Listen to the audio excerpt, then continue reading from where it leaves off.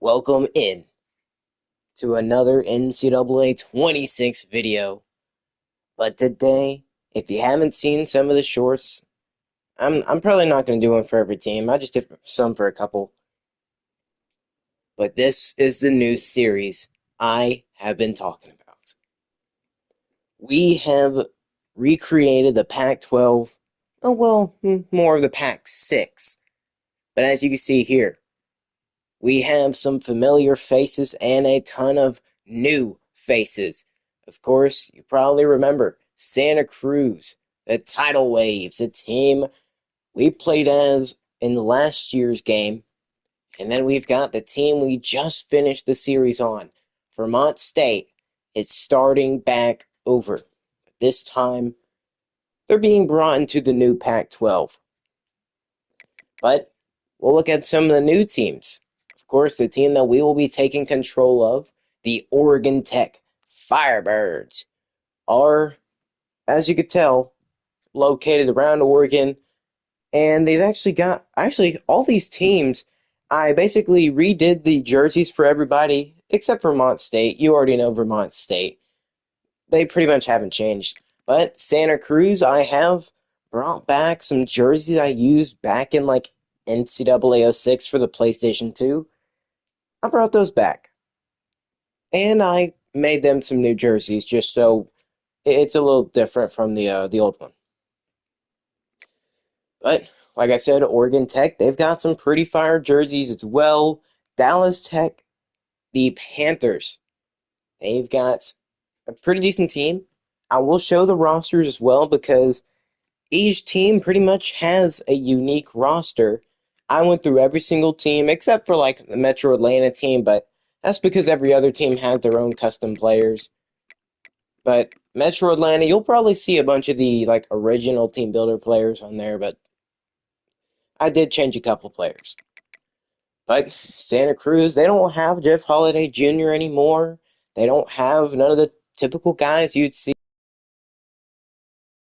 back in the day, last year, whenever we played on 25. They don't have those players. But they do have a really good receiver, Mikey Robinson. Of course, the son of former legend of the Tidal Waves, Josh Robinson. Of course, he's top five in all-time yards for receiving in a single season by a receiver. He broke down his freshman year. Now he's hoping his son can help them out just as much. But we've got some more teams to talk about. Like I said, Dallas Tech, they've got a former five-star quarterback, or they've actually got a five-star quarterback. You could say former, but he's a freshman. He decided, hey, I want to join this team that's starting up the new Pac-12. Of course, he wants to make a name for himself here in the Pac-12, and he could very well do that. Of course, Dallas Tech is the only team with a rating or with a star rating higher than nothing. So they'll be starting off as a one-star school. Now, that's not going to say they're going to win this conference. This conference is going to probably take a couple years to actually get good. Of course, development is going to be impactful. Recruiting's probably going to be good since we're in the Big 12. So yeah, and then you already know Vermont State. They've had legendary players in the past.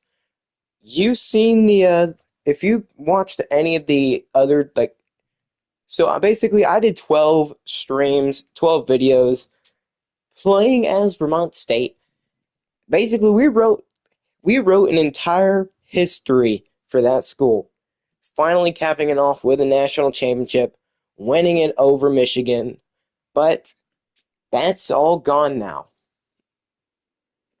This team is now back to being that original bad team we saw at the very beginning of the entire series. Now they're going to get a chance to rebuild on their own without their coach, Mike Ward. Mike Ward he's retired. He doesn't want to be coaching college football teams right now. His story's already been written as a coach, but we're going to start anew. So Vermont State, they're going to have Joe Jackson back. They're going to have Keontae back. Will Keontae go to another team in the conference?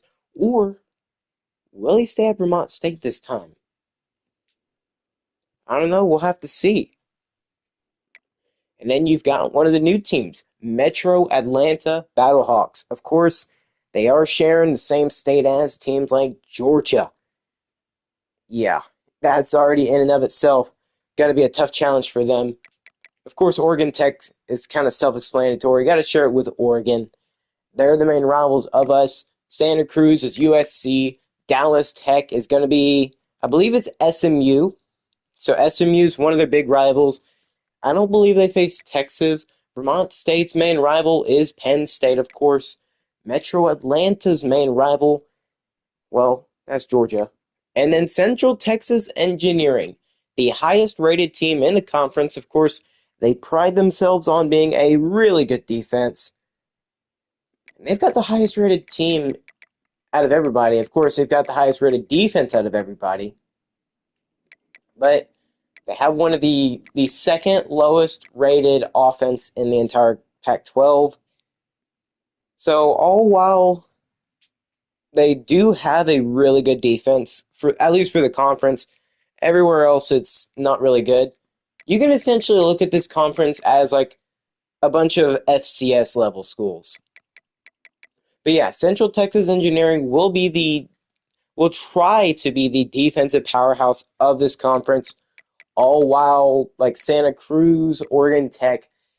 My guess for this conference, like who's going to win conference championship, could be the Dallas Tech Panthers, and they could also have one of the best offenses.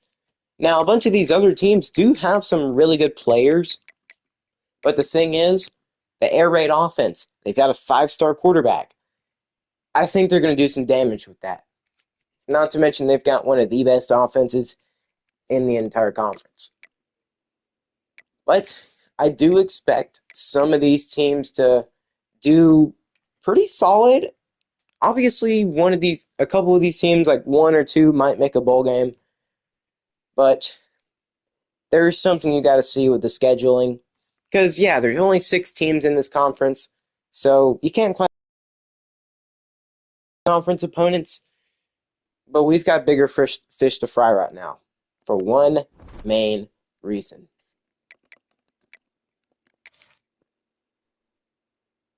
And that main reason is because, yeah, you'll have to play every single conference opponent, but you also have to play your rivals.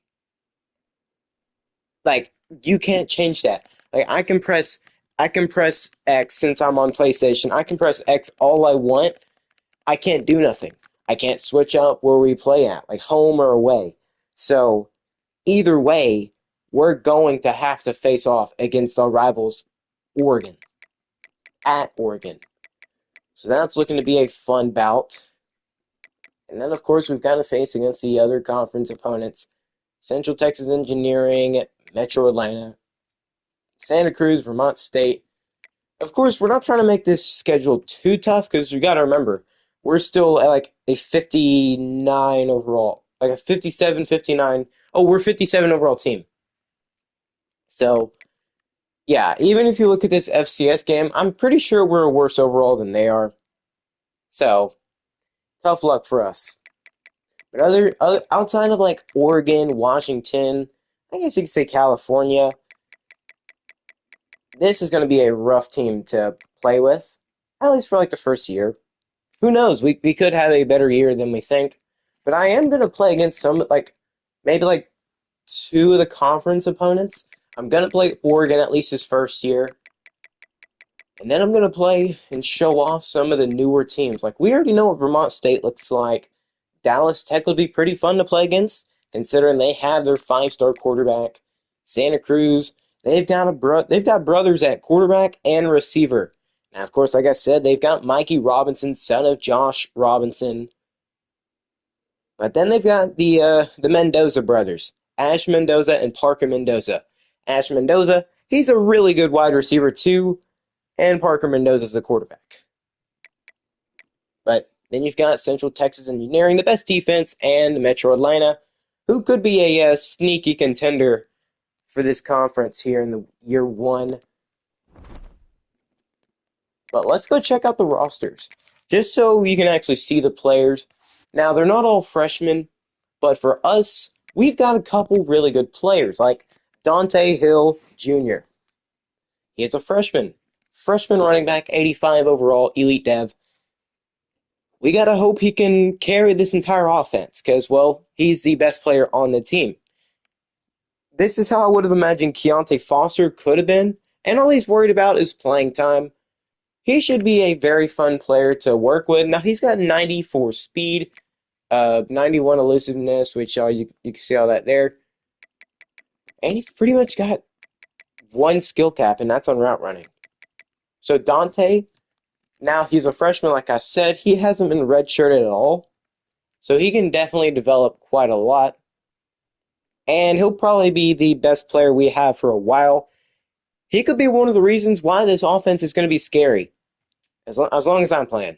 But we are running a power spread scheme, so it should factor in him being a really good running back compared to all these other teams in the conference and just other teams we play. We could get an upset victory. You never know.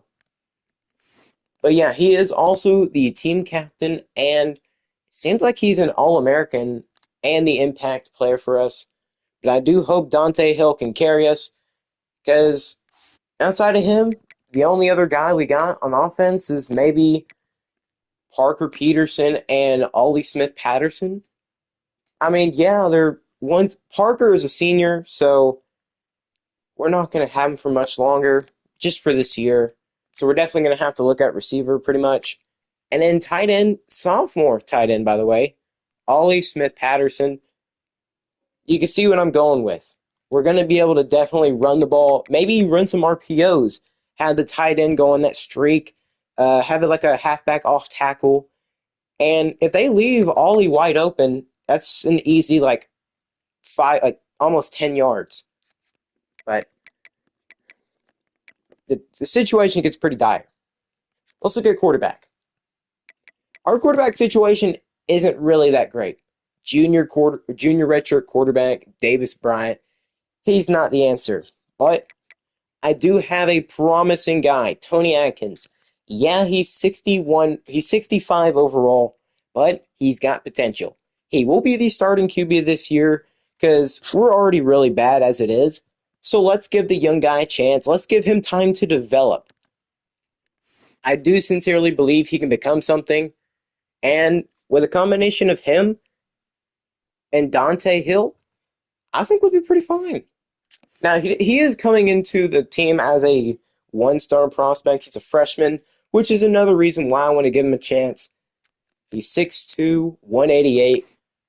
So he's a pretty good-sized quarterback. But, yeah, you can see right there, he's got some good skill caps. But he is like the fourth best quarterback on the team. So he's got no abilities. So he is starting pretty much from ground zero, but he does have a pretty solid foundation with his dev trait. We just got to hope he develops a ton in the offseason, and we'll see what we can do from there. But I think Tony is probably going to be the starting QB for now, even though he is the fourth best player at quarterback. Quickly, because I do want to glance over the other teams, like relatively quickly. You see running back there. Not too much speed outside of Dante. Fullback's not really too important, but receivers, you see Parker, and then you've got Patrick Kierman. Tight end. You're going to see a bunch of a trend with a lot of these. It's around like 70 to 60 overall. Just because none of these teams are going to be all that great to start off, but think about it. The further and further we get in, you're going to see every single team go from just this level of competition to just take it up. Because we're in the Pac-12, and just being in the Pac-12 alone probably brings your value up a ton just because of the history the Pac-12 has. So that should help this conference out a ton. You can see the linemen, they're pretty okay. We should at least get a fair bit of protection time. Johnny Tombstone, he's going to help this defensive line out. He is literally the highest defensive lineman we have. So definitely rely on him. Derek Jones, Friedman, the best defensive player on the entire team. I do hope he can help us out a ton. Uh, I do believe, yeah, he's got 81 speed, power, hit power. He's going to be able to get in there, boom, stick him. But the problem is, zone coverage is not really there. Of course, none of these guys have great zone coverage. None of them do. You can see just a bunch of 60 overalls. Now, the quarterback group, it starts off pretty solid. Of course, you got to remember, playing against 57 overall teams, but with a 74 overall corner with 91 speed, that'll keep up with the majority of the players in this conference. Because they all have like 88 to 85 speed, even receivers and running backs for every team. And then we have a massive drop off. Of course, we know how to deal with something like a group of slow corners. You have them in zone. And don't really try to run man because man is just broken in this game. Yeah, we know how to deal with a group of corners like this. Free safeties, you got Cameron Dalton helping secure that. And then, there you go. And of course, I'm going to show some love to the kickers and punters. Got Ian Maker and then Carter Wilkins. And then Buda Vincent. So that was the roster for the Season 1 Oregon Tech Fire Dragons. Now I guess let's go down and check out the Santa Cruz Tidal Waves. As you can see right there, top in the charts. Just like his dad, he's going to be blazing fast. Mikey Robinson. Of course, if you know anything about his dad, he was extremely fast, and he's got gold shifty. So he's going to be able to get that acceleration burst while already having really good speed. He did come out as a 3-star prospect. I mean, yeah, his dad was legendary, but after that first year, we got Elic Ao Manor, and it kind of dropped off from there. So, Mikey, I mean, he didn't develop as much as his dad did, but I do think he will be a major player for them. A couple years after his dad actually left. Of course, his dad didn't get drafted, unfortunately, but he's only got 3 skill caps. It's route running and power.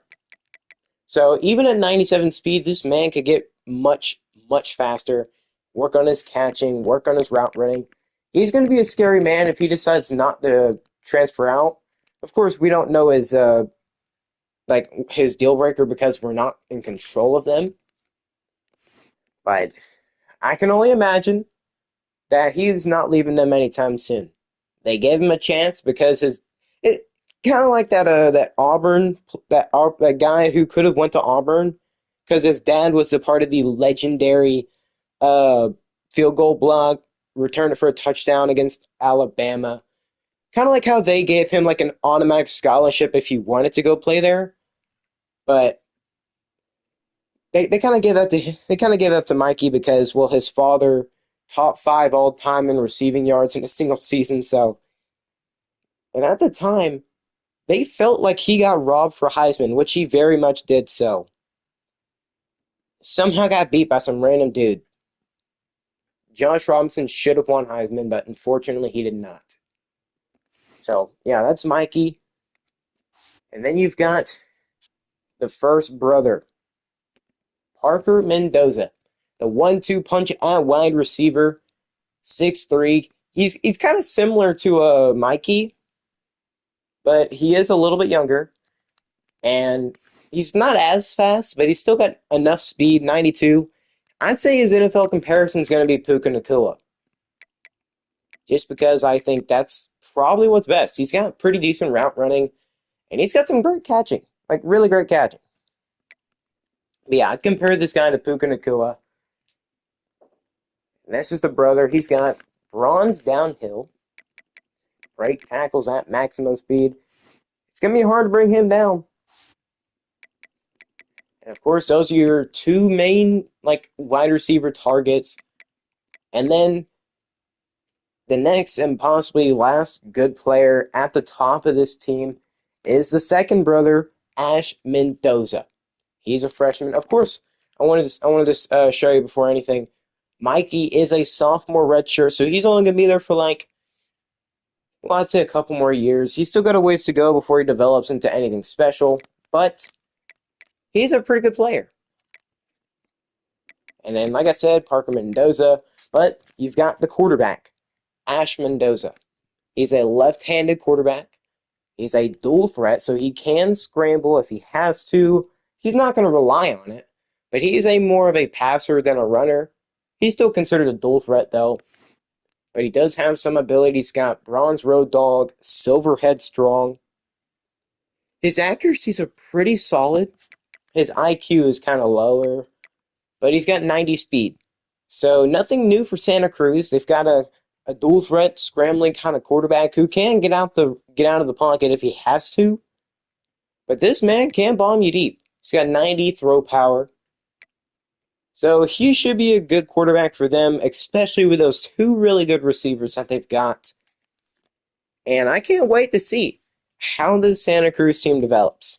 Now, they do run the run and shoot playbook, and we saw how that worked with the Vermont State Mustangs. You can get your quarterback if he's good enough. I think if it's like his awareness is high enough, because that is like a important stat for quarterbacks in this. He can get you like 500 yards passing. And that's if he's playing, well, I guess if he's playing a good game. Doesn't matter what team. But if he's having a good day, he can throw for like 400 to 500 yards in a single. I think it was Pete Daniels or one of our quarterbacks. He threw for like 7 or 8 touchdowns in a single game, and it was insane. But yeah, Ash Mendoza. Increase accuracy in pocket for open receivers and mobile resistance. So they've got some good players of their own. And let's move on to the next team, which is going to be obviously Vermont State. I'm not gonna dwell too long on it. You already know Chris Letman, Joe Jackson, and Keontae. If you haven't seen them before, go watch the other series, like the season 1, like the first episode. It should be in a playlist. Hopefully hopefully it's not in like backwards order. But yeah, if you want to check out them, you can already go look back there because these guys should be familiar by now. And then we will go to one of the new teams, which is going to be Central Texas Engineering. Like I said, of course, this team is more of a defensive-minded team, led by freshman 4-star corner Jaden Ryan O'Malley. This man is one of one. They don't make him like this anymore. 5'11", 167. He's not the most physical corner, not the biggest, but he's got the intangibles down. He can lock you down in man coverage, and he's got 99 zone. Reminder, this man is a freshman with 99 zone. Now, he was a 4-star. So this guy is going to lock down receivers. Of course, there's a ton of good receivers in this conference here in the Big 12. I'm sorry, the Pac-12. Can't get those mixed up. I'm probably going to get it mixed up more than once. But he's going to be able to lock down some of the top-tier corners or top-tier receivers for every single team. And he's got enough speed to keep up with, well, more than keep up with everybody. He's got 93 speed. Yeah. So a combination of really good coverage and good speed, that's enough to make a grown man cry. But he's got Legion. So if he gets a PBU, like a pass breakup or a pick, that's only going to make his teammates or his DB teammates even more like on fire. So it's going to make them have a better chance of getting their own pick or playing great coverage. And then he's got winning time. So he's a clutch corner who can hype up his teammates if he makes a big play. He's kind of like a locker room leader on the defensive side. He's got gold knockout, silver layout, and like look at that. Platinum house call. So this man easily intercepts the football. Easily. So so Jaden Ryan O'Malley should be a pretty solid corner if you ask me. And you got bronze ball hawk, so you can break on passes much easier. This man is the best, probably the best defensive player in the entire conference, and he's only a freshman, so he's going to be terrorizing this conference for years to come. If I had to guess, probably like I'd say maybe like maybe like a 2 or 3 years at most, because I can't see this man lasting past freaking his junior season. Because of course you've got to be at least out of high school for 3 years to actually be able to go to the league. So they've got a good chance to win it quick and early. Oh, and also, this is kind of like a sneak peek at every team's jerseys, for the most part at least. This is what Central Texas Engineering is looking like. Kind of reminiscent of, like, I don't want to say Missouri. What's some other teams with black and yellow? I don't know. But they kind of remind me of Missouri, but luckily for us, I tried making it look unique. So you can look at these jerseys and be like, oh, that looks like that team. That looks like that team. Well, I gave them like their unique stuff. Like you see the Fighter Pilot's name on the chest. So hopefully these jerseys look cool enough.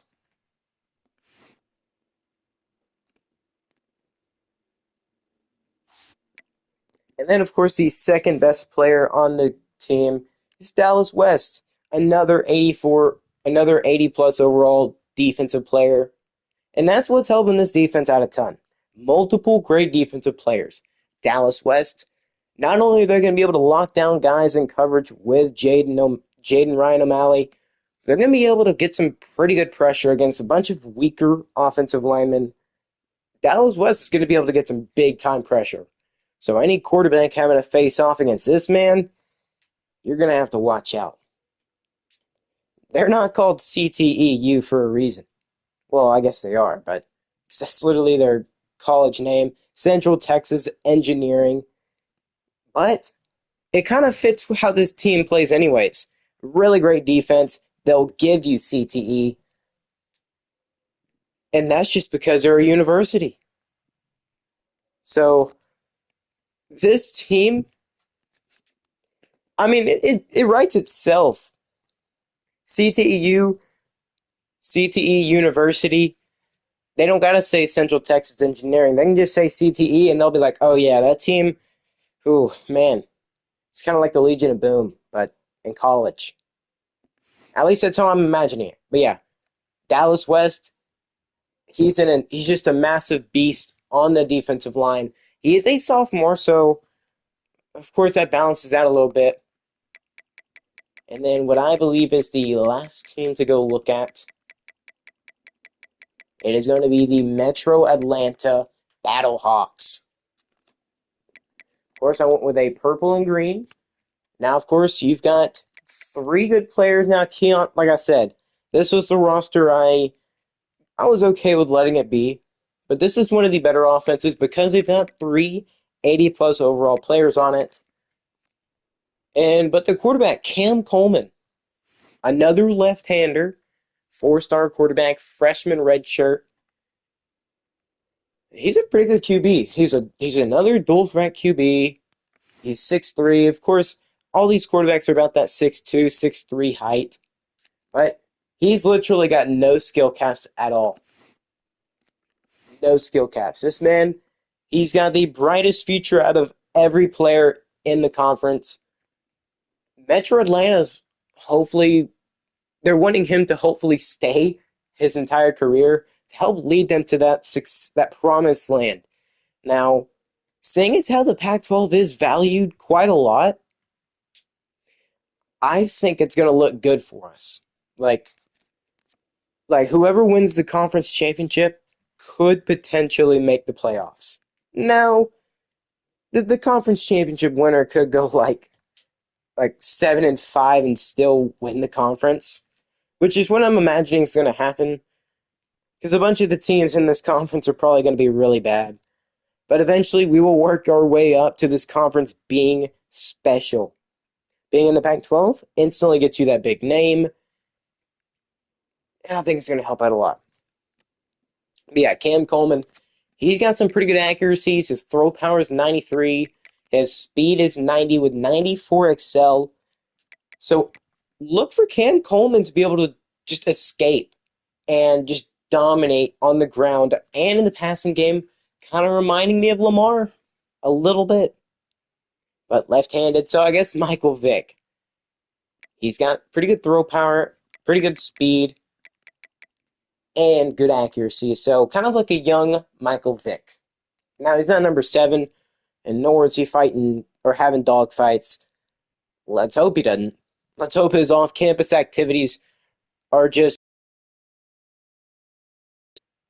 I'm sorry. Let's hope Metro Atlanta has to hope that their quarterback doesn't result in that, because that is his NFL comparison. Michael Vick. It's either him or Lamar, and I'd say more of Michael Vick. Hopefully, hopefully the other stuff doesn't happen. But he does have Silver Road Dog, so he's not phased. 4-star quarterback, they're good. But especially facing off against teams in our conference, yeah, you're good. But gold downhill, gold dot, silver mobile resistance, and bronze extender. He's going to be able to break sacks, throw dimes on the run. Now, of course, he's left-handed, so if he scrambles out to the right, he could be looking at some not so good stuff. But yeah, now you're probably wondering, why is it just AU? Well, I didn't really care to put the M. By the time I made the logo, I didn't really care to put the M in it. It already looked cool enough. I didn't want to ruin it. And the hawk in the logo probably would have looked a little bit weird anyways, but yeah. And then you've got Keontae Tyson. Oh, let's look at Jason Cobbs. This is his Randall Cobb. Of course, he's a route artist. 6'3", so you got a 6'3" QB and a 6'3" receiver.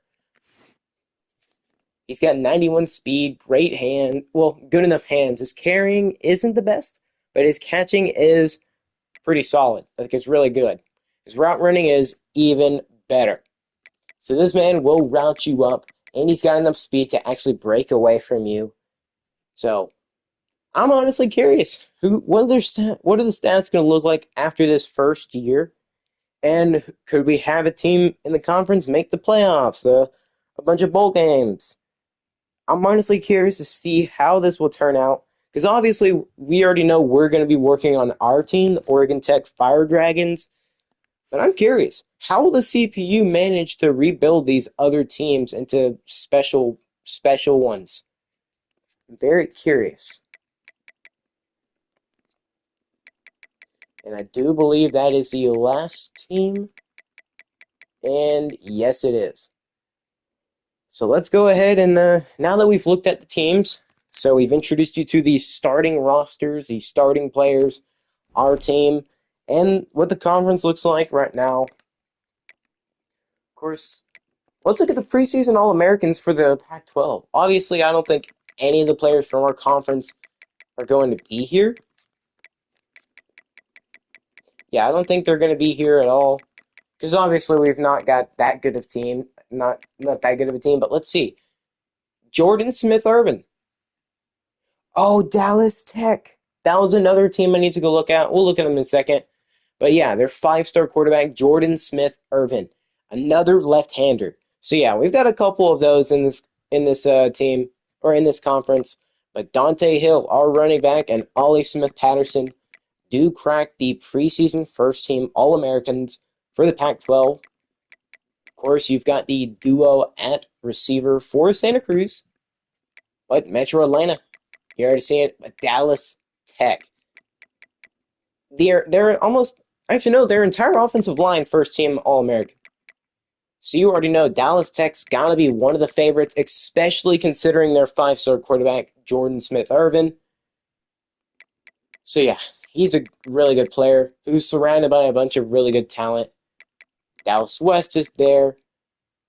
We've got some defensive players here as well, but as expected, Jaden Ryan O'Malley, the 85 overall freshman corner, with 99 zone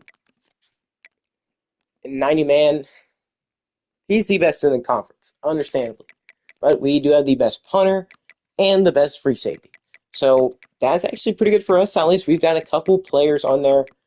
And of course, Dante, we're going to rely on him quite a ton this year. And Ollie, we're going to need you to actually be able to catch the pass, get down the field, and help us out in the offense because we're going to need it. And then Cam Coleman, okay. They're going to give the nod to him as the preseason second team. And then a bunch more Dallas Tech players. Keontae Foster is on second team.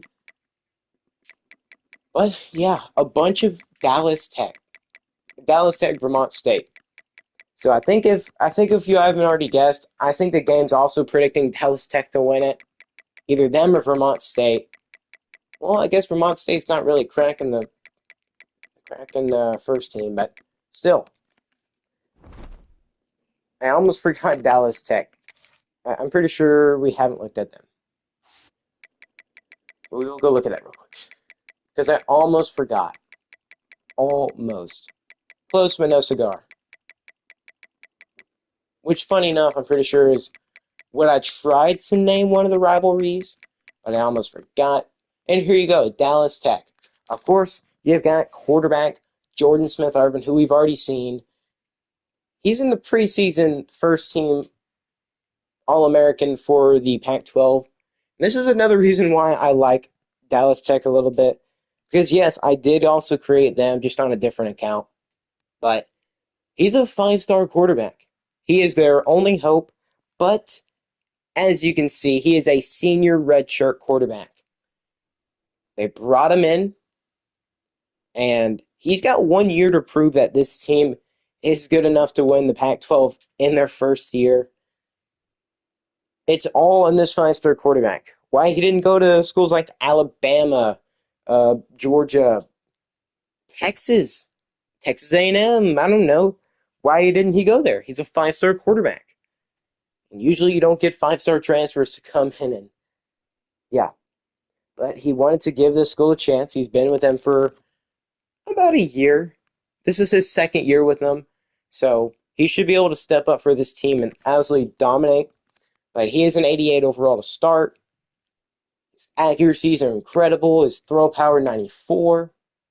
His awareness could use some work. Elusiveness is okay, but he's got 91 speed. So Dallas Tech, they'll probably, I have a good feeling it'll be them and Central Texas Engineering going to the conference championship for potentially a spot in the playoffs, which they'll probably get destroyed in. But Jordan Smith-Irvin, he's a really great player. But if he wants to prove that he is good enough to go to the NFL, which he will be, he's going to have to help Dallas Tech win them their conference championship here in the Pac-12. He's a good enough player. He's got Gold Road Dog, so he shouldn't be worried about playing away at all. And he's got bronze winning time, so he's going to be good enough to come back in late games. Platinum Mobile Deadeye. You can see it here. He's a good quarterback. I'm going to let that be known. He's a good QB. Good enough to win the conference? We'll have to see. But outside of him, there's not really much talent. Now, there's enough talent to win the conference.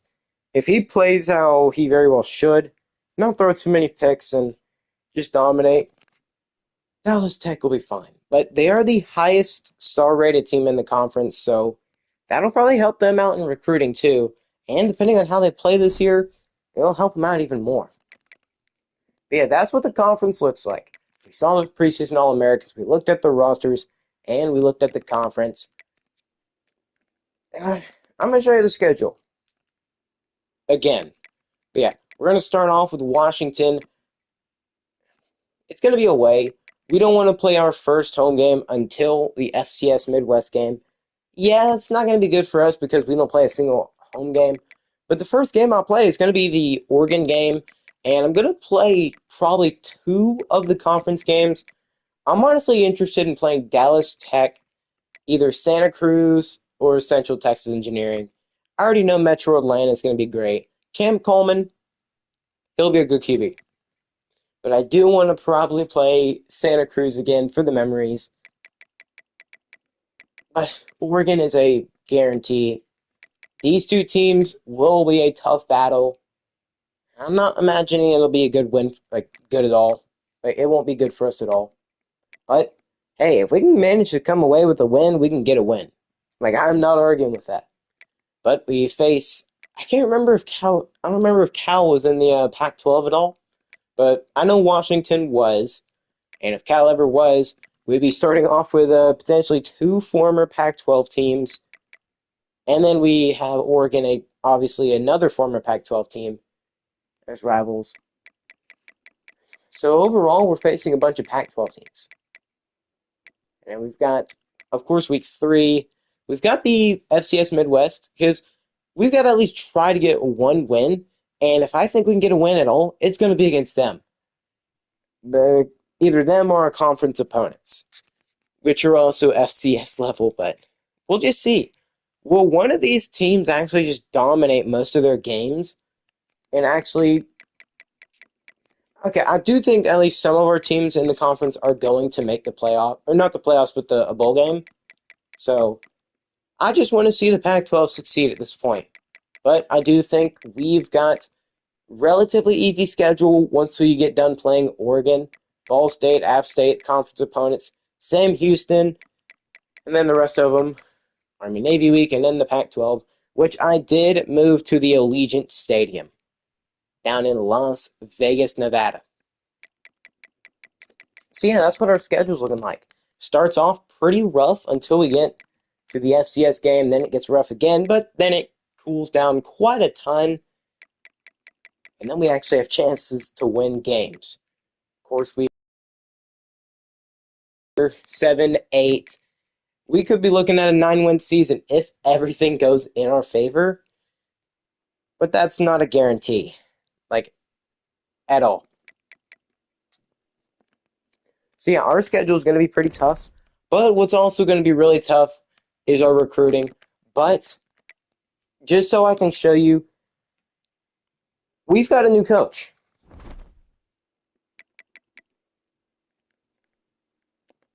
We've got a new coach. Of course, you might recognize this name if you watched that Vermont State Dynasty at all. It's going to be Coach Maurice Cuban, yet another former Vermont State quarterback. He's a really good QB. Obviously, every QB we had went to the draft. I'm pretty sure every QB we've had went in the first round. Well, almost every single one. Joe Jackson, I think he went.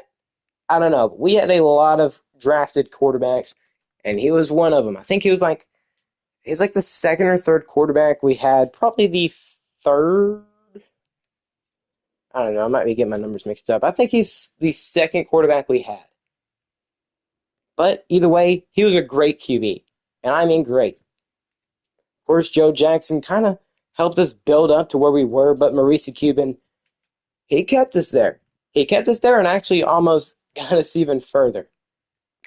But, of course, playing at Vermont State, and considering the school is built off of a power spread and the running back is the best thing we have, we're going to go a power spread.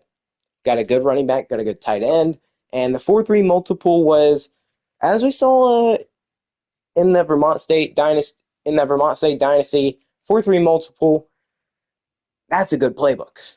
Like, a really good playbook.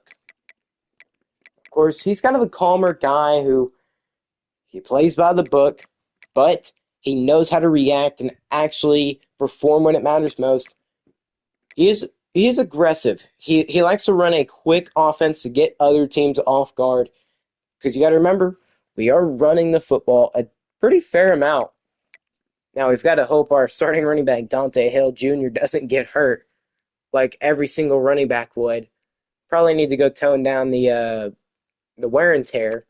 But yeah, but on defense, he likes to step it up. He knows a bunch of the teams in the conference. Like this team that we have right now, the Oregon Tech, we're on the same level. So getting as aggressive as possible with a really good defensive playbook, yeah, I think we'll be fine with that. But like I said, yet again, another Vermont State QB going on to be a head coach at another college team. But we'll just have to see. Will he be able to actually do anything?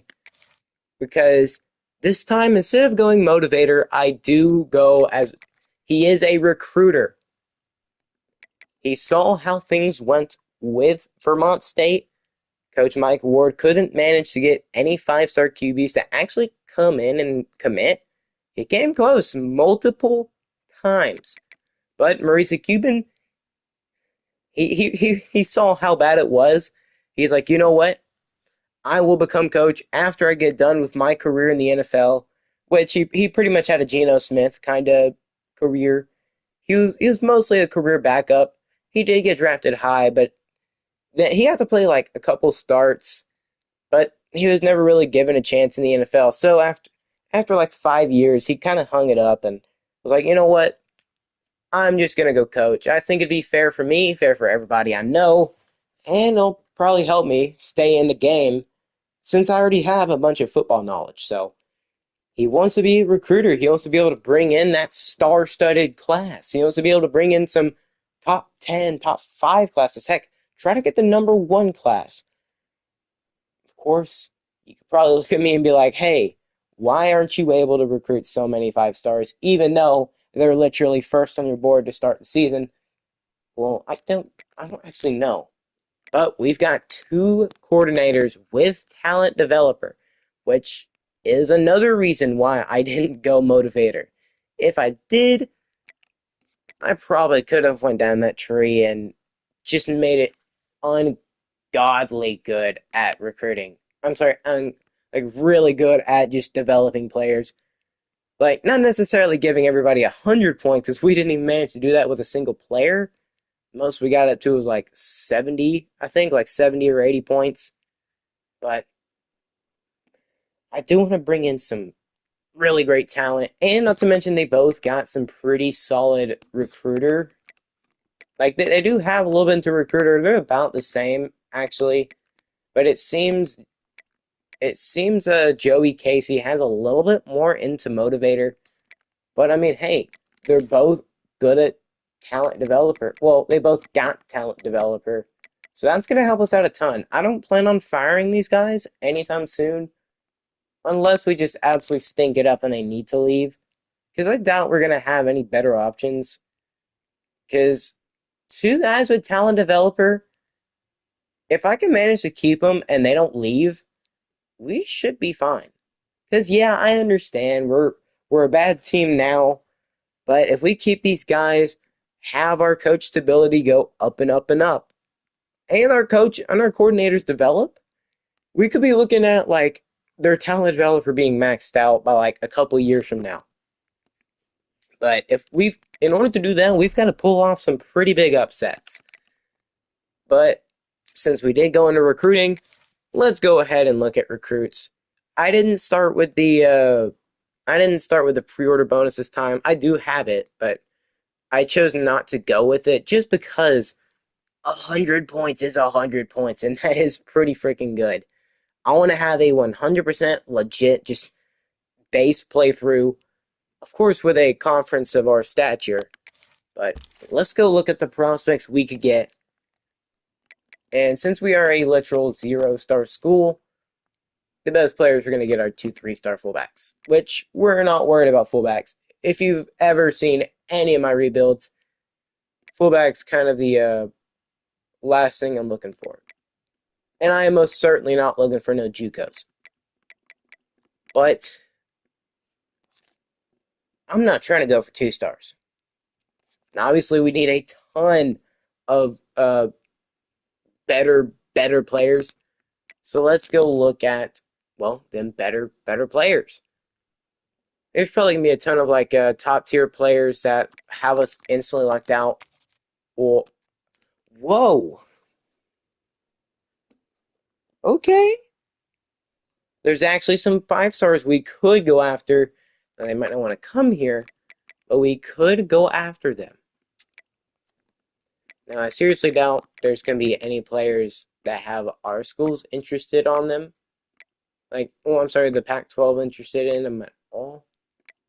Because these are just way too good of players.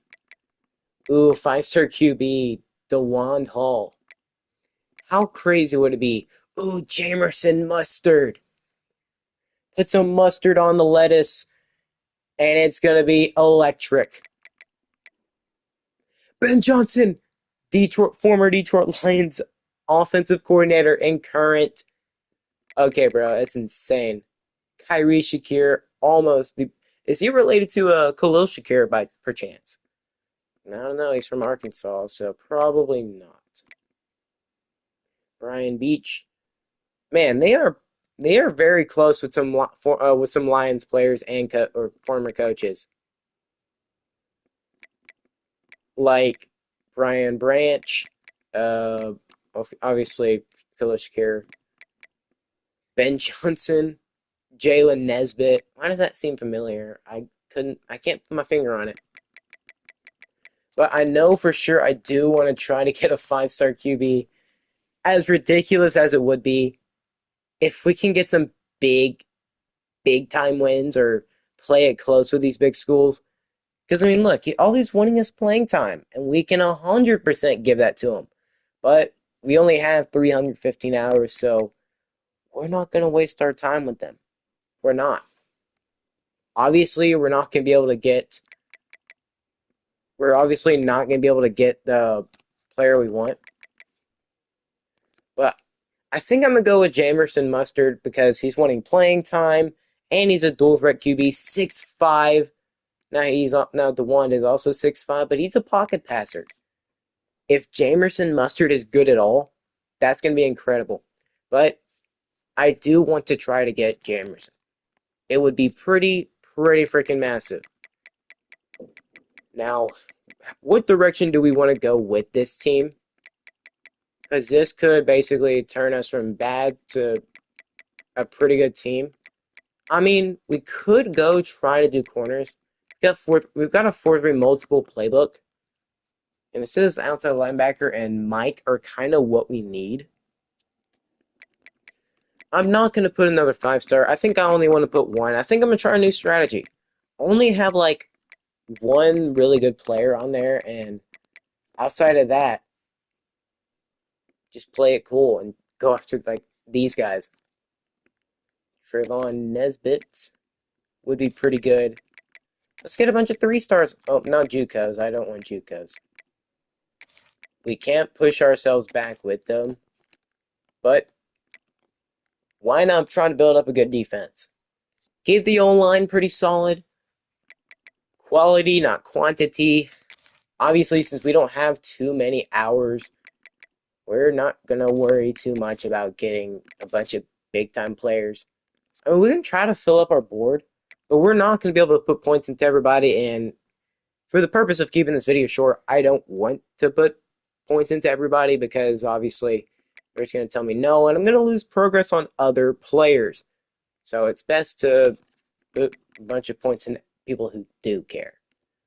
Obviously, we're not going to start off with a win, but we can try. Conference prestige. Okay, so yeah, the Pac-12 is still respected. Now, whether they'll be respected after this year, I don't know. But players like Sidney Carney, yeah. Ooh, Diego Russo, man. We have a tier 3 pipeline there. It's just unfortunate we can't get him because he's not interested in us because of playing time. I'm sorry, playing style. That's what I meant.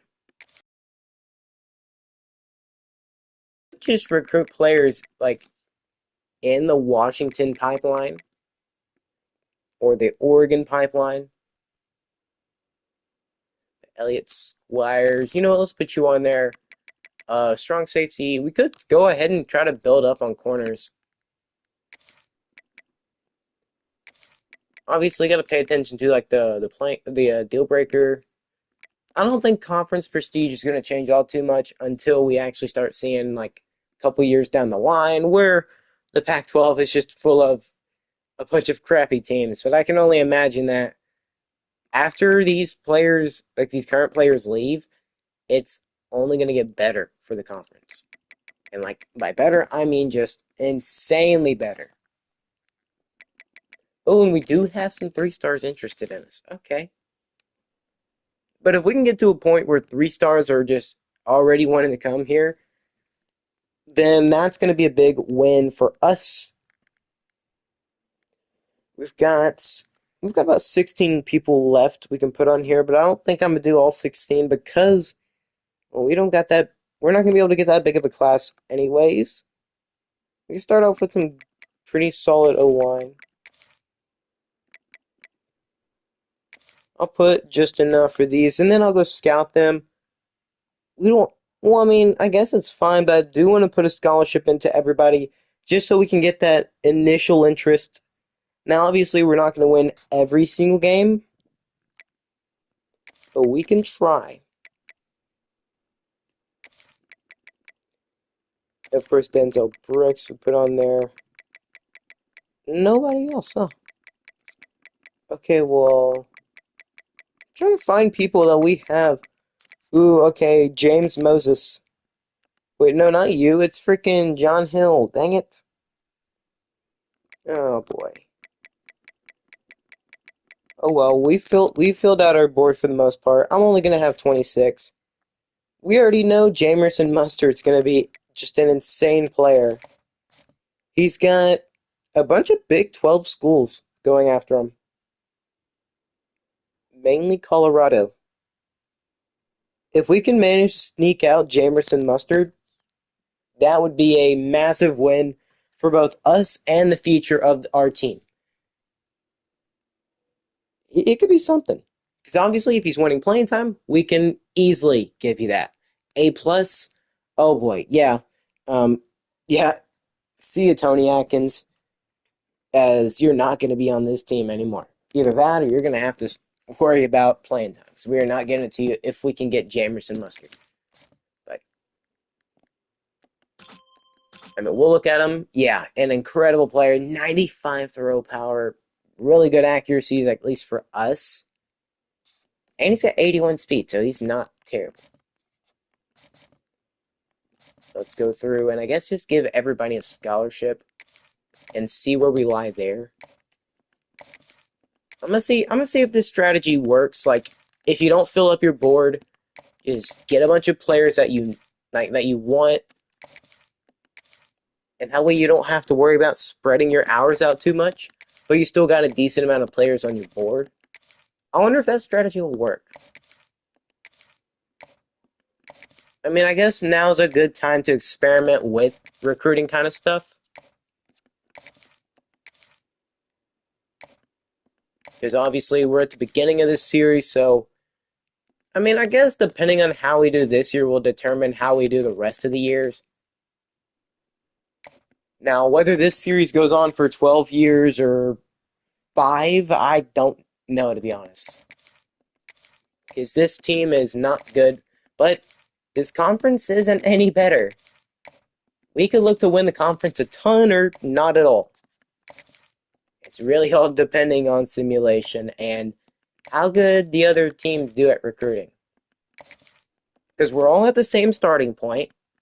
I want to see, can the CPU do as good as me in simulation and recruiting, just in building up some great teams or developing players? You never know. Are we going to see a coach like Steve Sarkisian or Kalen DeBoer get fired from their schools and go to one of ours? I don't know. It could happen. Honestly, I kind of hope it does happen because I can only imagine some of the coaches, if not all of them except for me, are going to get fired from this conference, which is actually I'm kind of hoping happens. For no bad reason, of course, but I just want to see it happen. Ooh, Garrison Figueroa. Already off to a pretty good start. Okay, well, that's a terrible one. Gritty possession. So Garrison is the guy we want to go after at tight end. We'll worry about linemen later, but I am more concerned about if we have some talented defensive players on the board. I'm honestly so glad like our scouting isn't too expensive. Okay, not a single gem safety. Now, obviously, we don't want to get caught in the trap where we just get a bunch of slow DBs. So if it comes down to it, probably look to go after Trevor Norris. He is probably the go-to guy. And at corner, oh come on! I didn't get a corner. Oh, I thought I did. Okay, well, let's look at Mike. I want to look at the most. Okay, it looks like Greg Speed. You better live up to your name, bud. Okay, well, I can't do anything about it. But yeah, let's hope a bunch of these recruits stay on our board, don't cancel us out, and let's look good for Jamerson Mustard. I want to get like one or two really good players. Obviously, build up with 3 stars now, and then eventually be able to get a player like Jamerson. But without further ado, let's actually begin this series. Coach Maurice Cuban. Let's get this one underway. You've got 2 former legendary Vermont State quarterbacks. Of course, Maurice holds a record for them, so yeah, let's see. So we've already got championship contender. Did anybody cancel us out? Greg Speed. The one linebacker I looked at. Dang. And then the right guard, Benjamin Merling. So, what that's telling me, we're still on the board for Jamerson Mustard. Let's see how big of a, oh boy, what is that? It's like a 25, I think that's, yeah, 25 overall difference. Yeah, at least we're within 30. I mean, Washington's only an 82 overall. I'm saying that as if we actually have a chance, which obviously we don't. 250 hours. Remember that whenever we're way down the line and have about 1,000.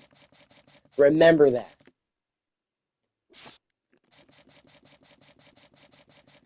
This is why I didn't put too many people on the board. It would have only wasted our time.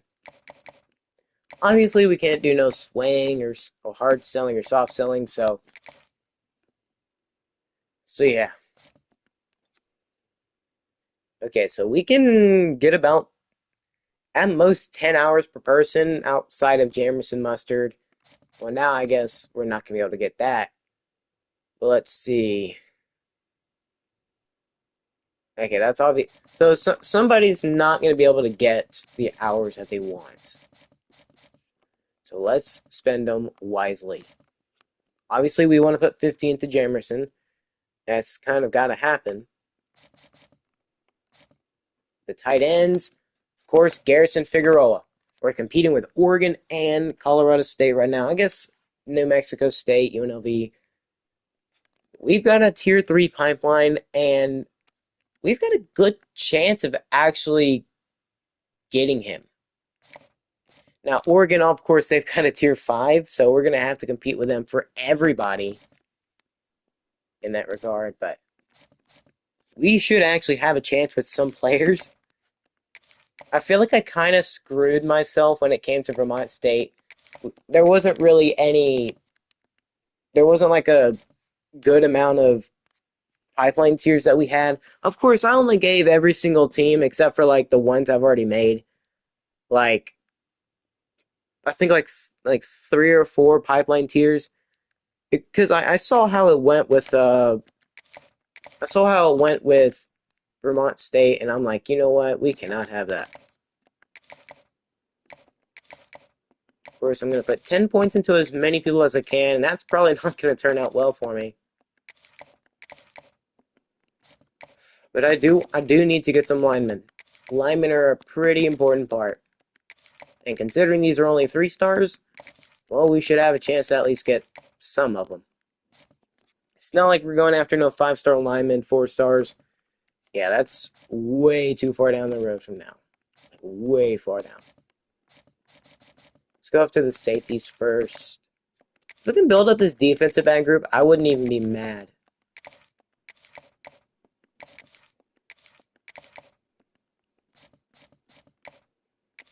And then, of course, this linebacking group. I think Trayvon Nesbitt.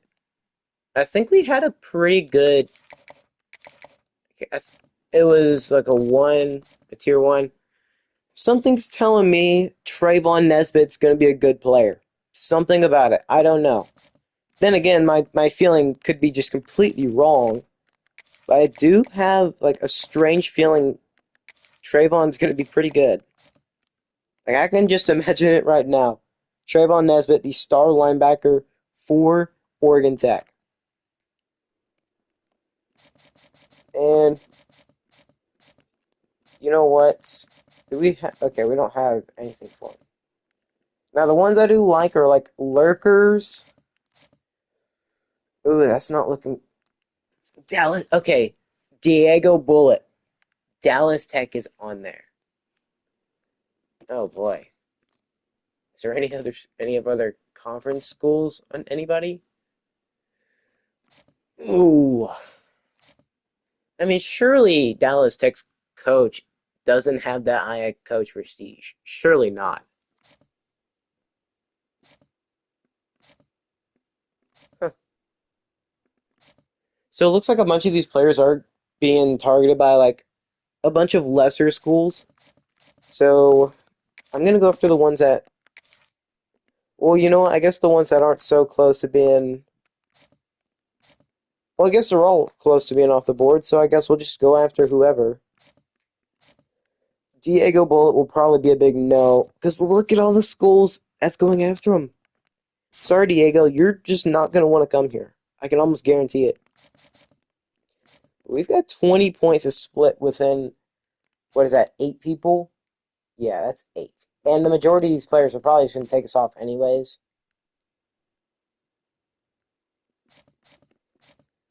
Okay, Rayshawn Moses. Show me.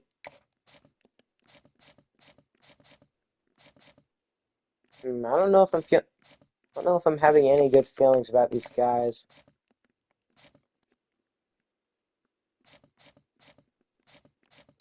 I think Elliott Squires was another one of them. Well, we'll see. I mean, I wasn't able to put points into everybody, which is another reason why I didn't put that many people in. But let's hope we have a good game against Washington. And of course, we will go check out the first week because hopefully every team played by then. First game in school history, it's against Washington, former Pac-12 team. Yeah, it's understandable. It's a loss. But Garrison Figueroa, as expected, Ruben Ayu, Alex Duggins, and Ben Luter take us off. But yet again, still no Jamerson Mustard. All right, let's see. How bad did we lose? 31-17. Actually, not as bad as I thought it would be. So the first game in school history, we never had a lead, but it was 10-3 going into halftime. Washington's not a terrible team. They just they just don't have Kalen DeBoer or Michael Penix, Rome Odunze. They don't have any of those players, and they haven't for a while. But it's current day Pac-12 versus former Pac-12, and the former Pac-12 was better. But progress. We only lost by 14. And now I'll be dang it, I forgot to start Tony Adkins. Oh, I forgot to start him. So obviously that's with a quarterback who is our starter. And I don't think he's the long term guy. I need to start freaking Tony Adkins. I said he was gonna be the starter, and I didn't make him that. But I'm gonna change that. Obviously, Washington threw a pick and got sacked twice. Okay, so I mean, even though Davis Bryant's he's not going to be our starter, it's not because of this game. It's just because I don't see him as the future. Dante Hill, he even broke 6 tackles. This man is incredible. Now, obviously, our playbook's not helping it either, probably not helping it either. But I mean, Dante Hill, 139 yards, 18 carries. What? How many attempts? 25. Okay, that's a reasonable amount. It's a lot less than what I would throw with Vermont State. But how about receiving? Who led us in yards? It was Parker Peterson, to be expected. How did the defense perform? Got a pretty okay amount of tackles. TFLs, though, that's a good amount of TFLs for us. Ooh, Derek Jones got 2 sacks. And the man who got the pick, Dallas Terrell. So for our first game in school history against Washington, I think we fared pretty well. Only lost by 14 in the first game in school existence. Did any of the other... Ooh, Dallas Tech lost. And it seems Dallas Tech was the only team... I'm sorry, Vermont State, surprisingly, the only team to win. So I guess every single team did play. Okay, well, I guess we'll go look at games around the conference. Because I am genuinely curious. Okay, Dallas Tech lost to Missouri State. Metro Atlanta played a pretty close one against Coastal Carolina. Of course, we lost by 14 to Washington. Santa Cruz played Air Force and lost to them by 8. Vermont State beat James Madison. Of course, if you don't know them, they're the school that got led by Kurt Signetti, and they were dominant. And then you had Central Texas. Okay, so it seems like a bunch of the conference played a bunch of close games with their teams outside of Dallas Tech. I mean, these aren't all big teams. Now, the biggest team, of course, that was played was us. So if we play like this against every other team, I think we'll be perfectly fine. Now, how much of a difference is Tony Adkins going to add that Davis Bryant couldn't? I don't know. I can't answer that right now. But we will see. How is it going to look in week 1? Okay, so Central Texas could get a win. Vermont State could get their second. We could be looking at Vermont State actually just repeating what they did in our series and just dominating year 1. Ooh, Metro Atlanta's got to face number 18 Ole Miss. So this is going to be a pretty tough week for Metro Atlanta. And of course, Metro Atlanta has a Tier 5 pipeline in the Metro Atlanta region. So, in recruiting, if they can get a guy from Metro Atlanta, then it's kind of like getting a hometown guy. So, or I guess a home region guy. So for them, they've got an easier recruiting there. But, I mean, relatively easier week except for except for Metro Atlanta this week. Let's see, can we fare better against California than we did against Washington? And of course, let's check our recruiting, but I mean, we only lost by 14 against Washington, and we're still not on Jamerson Mustard's board, but we did lose against Washington only by 14. Maybe that'll make him happier. I mean, he's got a bunch of Big 12s on his board. We don't really have a pipeline tier at all, either. We put 50 into him. I don't know how lucky we're going to get, though. I really don't. Now, putting 10 hours into a bunch of these guys probably isn't helping either. Yeah, I probably shouldn't put that. I just hope we can at least get on Jamerson's board. That's at least the hope. Now, we're not going to win too many games. Maybe a guy like Jamerson is going to be a little further down the line. But for now, we got to hope we can win the games we've got. Defensive playbook, that should really help. The offensive playbook, not so much. Of course, we are built around a really great running back. But that is A-okay.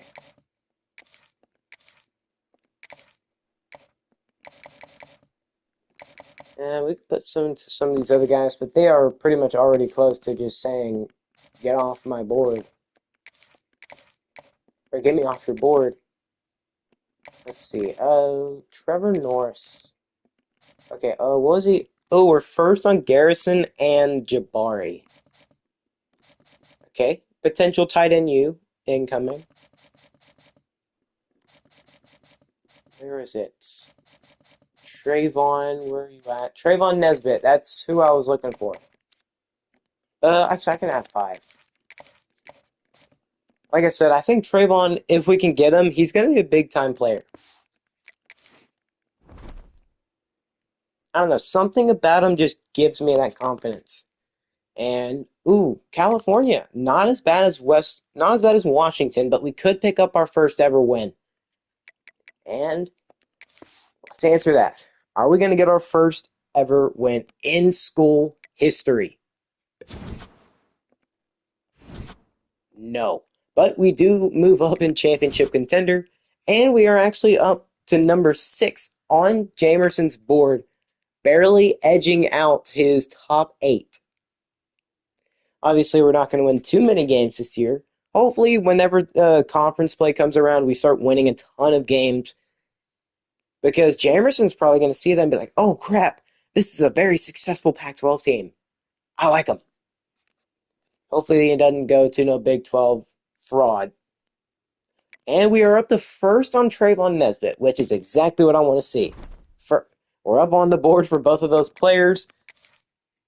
We don't get our first win, but if I had to imagine, it was probably like a 1 or 2 score game like it was against Washington, because California was not nearly as good as him.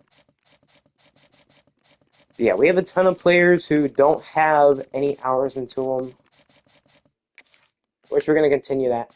Ooh, Dallas Tech is actually moving up for a couple players on our board. Okay. Dang. Dallas Tech's actually doing really good in recruiting.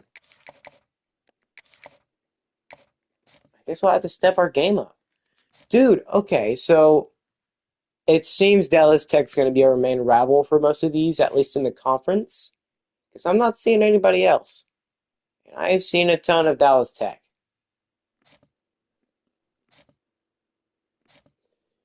Yeah, I don't see any other team in our conference outside of Dallas, and outside of UDT. Yeah, we did move up. I mean, it's still a close battle for them. Now, obviously, a bunch of these other schools don't really have the highest tier pipeline outside of Colorado. But if we can manage to squeeze inside the top 8 and potentially the top 5, I think we're going to look good. Now, obviously, 250 hours isn't really going to get you anywhere. But if you choose your players right, then you're looking pretty good. Yeah, like I said, let's go look at the week 1 scores. Every team's already played at least 2 games. But let's see. How did it go last week? Ooh, they lost by 18, so they didn't completely get destroyed. Vermont State's 2-0. So they're actually having a really good season so far. Central Texas Engineering, their defense not coming up big enough as they lose by 10 points to FCS East. Santa Cruz gets their first win. Dallas Tech does end up losing again, but only by 2. Honestly, I'm surprised Metro Atlanta put up this big of a fight against that good of a team. That's giving me hope that all these teams are at least competing. Which Vermont State, I predicted it was either going to be them or Dallas Tech to make the conference championship. Now, obviously, there has been no conference play just yet, but we will see. Actually, when is the first interconference battle? Let's see. Ooh, it's going to be week 3. So next week, we've got Santa Cruz taking on Central Texas Engineering in the first ever PAC-6. You know, that's what we're going to call it. We're going to call it the PAC-6. Obviously, it's the Pac-12, but this will be the first ever new Pac-12 matchup. Santa Cruz, Central Texas Engineering. Mark it on your map. Mark it on your calendar. It's going to be a banger. Now, obviously, we can't watch it, unfortunately, but it would be pretty fun to watch. We'll see who's going to win the first ever Pac-12 game. I'm sorry, new Pac-12. So we don't play this week, but next week we've got what should be our first win of the season. If our defense can continue to step up like we have, and it doesn't seem like we lost any recruits, if our defense can step up, then I think we'll be looking great. But we've got the first ever Pac-12 matchup, and not to mention, we're better than them. Our defense, if they show up this week, it should be an easy dub. Did we move up for Jamerson at all? And the answer is yes, up to number 5. And so far, no team's really taken too far out. And obviously, you can see Kansas State is pretty far ahead. Well, not too far, but still, it's anybody's grasp. Like, it's in anybody's hands to get them. Trayvon, we are just like miles ahead for him, at least right now. We're up first on Elliott Squires. Of course, no other team really putting too much effort into him. And not to mention, we've got a Tier 3 pipeline, so that also helps us out a ton. And we're up to second on strong safety, Kevin Cuero, behind SMU. Funny enough, UDT's there, but their rivals SMU are here as well. Okay, we're up to first on Paul Irwin. So it seems if you put more than 10 points into put more than 10 points into them, they will actually show interest. And I mean a ton. But I mean, if we can get these 3-star players, it's going to be good for us. Now, whether they are actually better than a normal dev, that's a different story. But let's sim this week and see. Can we not only get our first win, but who's going to win the first ever new Pac-6 conference game? And yes, we do. We get our first ever win. It comes at the hands of an FCS school. And we move up. We're first on all these guys, which is great. The gem tight end, Garrison Figueroa, Trayvon Nesbitt.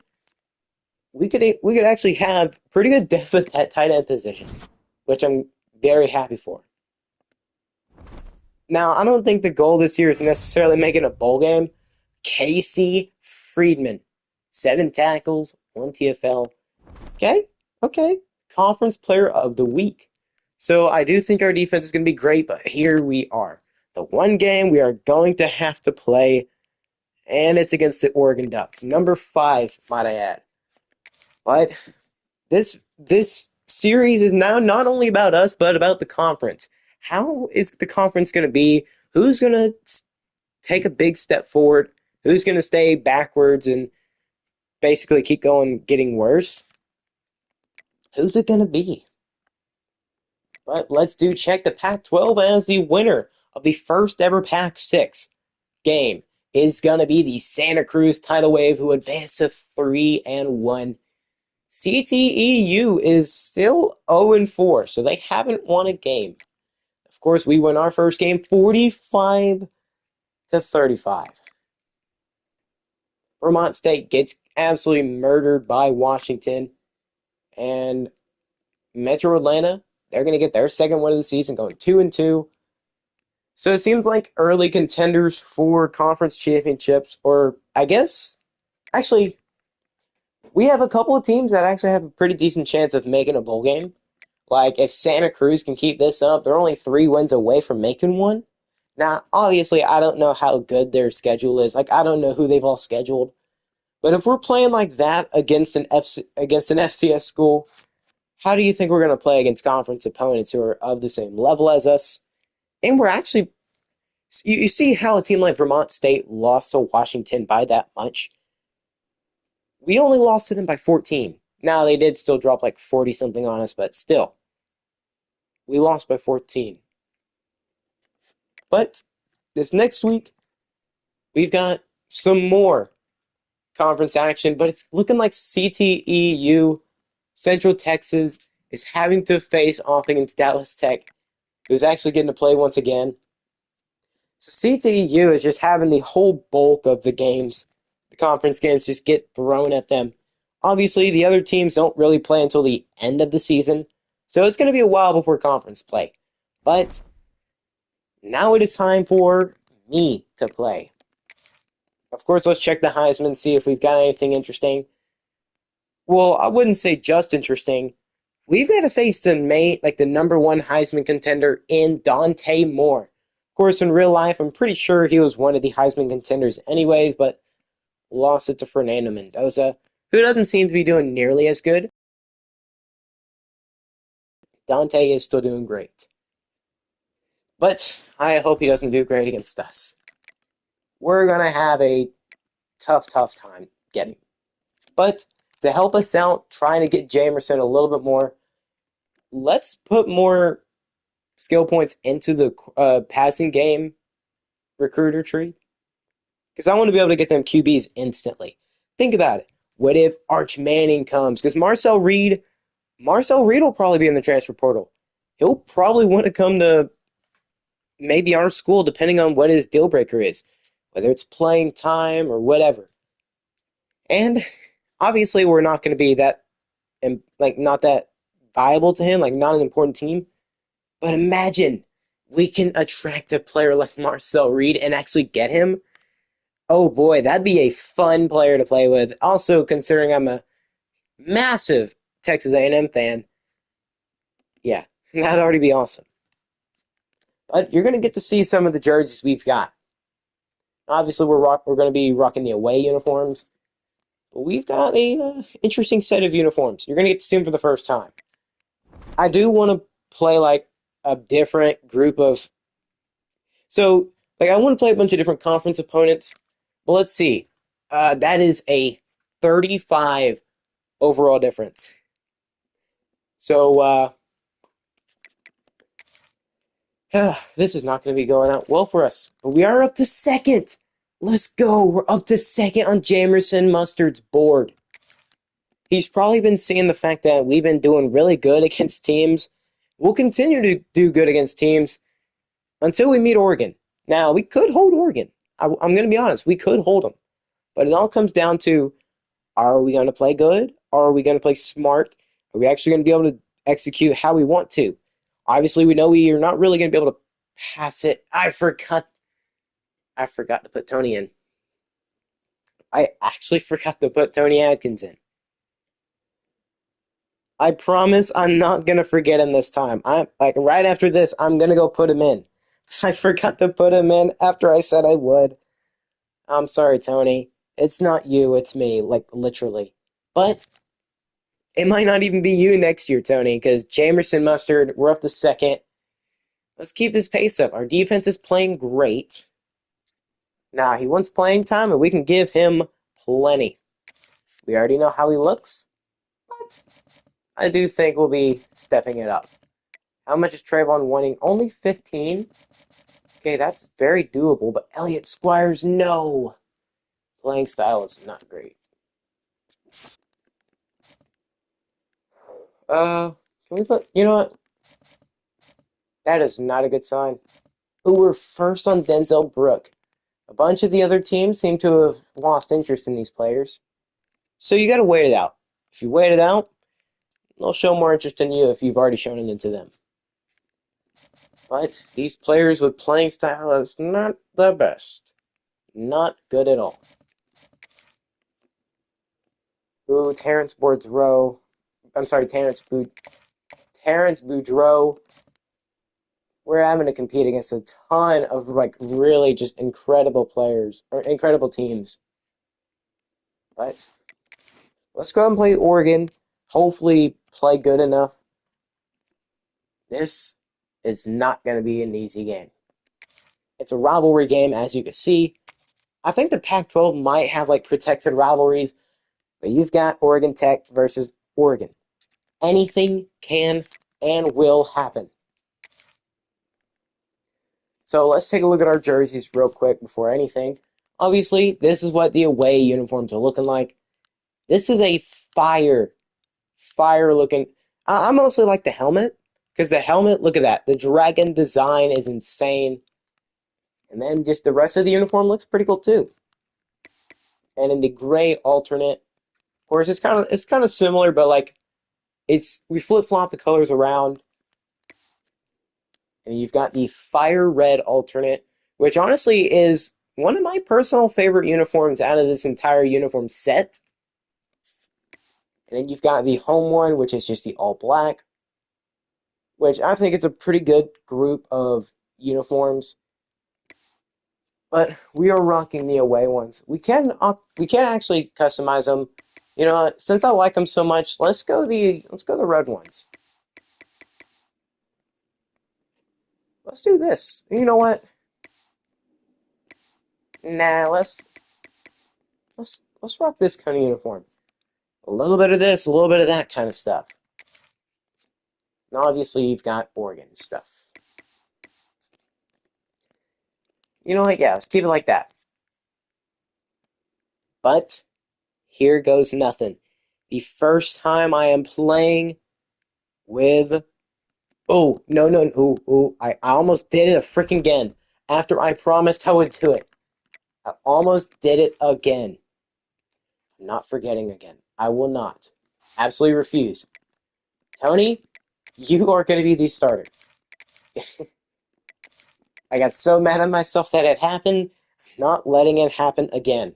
Tony Atkins, good sir, you are going to get to start. You'll want to leave after this year, but you're, I'm so sorry for benching you the entire season so far. We've already played 3 games, and I've benched him for all of them. Alright, now let's put those uniforms back on.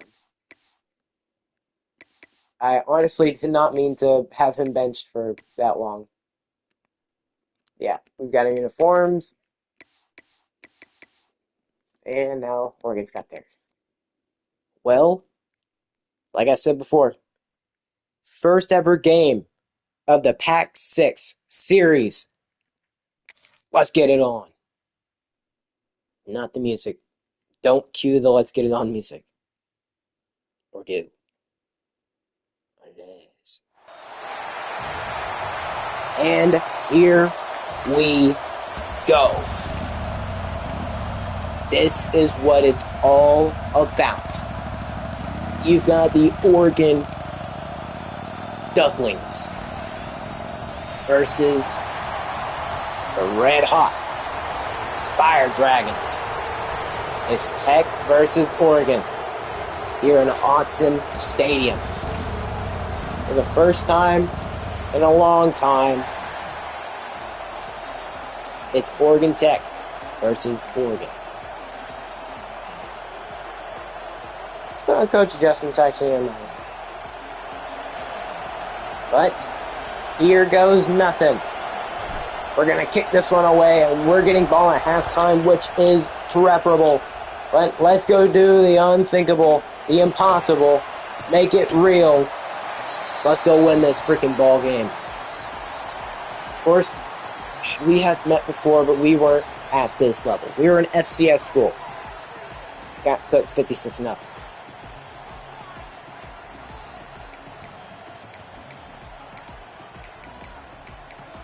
Of course, we know exactly how we've got to play this, as we've seen it before. Play some pretty good coverage and watch out for anything big, because Oregon is a heavy pass offense. And nearly picked to start the game! Oh, we almost got away with it. If it wasn't for that meddling knockdown animation in and out the hands of the corner, we could have gone away with an early interception to start this one. The leading Heisman contender, Dante Moore. And it's going to be 3rd and 9. It seems Oregon's already got a pretty good player committed. But 3rd and 9, can we get a stop here?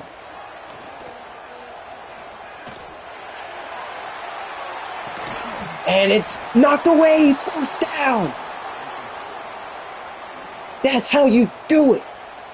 Defense getting a big stop to start. Now, we almost screwed that up and allowed a big play, but luckily for us, we stopped them. But got a little return, not for much. But now here comes his offense. Yep, you can see right there. Tony Atkins, the quarterback. the legacy begins. He's making his first ever start, even though I said he'd start literally week 1. Now, this Oregon defense and Oregon crowd are going to let us know where we are. But we've got Dante freaking Hill. We've got Dante Hill. We're not worried. Obviously, we've got to rely on the running back. Got to utilize our speed. And we're going to get a first down. Something Oregon couldn't do. Now, we don't want to get Dante hurt too early or at all. We're going to waste as much time as we possibly can. Don't give them any time to get it back. They are the number 9 stadium pulse. And that's a pretty good run. But an offensive lineman goes down. Kalen Franklin. Whenever we have to start getting this passing game involved is when we're going to start messing up. But why have to worry when Ollie Smith-Patterson, our stud tight end, I said we could get him involved in the passing game like an RPO, and it worked. But Tony Atkins, of course, he's a freshman QB. He's not the most fortunate guy. But we've got Dante Hill, who can make a big play when you need him to. And we're first and goal. Just like that, we're already down in the red zone. Now they've got, they've got the edge rushers. They don't got the guys up the middle. And it's going to be a Tony Atkins touchdown. QB blast. Obviously, we saw the guys on the outside. But boom, get that ball up the gut into the end zone. I think we got a guy. We've got our guy at QB. Tony Atkins. They don't have film on you at all. They don't know how good of a player he truly is and is going to be. Dude, our defense got to stop before. Let's go try to get one again. I think the 4-3 multiple defense is just really freaking good. We've got a lead on Oregon. Now, obviously, you want to try to get that lead and keep it for the game, because it's not going to be easy to keep up with them. We're going to check it down and only get 7. Now, obviously, we need to send some pressure. So let's go ahead and do that. It worked quite well for us last time. But it's going to be an RPO, and they're going to run it, and they're going to pick up a first. So it seems like they might try to slowly get down the field. Obviously, watch out for them deep passes. That's what's going to hurt us if it happens. And it's going to be caught, but short of the marker. Okay. Short of the marker. But it is caught. Let's get cover 6 going. And it's going to be caught, and they're going to give him the first. So they're giving him forward progress, even though he was running backwards when he caught the ball. So now Oregon, they're going to look to throw. It's a screenplay, but it's probably going to be some kind of holding. And yeah, I think it's going to be holding. Or that. So an eligible receiver downfield. Make it 1st and 15. Why not? And let's, you know what? Can we? No, we're not going to do that. Let's put cover 3 Sky up. Play good coverage. And he's going to go instantly down. 2nd and 11. So obviously they want to get it underneath. We're going to try not to let them. But they do got a really good tight end. Kenyon City. But it's going to be 3rd down. All right, you already know. We're not going man, but we do need to send pressure. Sending pressure is what's going to help us. And he's going to go down short of the marker. 4th down. But it's going to be 4th and inches. So obviously we need to watch out for QB. Oh, they're not going QB sneak here, but do watch out for that run. Watch out for the run here.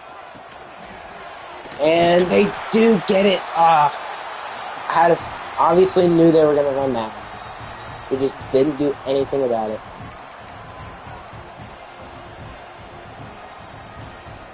Right, Dante Moore, one man in the backfield. They're going to look to pass it. And they're going to get it underneath. It's caught by the running back for a first. So they are driving down the field. And also a reminder, we do get ball at halftime. We do get ball at halftime, so just keep this lead. Hold them to a field goal here. We already knew they were going that. He's going down. Don't give him the first. I don't know how I feel about running man here. But you know what? Let's send the blitz. Send the blitz, and if they beat us, then they beat us. But I have a feeling they're going to run it here. And, bad animation. Pulling forward for the first. Now we're going to have to watch. Watch out for this pass here. Oh, it's an RPO. And he's going to break 2 tackles and get in the end zone. Oregon will get on the board. Man, literally what we needed to run right there. Man defense would have helped. Maybe not. But Malik Benson will get in on the RPO. If that's how they want to play it, then that's what we're going to deal with. Because that's the only way teams can score. Now we've got to make sure to wrap up and tackle properly and don't allow them to break them, because we don't need to have that happen more than it did.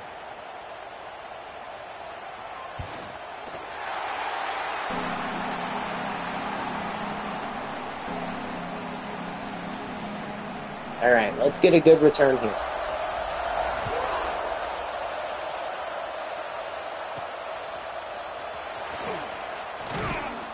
Okay, pretty decent return. If we would have had a block there, we could have returned it even further. Let's see. Will they react to this halfback screen?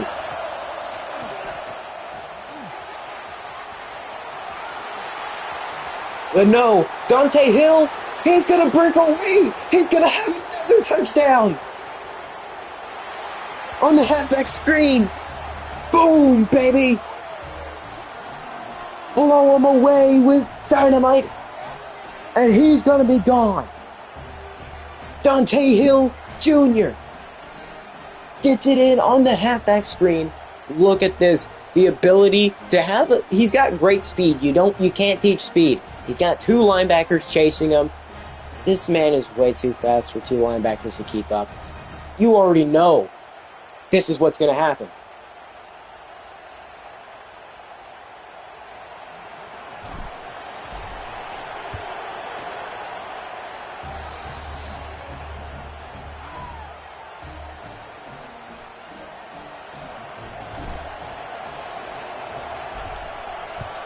Now let's kick it back to him.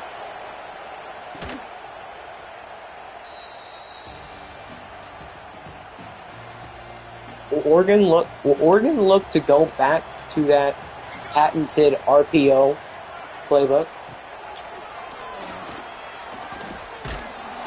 And, well, Dante Moore is not going to have anybody as he tries throwing it deep, but gets hit. Okay, producing pressure. I'm actually glad we're doing that.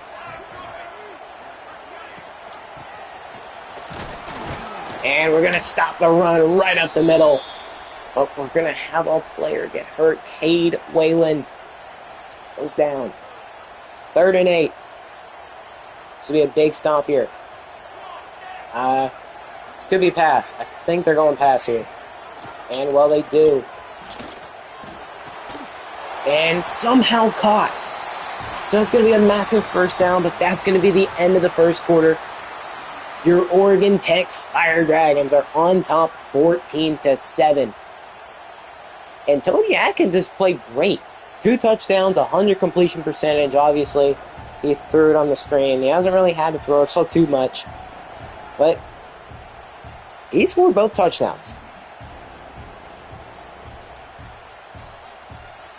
You can see right there the Pac-12 standings. It's not showing it's not showing the majority of the plays or the team's logos, but still, it's there. Trust me, it's there. Trust me, bro. And they're gonna run it, and they're going down. Okay, Cade, you're a senior. You know what? Stay in, pal. Probably best for you to stay in. They are playing in pretty freaking close. It's going to be an option play, and can we bring Dante down? It's going to be 3rd and 3. Last time we held them to a 4th down, they did go for it, and they got it. But obviously, let's hold them here. And it's knocked away, 4th and 3. They're going to punt it away. And if Oregon can't keep up, then they simply can't. But that's going to be an excellent punt to get out about 15. They haven't really been able to stop our offense all too much. But we're going to try to keep that going. But we've got Dante freaking Hill. And it seems they're going to have a rusher there. But Dante Hill, he's got some speed. He's going to have a big gain. And Jalil Florence for Oregon's going to go down. Obviously, we don't have the speed to go a jet touch pass, but we do have the speed to just keep running it with Dante. If we can go in a halftime with a lead and we keep playing like this, it's going to only look great for us. We're going to hand it off, but there's a man instantly in the backfield. That one didn't look all too great for us. Oh, I like that motion mesh dig. Maybe try to hit like triangle or X right there. Oops, sorry. Don't hit anything too deep.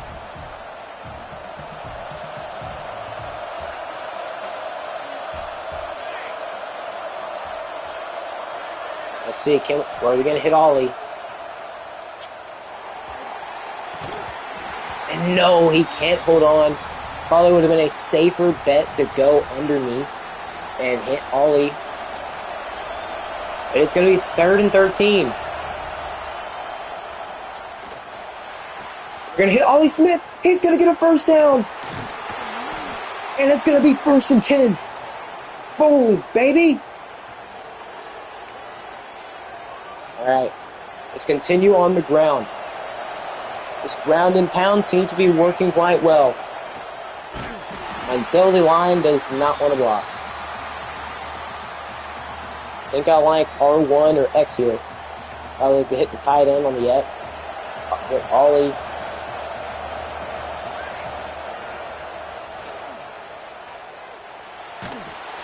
And just throw that one away. Don't let anything too bad happen. We are still in field goal range, so we do have a great opportunity to score here. Now, whether our kicker will actually be able to make it or not, that's a different story. Okay, we didn't quite center it up good enough, but we do have a chance to get a field goal.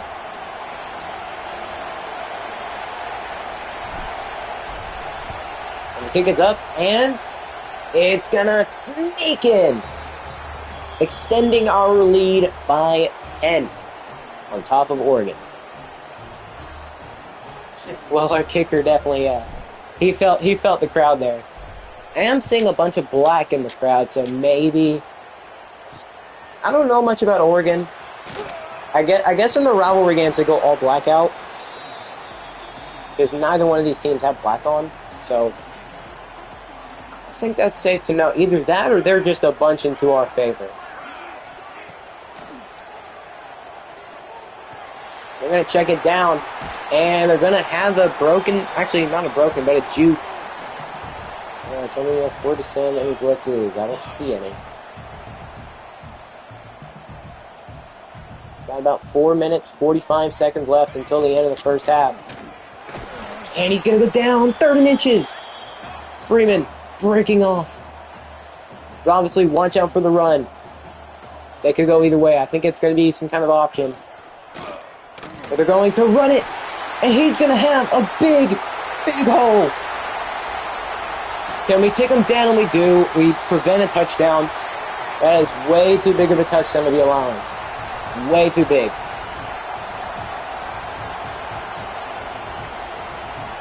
Now Oregon, they'll look to try to get something going here.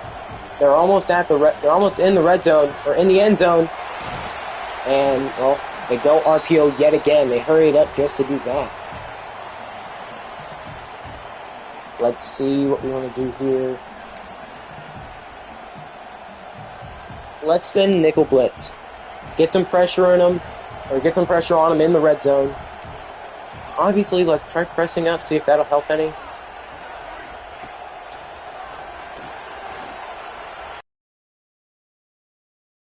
They get down to the 1, but we've got an injured player on the field.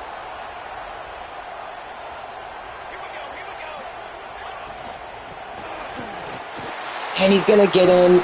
So they're gonna take this to a 3-point deficit if they don't make this, or if they do make this field goal. So we've got 3.5 minutes left to score a touchdown. Probably try to waste the rest of this clock and get maybe at least like a field goal or something to end the half. Ooh, Nate Daughtry. Bruised sternum, and he's not coming back. Okay, that sucks. We're already not that good at, we don't really have much depth anyways, so losing him, I guess, is kind of bad. Let's still get a good return here. Okay, well, we're not getting the block too long. We do got some speed at quarterback, so we can either keep this or let it happen. But Dante, he's going to run it and get a decent amount. Well, let's see. Will the screen work again? Last time we ran this play, we scored a touchdown. And he doesn't break it that time, but he does get a first down. So yet again, the halfback screen works. And I'm going to run it to the left. I'm not trusting that right side. And he's not going to get a first, but he is really close.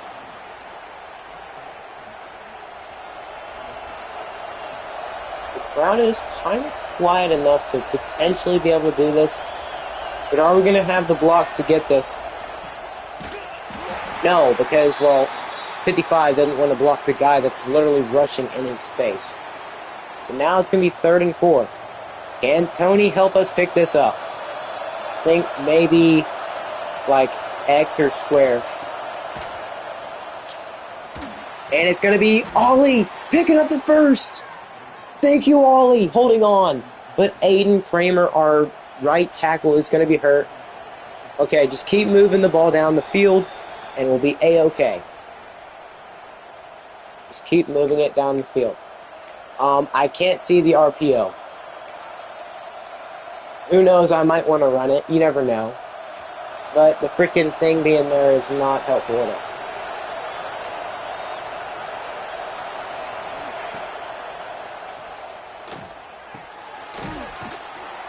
And he's going to push us forward, so let's just hurry this one up. See, can we actually get a big gain? Let's catch him off guard with a run here.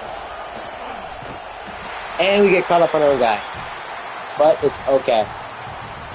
Just run this clock out.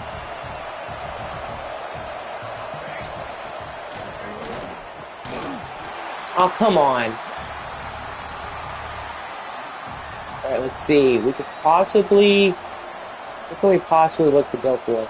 I mean, motion drive doesn't seem too bad. We can look to either hit triangle or square. Circle and R1 are most likely off the table, but it is 3rd and 12. And we need a hefty sum of it, so. We've got Ferris and Peterson. Parker Peterson. Peter Parkerson.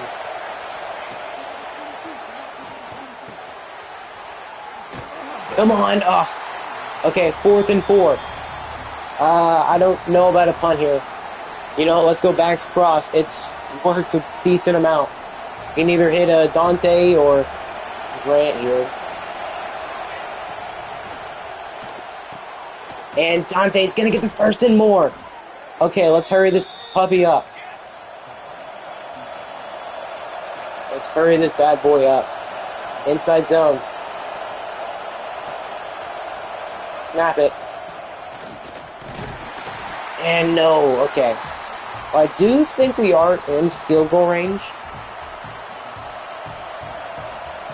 So we've got Carmichael in now. And we're going to get a little bit more. So let's call timeout. 32 seconds. We've got all three. Now, I guess now we've got two. But we are in field goal range, so if we have to, we can take that. Let's run mesh dagger again. We can either hit Olliers or Parker Peterson. I do think those are two guys we can look to go to. And we're going to hit Parker Peterson. And, well, he's going to get us down. It's first down and 10. Let's see. Let's go RZ rub under. I think we can hit, like, circle here.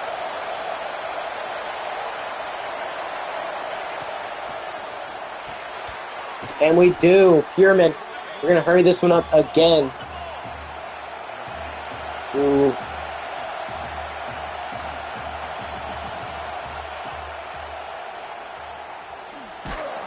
We get it out. 3 seconds. Let's not risk it. Let's just take our 3. And the kick is up. Really not right, not left enough. Wow. I put that even a little bit further left. Well, we're going into halftime up 17-14. We do get ball after half. I think we've done a pretty good job against Oregon today. Defense is actually able to hold them a little bit, surprisingly. But that's just what comes with a rivalry game. You have good outings against your rivals. Well, usually if you're the crappier team, but I've liked what I've seen from Tony. He had that opening touchdown where he rushed it up the middle on the QB blast. Ollie has done great as our tight end one. Now, we did allow like a couple big plays from them on defense. We can't allow a big run like that again. We've obviously got to play smarter. We did send a blitz on that play, so yeah, we're not doing that again. Keep running zone, maybe send a blitz through zone, but other than that, don't do anything stupid like that again. But let's go try to score and extend the lead on offense.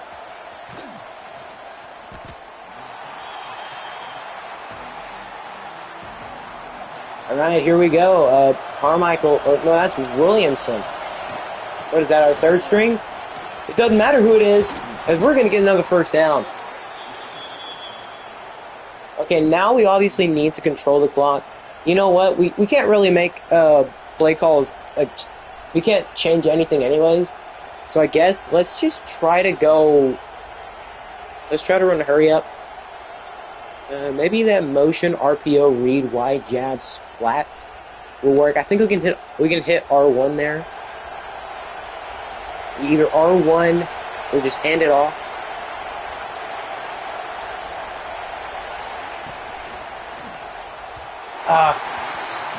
It was going to take a little too long. He got bumped on that. So unfortunately, what looked like it was actually going to be a good play, and it doesn't seem like it is. We're going to run it, and it gets blasted immediately to Carmichael. No. He gets freaking blown up. Now we're going slants. And now Parker Peterson's going to hold on, but it's 4th and 5. I mean, doesn't really matter who stays in, who doesn't. We'll see. Are they ready?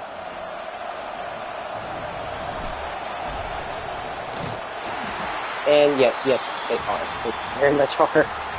Let's never run that again. Never, ever run that crap again. And now they're only suggesting blitzes. Perfect. Let's not give this up and blow it like we did against Penn State in the other series. And I'm not telling you to run left anymore, brother. Okay, so Oregon might just be trying to run the football out of time. Just watch the pass here. I do think they're going for it. And no, they're not. Okay, well, I think I know what they're doing. They're running the football. Can we please have like a... let's go to reset. Because that's all that's going to actually have any of that crap. Like, nickel blitz. This is what I want. We're in the red zone. Send a blitz. They might not be expecting it.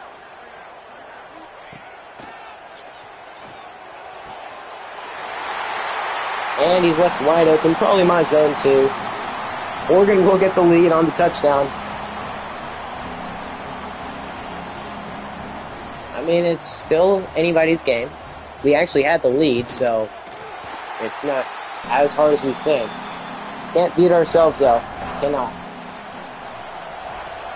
Defense is playing surprisingly well against this Oregon team.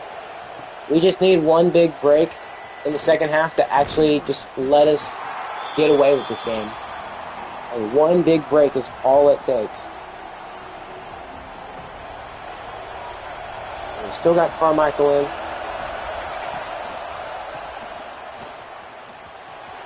But we've got a big run here from Carmichael. And imagine if that was Dante. If Dante was in, that could have very well been 6. But I am still proud of it none the freaking less. Ooh, Peterson. I don't think we're going to be able to get Ferris, but Peterson. And that's picked. How is that not pass interference? He doesn't even put his hands up. Because he's getting freaking pushed all over. Wasn't even a bad pass. It was in there. It's just he was ducking down because he got shoved. He was trying to run his freaking route. Like, what? I'm checking that in again, because there ain't no freaking way. Okay, Parker Peterson, over here. This should have been a catch. Let's review it again. Why did this get picked? Okay, he's running. He got it. They got hands on him. This should have been a catch. Like, look, the DB, no. But instead, like, how is that not pass interference? Like, he's trying to go up, but the guy's literally got a shoulder pad in his face. Okay, how many yards is this past the line? Okay, so the line of scrimmage is obviously at the 41. And the actual contact, I mean, that's about like 5 or 6 yards. So, no, that'd be at like literally 6 yards. Because that's at the 48. No, it's 47. That's at the 47. So that should have been pass interference. Because that is past 5 yards. Oh, well. Can't challenge something like that and change a call. Because that should have been PI. Now they're going to check it down underneath to the running back who's going to break a tackle and go down finally after a gain of 6. I don't like the fact it keeps wanting me to run like deep zones. Like, yeah, I know Oregon's going to pass it, but they've been running it efficiently, and I don't want that to happen again. Oh, come on, why are you worried about the guy? We're over there for a reason, and they knock it away. Should have had the pick. Shoulda, woulda, coulda. Doesn't matter. It's in the pass. So now are they going to look to run it or pass it here? I think it's going to be a pass. And it is. And Dante is going to scramble out. He's going to pick up the first, but there's going to be... Okay, Alex Harkey, he's been down a ton this game already. Just take him out. What is it, Dan Lanning? That's your name? Head coach of the Oregon? I think it's Dan Lanning.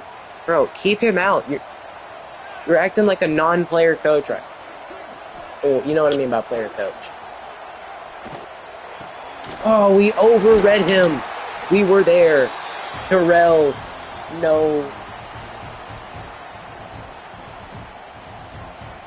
Well, I mean, even if at the end of the game, it's not looking good for us, I'd still say we put up a really good fight. But there is going to be a flag, probably... Oh, so the refs do know how to call pass interference.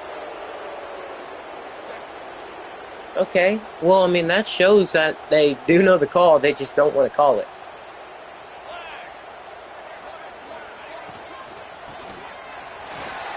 So 2 players can make 1 tackle, and no, they can't. 2 players just absolutely refuse to make a singular tackle. It's okay. Didn't really ever matter anyway. Okay, Dante, they're going to look to run it here.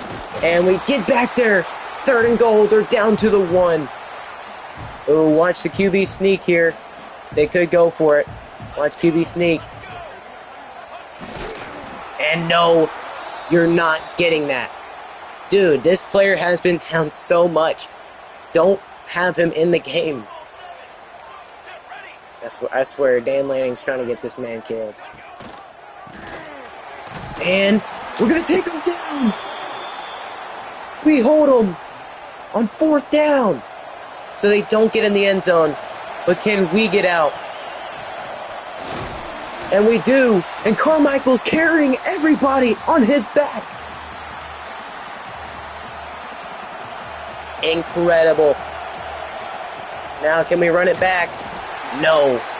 We need several good blocks from our linemen. But it is yet to happen.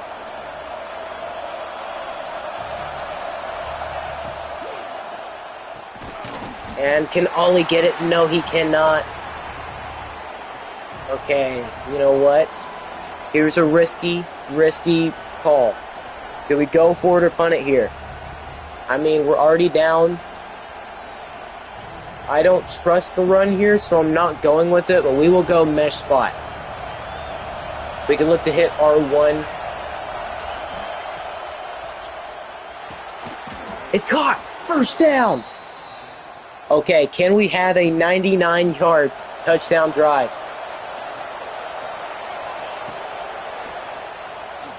Oh, they're leaving the fullback wide open, and he's going to get a first. They're fully expecting someone like Carmichael to get it. And we're just going to keep running that clock down. And Carmichael, he's going to get a big run. It might be the depth players that help us win this one.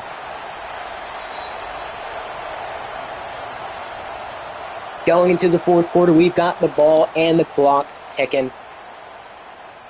We've been running it pretty great. Now, Dante, he did get taken out earlier because, well, we were running it with him constantly. But I mean, still, it doesn't matter if we run it with you every down. You gotta be conditioned to this level, bro. Like, you're straight up conditioned to it. I do think we can either hit Ollie or Pierman here. And we're gonna hit Ollie. He's gonna get the first. I knew they were gonna try to read that slant all the way. So, I mean, they were kind of questionable on Ollie. But luckily for us, it's gonna be a run. And it's going to be another first. Let's continue to drive that ball, big fella. Handing it off to the fullback. Scrumptious. But they sent 2 guys. Alright, let's see. Can we hit the Texas route here? If it'll allow me to freaking see... Okay.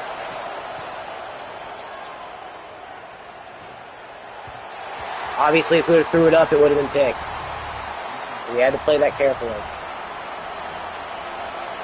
3rd and 14. This would be a big play right here. But it's overthrown. 4th and 14. It's probably best to punt it here, but we could go for it and try to get it.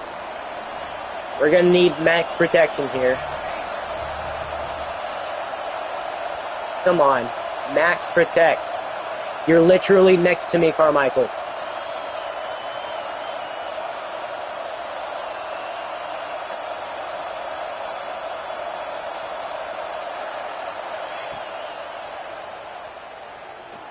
You know what? Give him a chance. He's not going to get it. It's in and out of your hands. Oh, my Lord. It was in and out of his hands. The DB didn't get a hand on it. We just didn't catch it. 5 minutes, 53 seconds.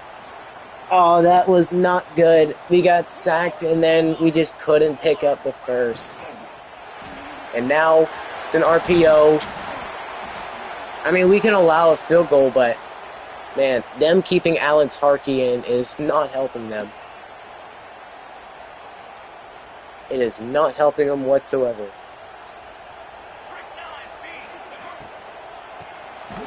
And we're going to take him down in the backfield, but yet again, another injured player for Oregon, and it's their running back now. So their injuries are costing them precious time. But now, speaking of precious time, they've got to get 8 yards.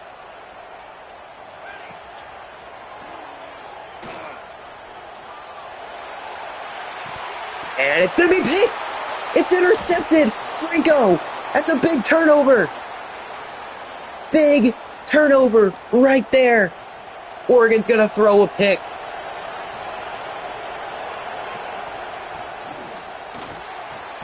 And it's dropped. No, Parker, you've got to hold on to the ball.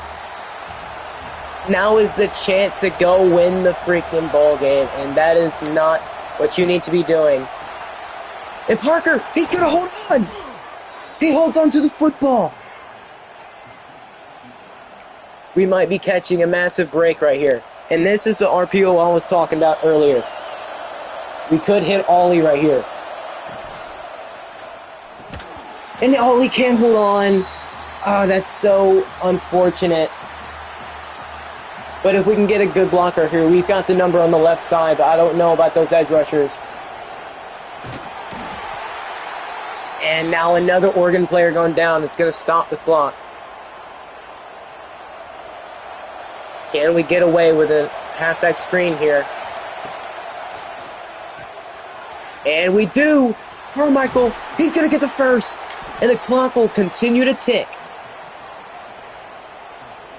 Okay, we're executing a great drive so far. Let's not screw this up now.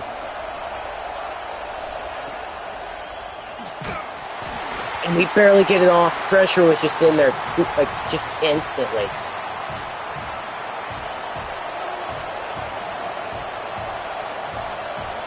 Need a good run here.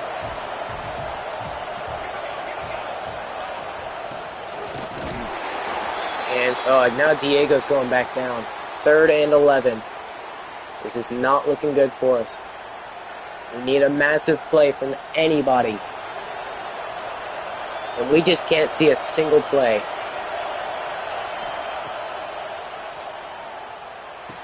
And Parker's gonna hold on! What a grab!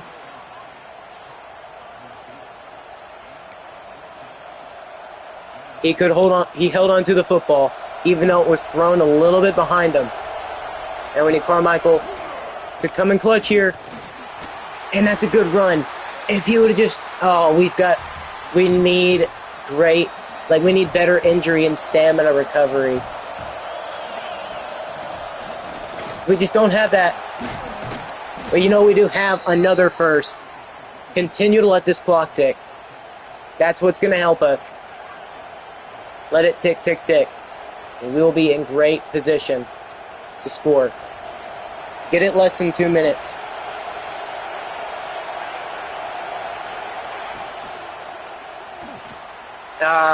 They read that so well.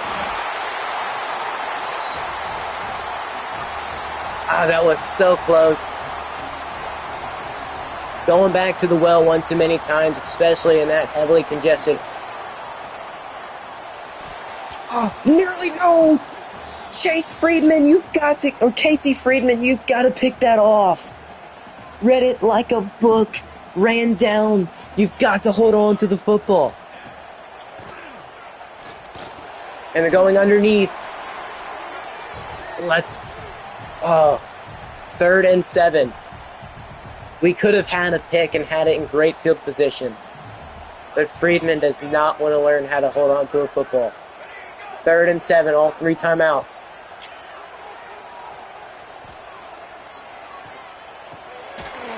No, we can't take him down, no. Oh, we could have held him short.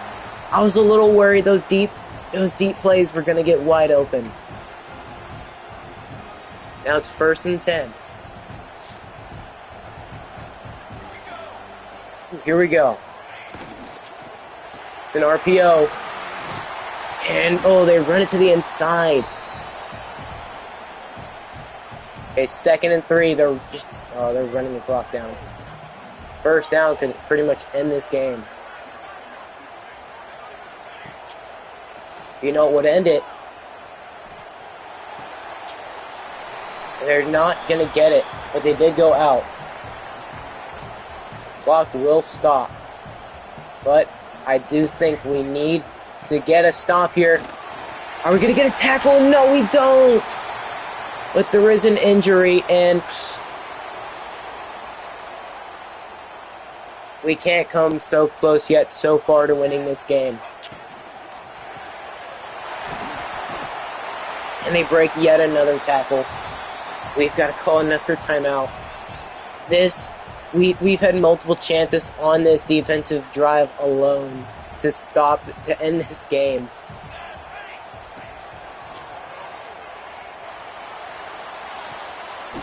And we just cannot force a stop.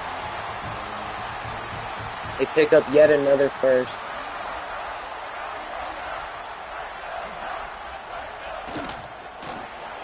And that's going to do it for this game. 4 points from beating the number 5 team in the nation. And it looks like Oregon is too tough for us. If we would have thrown that pick at the very end on that RPO, trying to force it to Ollie a little too much, we could have won this game. But old habits die hard. And, well, defense didn't come up exactly how we needed them to in the end. But, hey, we did come 4 points from beating Oregon. Man, we couldn't score in the second half, and Oregon, they barely scored at all. But we were driving down. We almost had the chance to score and get the ball back even after messing up. So, I mean, hey, at least we're actually able to get those chances. Like, we nearly got that pick with Casey Friedman at the end. I'm going to show it. Because, boy, oh boy. Which one was it? Was it that one? I think it was that one. But yeah. I'm pretty sure it was that one. We should have had a pick at the end to get the ball back, to go and score, and we didn't have to waste those 3 timeouts, but it was this interception right here. Of course, we were trying to force it to Ollie, but he was heavily covered. Now, obviously, this linebacker, he looked like he was going to over-pursue him, but he was just going to sit down, and, well, we forced it to him. Did we actually have anybody else open? You could have said maybe the bubble right there. But running an RPO right there probably wasn't the decision that we needed to make right there. Could we have ran it right there? Yes and no. I mean, you could be looking at 26 right there coming in and stopping it. But, I mean, we've got to learn to actually keep it on RPOs sometimes. You don't got to throw it. You don't got to. But we did come close to beating Oregon. It all came down to the final couple minutes of the game, which I am excited about. If we're this close to beating a team like Oregon, this shouldn't be that long of a rebuild. Because this will hopefully be the worst we ever... Excuse me. This will probably be the worst we ever are going to be. I just hope we can keep this momentum going. Yeah, we did lose to Oregon, but hey, they were the number 5 team in the nation. And we only lost to them by 4 points. That is an accomplishment in and of itself, especially when you are as bad of a team as we are. This was a 92 overall Oregon team that we just went toe-to-toe with, and we're 57 overall. Much, much closer than it should have been. But we did stick in there. There were some absolutely incredible plays that we made. Like, let's go back to the first quarter. We were cooking. Like this right here. The screenplay. The Tony Atkins to Dante Hill connection is real. Obviously, They probably weren't expecting this. This was the first time we ran a screen play or a halfback screen. I mean, yeah, you could see it, but they didn't have everybody there. There was one guy on a block, the other two guys were down there, and the guys that were actually able to keep up with them, I guess the guy that's being blocked now, and 26, but they just don't have the speed. Dante has like 94 speed. That one juke, breaking two guys' ankles, and he's got the burst to just break out of there. Obviously, two linebackers are not keeping up with Dante, so he's just breaking away on the sideline to get in the end zone and score. I need more plays like that, but I also need Dante to not be hurt for as long. Obviously, they were able to score a decent amount too, but the first touchdown of the game and in this rivalry series. Well, technically not the first one because we did play them before. Just when Oregon Tech was an FCS school. But yeah, I was worried about the edge rushers. You can see right here, there are two impact players on the edge. And then I was worried they were going to get in there too quickly. But luckily, 64 actually got in there. We held the block on one long enough for our quarterback to get past him. And Tony Atkins is like 91 speed. So he can easily get up the middle. We probably could have ran maybe one or two more option plays. But the couple that we did run didn't really turn out all too great for us. But it's plays like this that make me hopeful for this team. Now, obviously, we had to rely on Tony to pass it a little bit. But, I mean, this is some great blocking for us. The edge rusher was a little too far out to actually be able to get there. Now, they did have two guys on the edge. I was worried about them getting in there because they typically do. Like, they typically get in there with blazing speed. But luckily for us, we just got a quarterback who can actually get it up the middle quick enough. And if it wasn't for that good block by, who's that? I'm going to shout you out. If it wasn't for that good block by McDonald, managing to make it to where number one, the D tackle, couldn't get in there, it wouldn't have been a touchdown. But luckily for us, Tony Atkins is a dog, and he's in the end zone. Stretch your stuff, big fella.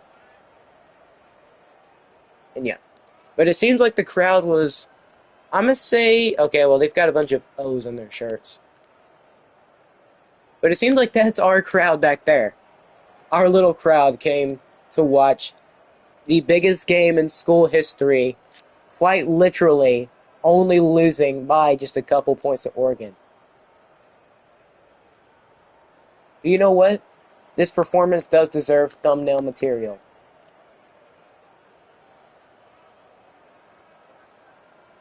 It deserves thumbnail freaking material.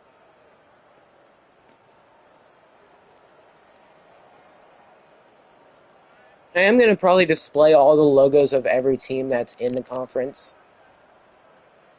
You know, I'll take two just for extra measure, just in case I like another one better.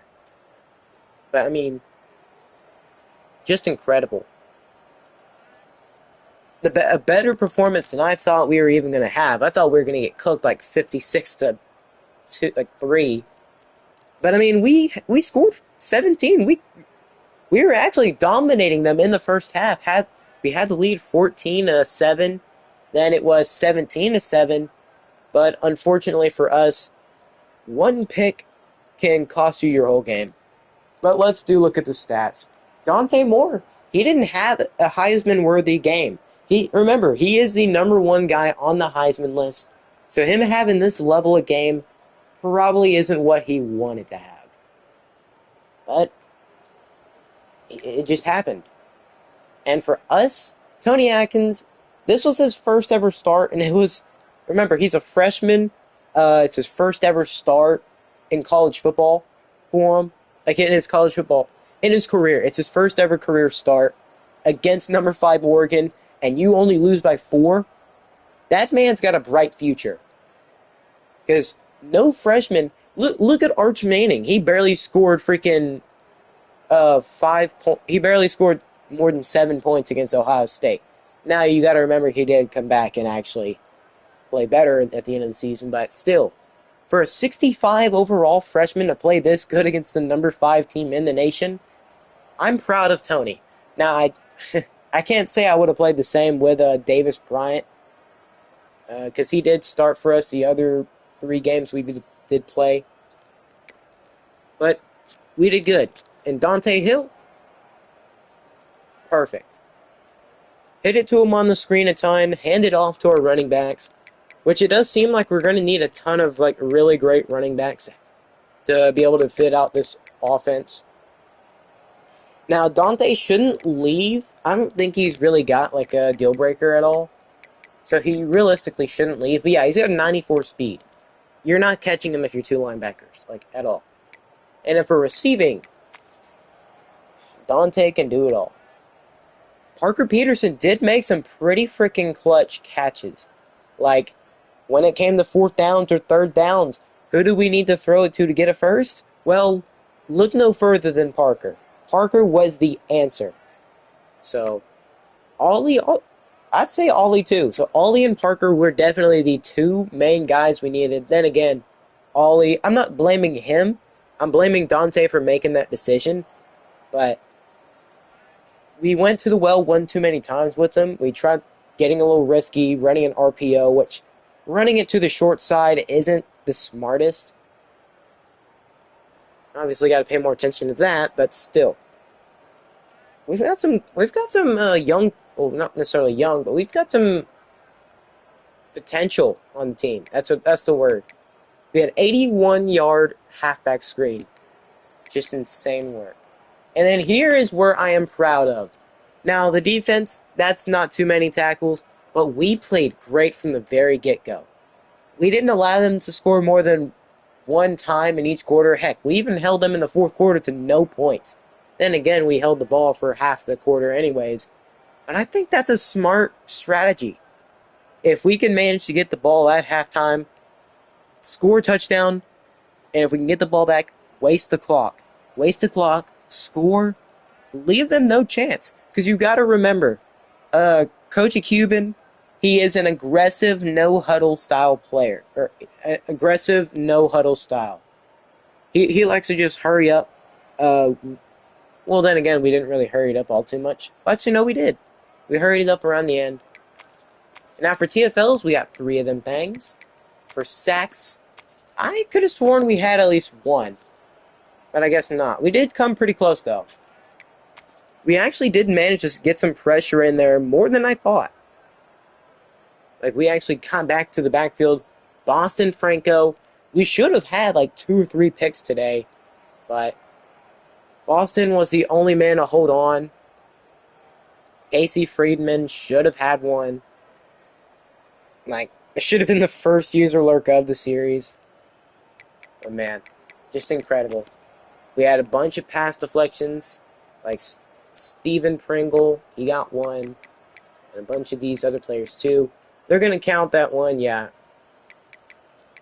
Forced fumbles, we didn't have any, because if we tried to force a fumble, it would have just resulted in a broken tackle.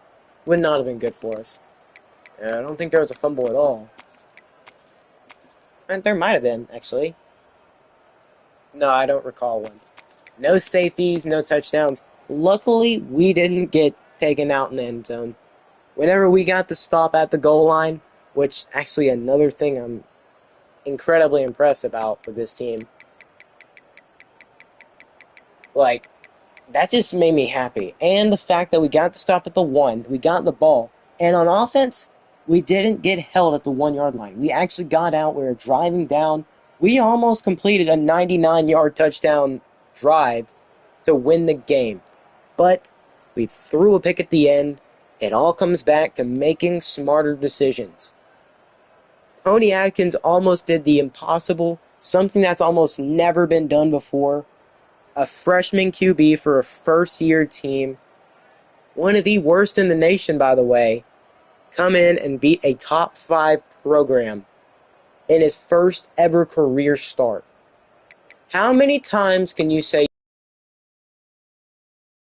in his first ever career start in college football, playing against in a lesser school, like one that's not ranked or whatever. I'm sure there's been other cases, but Tony Atkins, like a true freshman, getting the start against a top 5 team, and almost winning. And he played, not to mention, he played about as good. He did throw like one more pick, but he pretty much competed with Dante Moore. Like, he threw more yards. He threw, I guess, one less touchdown, but he did run for one. I don't think Dante Moore can say the same. Obviously, we should have scrambled a little bit more with Tony. He's got deep now. Oh, he's actually got 81 speed. Okay, I'm sorry, I'm mistaken. He has 81 speed. I thought he had like 91, but still. And 86 throw power. His accuracies are okay, but man, Tony is a great player. But let's go and see how the rest of the conference is turning out. Of course, like I said, I am going to be rebuilding a team in this series, but I am also concerned. I'm also concerned with how like the conference is doing. Can the CPU build up a good conference all by themselves? Like, they've got 5 other teams to worry about. Sidney Carney takes us off his board. We move down. Really? Wow. So after losing by only 4, wow. That is, you wouldn't be that bad. Like, considering we haven't really lost a game by more than 14 points, I'm pretty sure. Yeah, I'm pretty sure we haven't lost a game by more than 14. We should be up by more. And these aren't just some random scrubs. Pretty sure it's 14. Oh, never mind. We lost 56-0 to Cal. Somehow. Hmm.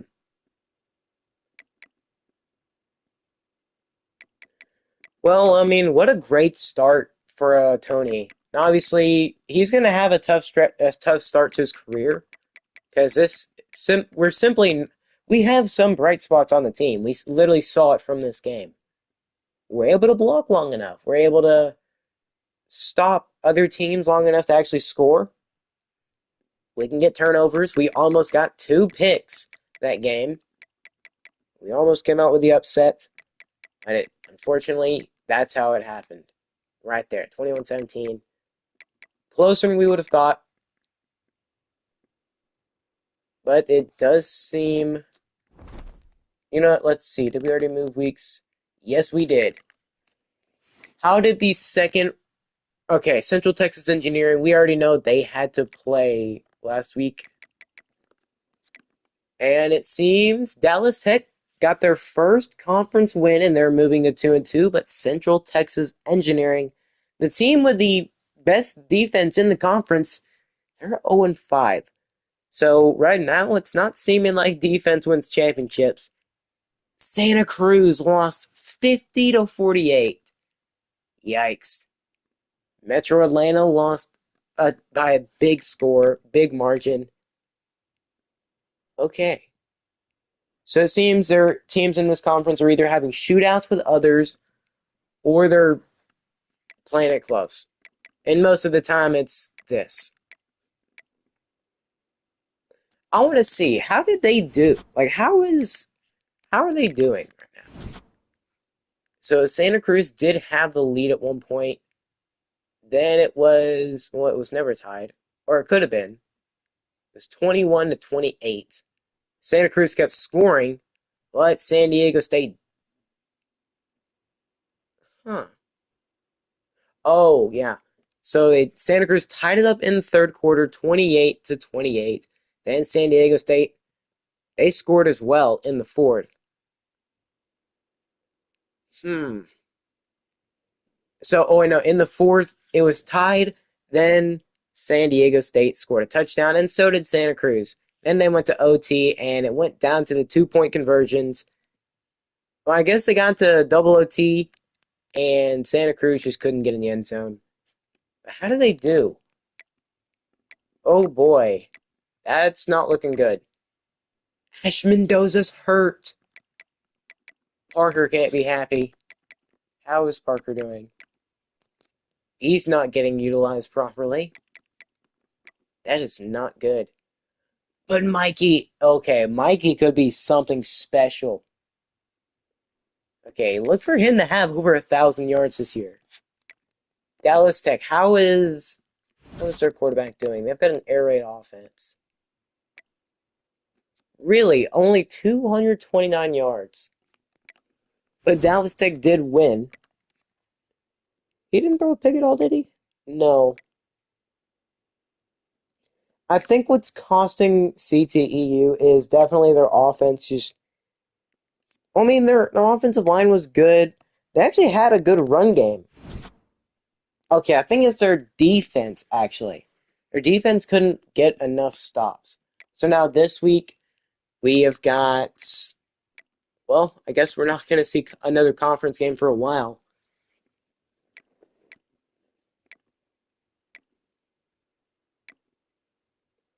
All right, well, we've got all well, we've all got games outside of our own conference this week. We should all be able to get a win. Vermont State has lost. Well, I guess, or they're 2-1. Who was it that was 3-0? Oh, it was Santa Cruz. Santa Cruz has lost two straight. I think it was to Washington and then somebody else. But yeah, they lost two straight because at one point they were 3-0. But now let's go check out our recruiting. Did we fall for? No, we didn't. We actually didn't fall for Jamerson Mustard at all. Okay. But we do get 50 hours. Sydney Carney locks us out. We're still first on Elliott. We're up to second on Timothy. You know, I'm calling him Timothy. I'm not doing that, bro. Okay, Denzel Brooks. We're sneaking away just ever so slightly. Let's put 5 more. But can we actually get away with putting some more points? Okay, is Jamerson able to... Okay, when is he coming on a visit? So we need him to. It's once he reaches his top 5. I mean, we don't got a pipeline tier for him. But it doesn't look like too many teams are having too big of an impact. Okay. If Kansas State or anybody drops out for Jamerson, it's going to look good for us. So right now we're second on him. As long as we can keep it up, he just wants playing time, so we are A-okay for that. He should love us because of it. We are heavily first on Trayvon. We're not even in the top 5 for him. Sydney. Can we do that though? Can we actually get in the top 5? Let's see. Let's see and hope we do. But Ball State is 62, so this could be our second win. Considering how we were playing against some top-tier teams, this should be another win. Let's hope so, at least. Come on, Coach. Coach Cuban. And it is another win. Thankfully. And we do move up onto Sidney Presley. So we went from not on his board to first. Thankfully. So we go from putting 5 to 25, so increase the hours. It seems to help. App State is 71. I'm not saying this is going to be a win, but we have a pretty decent chance to win this. 18 to 10. Okay. So even if our offense can't produce too much, our defense can still do pretty good. We got 14 points. Let's put more into the quarterback tree. Because I want to be able to hook, line, and sinker them in. And if we can get those transfers to come in, we'll be looking fine. Because I want to be able to get some top-tier quarterbacks in here and be able to develop them nicely. And it should only help us more and more with getting that 5-star quarterback, Jamerson Mustard. And we move up to first. Let's go. Okay. We're first on Jamerson. Right now, no teams with any really high I can't really see. Oh, we've actually got a big influence bubble for I don't know what that is, but if you look ever so closely, it might not really look too good on YouTube. But you can see, you know how, you see how Kansas State's bar is big, their purple bar, and then they've got that little extra purple bar. Ours is I'd say about 2 times the size of Kansas State's. So if we can keep our momentum going, we could look to actually get Jamerson Mustard. Because I don't see any schools with like some big time pipeline tier, but we do move up the first, which is good, which is pretty good. Ooh, man, I'm getting nervous. Because if we can actually manage to get the 5-star QB, we won't be talking about Tony Atkins playing. We'd be talking about freaking Jamerson Mustard, the starting 5-star QB. And boy, would it be fun. But if we want to get that to happen, we've got to actually win a ton of games. Because he's going to get some playing time for sure. Very much so. We're still first on Mustard, but we lose. That's unfortunate, but we are still first on Mustard. And I think we're going to have an even... Okay, I don't know, but it doesn't look like we did too good.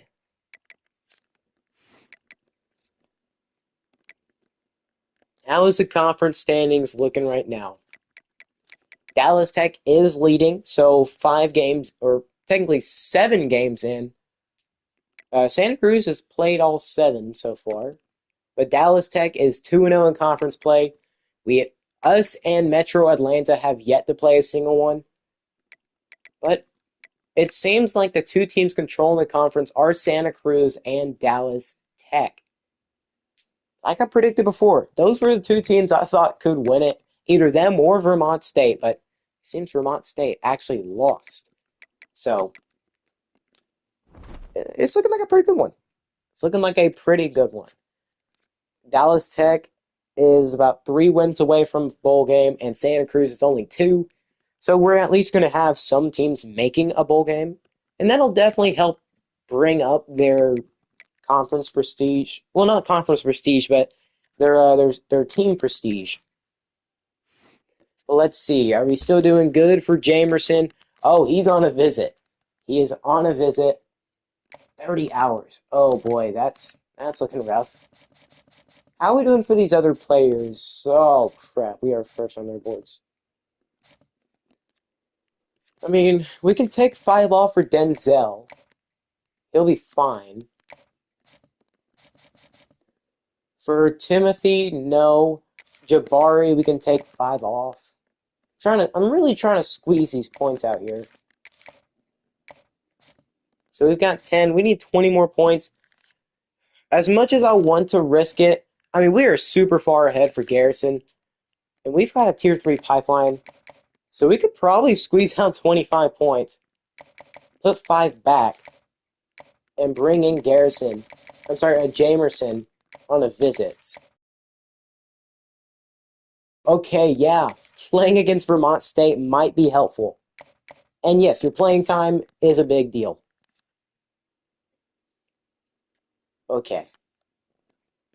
We're sending the house, and he's coming on a visit. So it seems if we win against Vermont State, which is it's the next team we're going to play, they shouldn't be anywhere close to as good as Oregon, so it should be a better game. We could be able to dominate.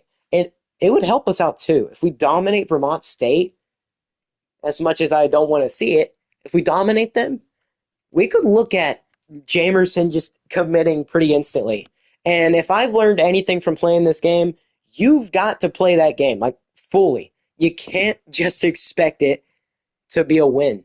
Even if you're that close of it, like, overall, it doesn't matter. If you lose, you could look at losing your recruit, and it's screwing you over. But I don't plan on losing it. We're the first team to have him on a visit. We're number 1 on his board. And I'm just saying, if we win that game week 10, we could be looking at a whole different story. We could be looking at that win nicely. But of course, we've got to play great in every single game we play so far. Do we actually have any Heisman contenders from the conference? No, but I will love to see the one day we do. Not just us, but say like a Santa Cruz player or a CTU player. Just imagine the day we have a Heisman contender from the new PAC-6. You know, I'm just gonna call it the PAC-6 from now on. Man, it's gonna be a fun series. I'll tell you that. At least for me. David Antwine probably one of the players we don't have one on. Okay, D- championship contender. Oh boy, this might not look good. We're still first on Jamerson. Our interest meter is good, but Colorado is moving up. Like, we're about the same as Kansas State. Colorado might be a little bit better, but we do need Week 10 to come. So if it doesn't, we will be looking too hot. We probably bring in him on a visit. You know, have him come on a visit against Vermont State. Since we're going to play it anyways, let's see. We're still first on Elliott, so that's good. We're still super far ahead for him. Somehow moving up to second for Akeem or Roma Shadu. Let's take these off and put 25 back into them.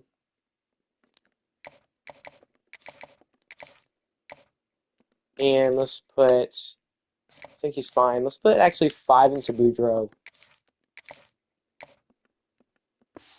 Alright. I just hope we could reach week 10 before Jamerson starts dropping on us dramatically. Like, I hope we can. And we're moving up even further for championship contender. And now we've got our first conference opponent. And let's see. How is the conference standings looking like right now?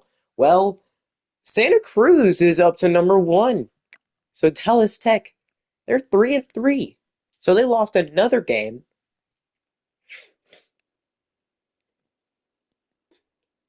Sorry about that. My allergies are killing me right now. So if my voice sounds weird at all, just know that. But Santa Cruz, they're up at that number 1 spot. You can see the 3 teams I probably want to look at playing the most. Yeah.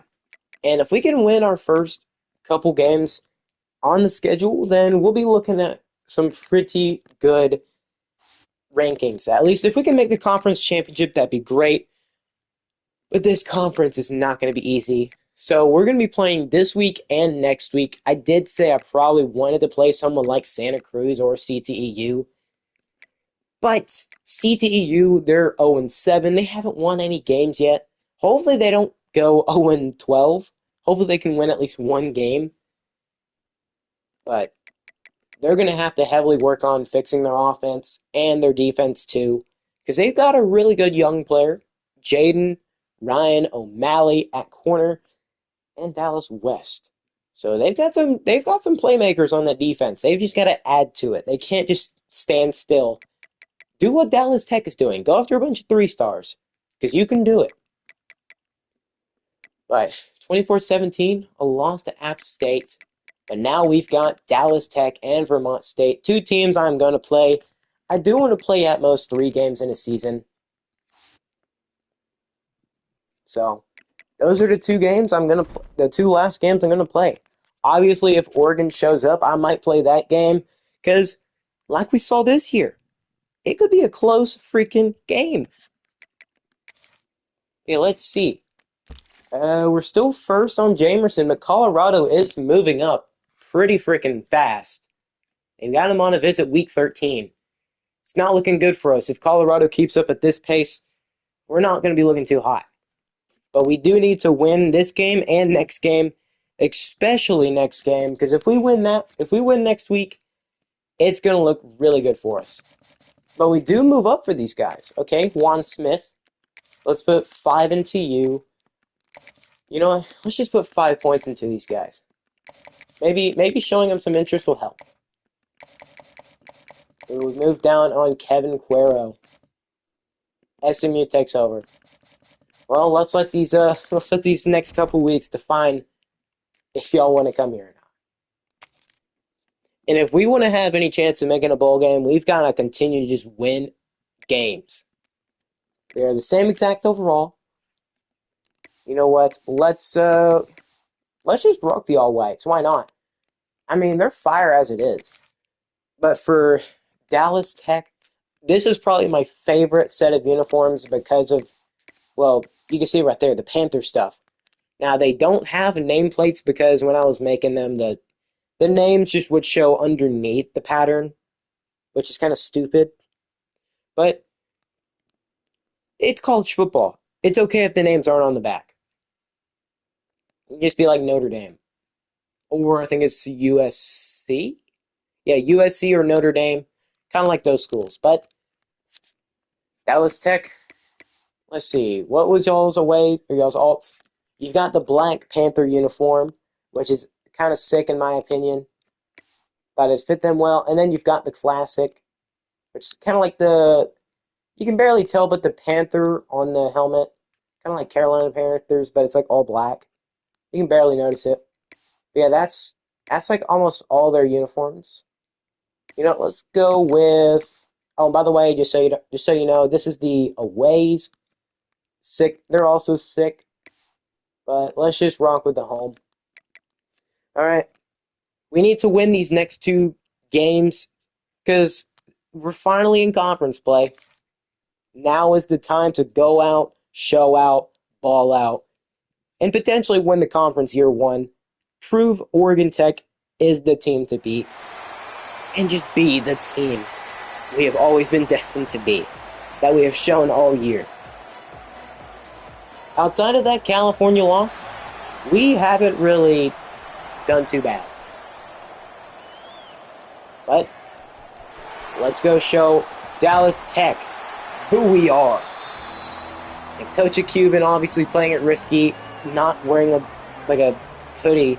But yeah, you can see right there. Quarterback Tony Atkins, Dante Hill, they are coming to lead this offense alongside some great players like Ollie Smith Patterson. And we're going to run it. And it's a first down. I plan on that being our game plan today. And I think it's going to be a pretty solid one. We got to run it again. But they're going to meet us there. And it seems we've got a visiting recruit. Actually, no, I think they do. Okay, they aren't really sending too heavy a pressure right now. We'll probably get away with something like this. Let's send him. Let's put him on a wheel. We're going to have Pierman get a big first. Okay. Massive play. Of course, let's try to give it back to Dante Hill. Have him do what he's supposed to do. Oh, well, that's not what he planned. Okay. Stadium Pulse is pretty quiet. And if he can get a big gain, which he does, he's going to break another tackle. Dante Hill back for 6. Boom! Goes the Dynamite, and so does Dante. Dante's Inferno lighting up bright. Dante Hill with a massive run. Thought he was down, but that's just the playmaking ability of him. He had 2 guys to tackle him. He broke off of him, and you can't keep up with him. He's one of the fastest players in the entire conference. That is why he is preseason first-team All-American in the Pac-12. That's why you go out and get that kind of player. And that's why we're going to have that kind of player for the foreseeable future. But now, let's see. How will this 5-star senior quarterback deal with us? Obviously, he came to Dallas Tech expecting something great, but unfortunately for him, they haven't done great. But they're not highlighting the quarterback. They're highlighting their running back, Ricky Tran.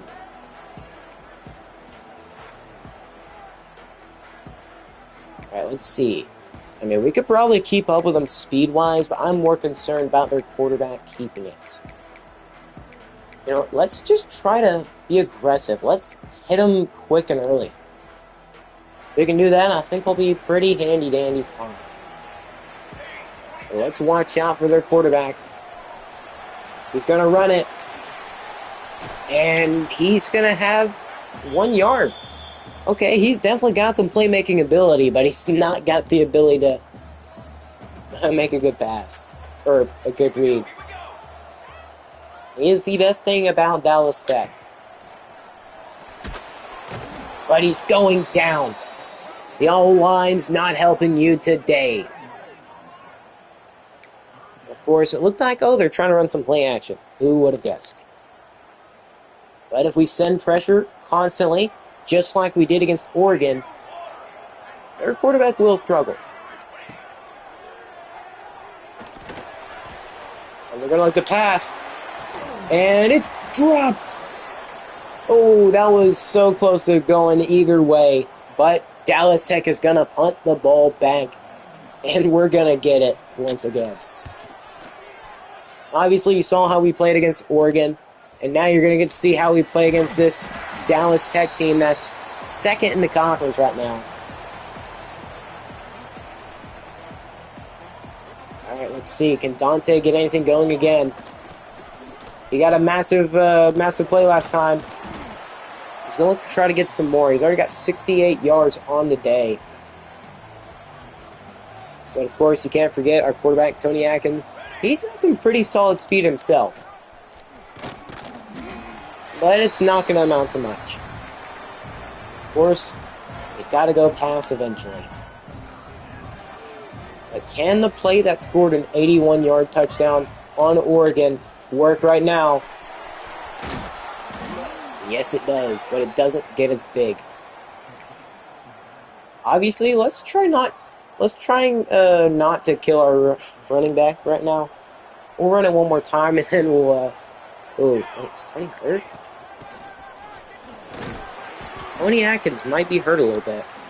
Looked like he was potentially trying to shake off his leg. Oh, no, never more. Never mind. I think he's okay. Dante's going to get us the first. You know what? We're going to try something new. Let's just keep trying to run this clock down. We control the clock. And I think right now we are going to get the receiver. No, he drops it. We could have potentially had a big, well, not big, but pretty solid game. Unfortunately, it didn't result in much. Now, Ollie, he's going to get a couple, but there's a UDT player down. It's freshman v senior. 1-star v 5-star.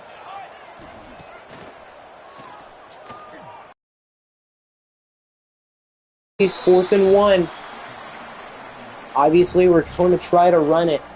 Can we run the toss play? You know what? They've got an impact player on the right side. But can they keep up with the speed? Oh, yes, they... Oh, wait, that's not... Oh, no, that's not our starting running back. Michael Potts got there.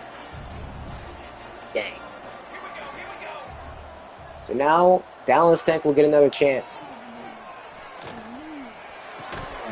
And incomplete yet again. We've locked them up.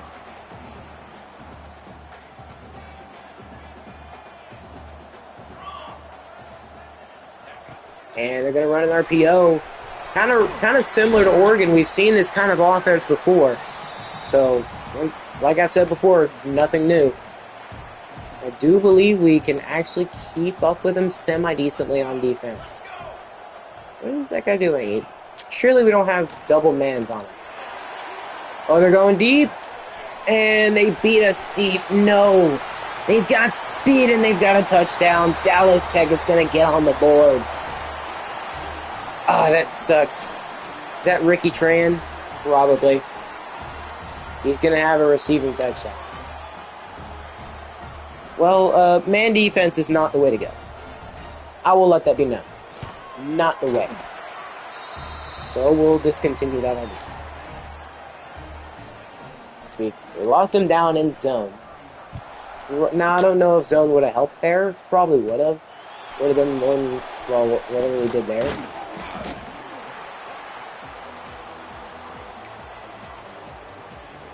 But now, please don't. Okay, Dante is back in.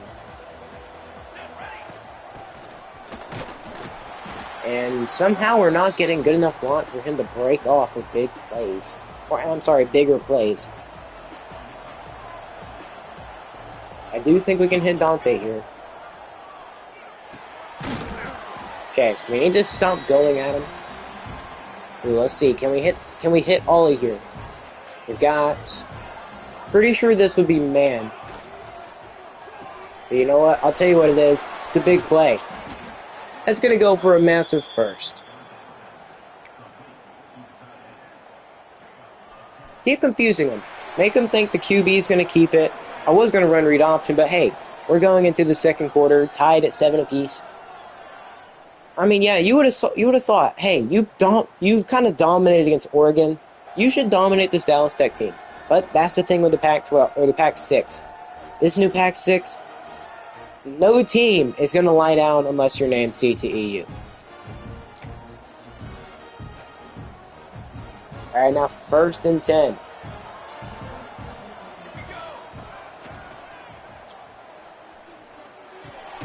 Now Ollie, he's going to have a massive gain, got caught up in heavy traffic. And he's going to have about 9-ish yards. I'm not liking what I see over there, so we might hand this one off. Yeah, I wasn't liking it. And now we've got a choice on where to go to. Let's see, you know what? Let's try play action double post. Can we get him on the play action?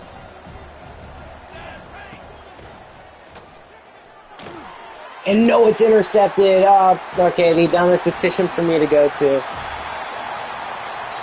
Did we have anybody else open on that? Did we have another person open? I was thinking maybe, like, go to Ollie. I mean, he's going on the wheel. No, that was covered. I think we had 4 open. Who was that? Is that Pierman? Yeah. I mean, we potentially had him open, but if we would have thrown... Oh, no, we could have gotten it to Pierman. Now, whether he would have caught it or not, I don't know. His Tony would have had to place it good. But look, this corner is literally running off into the distance. He's paying no attention to Pierman whatsoever. So, yeah, I guess I got to look at the right side of the field, but my main read was that short cross. So, yeah, we just can't do that again. Can't afford to. So now we need to get a turnover. But they're going to run. Okay. They're in another RPO. Are they scared to go downfield? I doubt it, but they just haven't done it. They're going to run it, and it's going to be 3rd and 4. Ooh, running, okay, man defense is not what I want to do here. Nearly picked, but there's a flag. It's going to be holding. Well, we're going to decline this. It's 4th down anyways. Oh, an eligible receiver. But we're declining that because it's 4th down, so give us the ball back. Got 5 minutes, 47 seconds left in the half. We got to go down, score before the end of the half, and potentially get this lead before halftime. We don't get the ball at half, so we started off the game with it. So I guess let's go ahead and turn off true clock. Play it smart here. Okay. Is Ollie an option here? Yes, he is. And he's going to have a massive first. Okay, I was a little worried there. Just a little bit. 3-3-5. Name's coming in handy now. Oh, but that corner did not help. 2nd and 12. Will they be expecting this, though?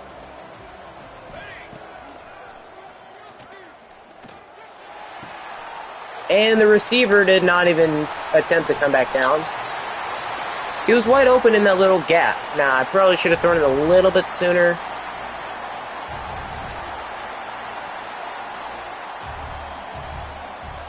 Already not off to a great start. They can barely run the football. They can barely pass it.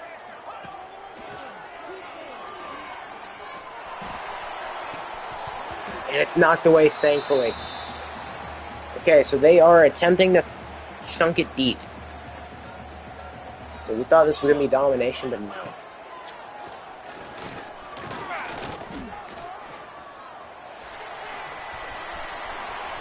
Oh, and he's going to have massive running room. I should have switched off there. We did. We had everything covered deep. Massive first down play, and they have a chance to take the lead. 4.5 minutes left. Oh, did they call a time or something? No, they did.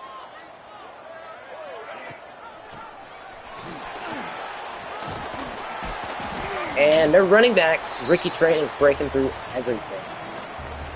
Alright. Alright, Bucko. You know what? We can send blitzes now.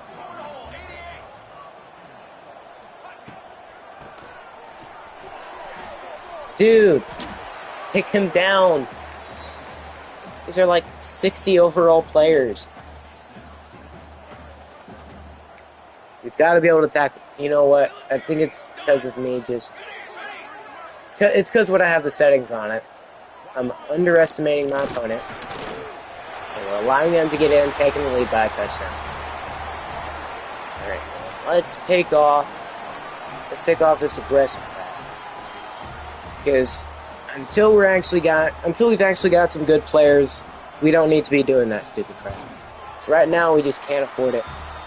It helped us playing against Oregon to not do that stuff, and hopefully it'll help us now.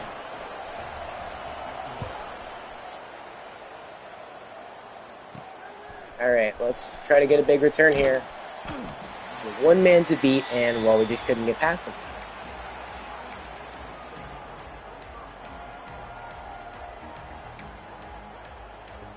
Can we actually get anything going?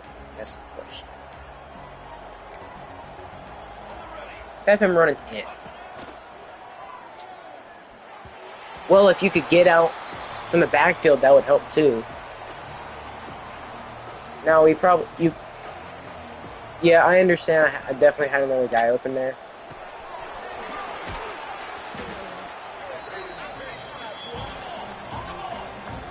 Alright, come on, boys. Let's try to get this first in the ground.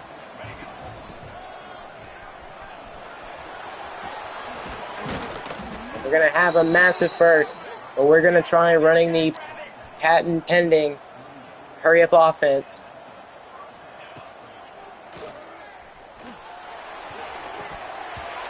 And it's overthrown for Dante.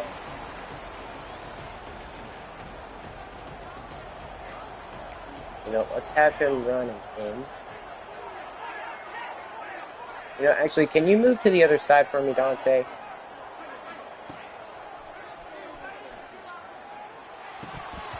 And Ollie can't hold on? Really? Bro, stop throwing it. Like, he's... Tony... Okay, I can't really be saying anything. And he's gonna hold on. Good, good, good. Throw it underneath so they have to come back to it. That way, they can't stop him. 2nd and 8, 2.5 minutes left. I think dagger sit might help. We'll probably get... Okay, I don't know. What's the matchups looking like?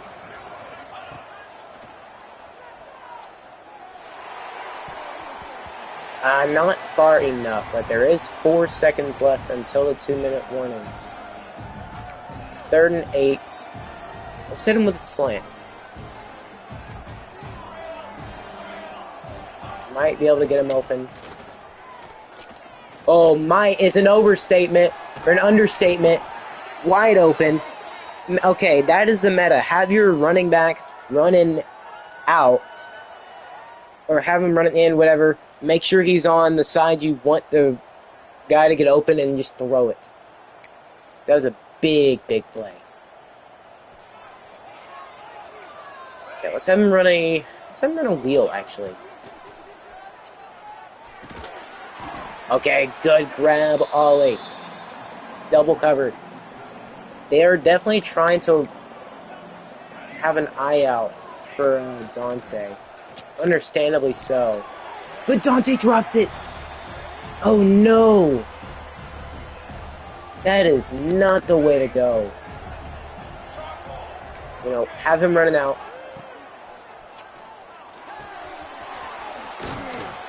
He's going to pick up the first. Nearly got a bigger play than that. We've got to tie the game up right before halftime anyways. Let's have him running out. Well, maybe a Texas route wouldn't be bad.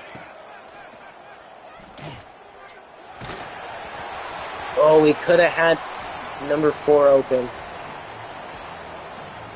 Running a screen here is diabolical, to be honest. That's why we're not going to run it. We're going to run backs cross.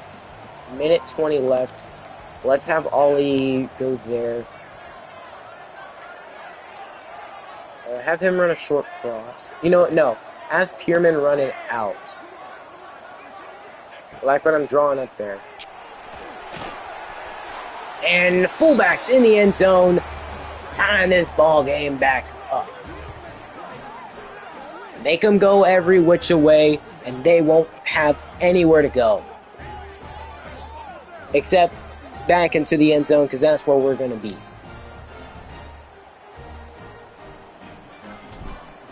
Alright. Tying this ball game up 14-14 with a minute 16 left in the first half. Is Dallas Tech going to have a touchdown or some kind of score before halftime? I don't know. We'll have to see.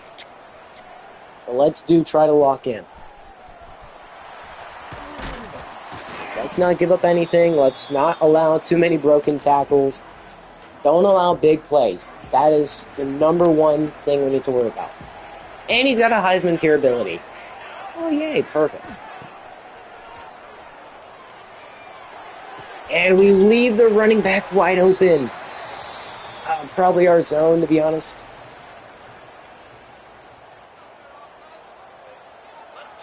Now, minute 7 left.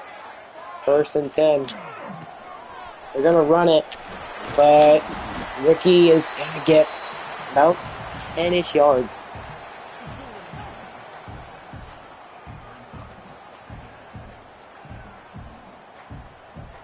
Getting out 10-ish yards. Not quite enough for the first, but still pretty freaking close. Now they're going to look to run it again. And Ricky will pick up the first. They're not quite in field goal range because their kicker doesn't have that kind of leg. They're going to pass it again. And it's thrown over him. They're going to get in the end zone again. We had it read. We just weren't fast enough. Dallas Tech's going to get a touchdown. Oh, we have to have better coverage. Obviously, probably don't run cover 6 there, but man, that freaking sucks. And now we've got to score. We allow them to score before halftime.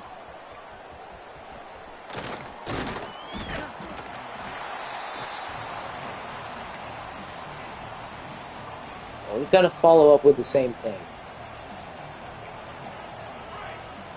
I sure hope Dante doesn't get caught up. And, oh man, what a rough landing for Ollie. He just can't hold on. Let's see, can he actually... Okay, he's got the first. We've got to hurry it up.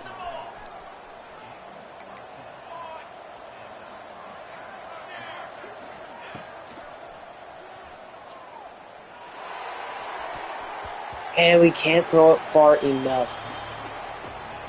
You know what? I might have a slight idea of what I could do. Alright, we can't send him out. No, not him. You know, actually, yes, him. Have him run a deep cross. And then have Dante run... you know what? Streak. No, not that. Dang it, a freaking streak. There. Let's see. So hopefully this can get something going. He's going to hold on. Okay, call timeout. We've got 2 more left. We're going to try to run hurry up from here on out. We're getting plenty of time. Okay, is Dante out here? Yes, he is. Let's have him run a post.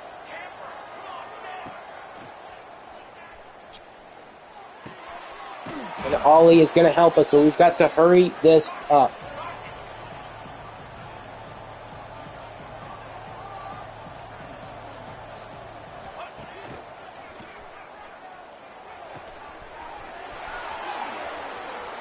Come on. He's got to get it. No. He had a big gain. You're going to be down 7 going into halftime. Ollie, why are you celebrating? We're losing.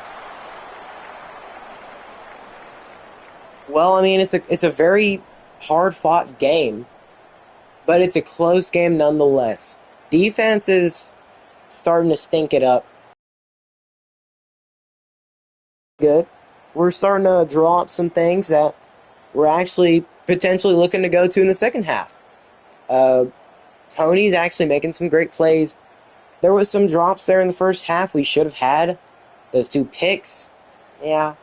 But when we've got everybody covered downfield, we've got to watch out for Jordan Smith-Irvin. Should have had that pick right there. It was thrown over him. We got to actually play good zone coverage because what we did this half was pitiful.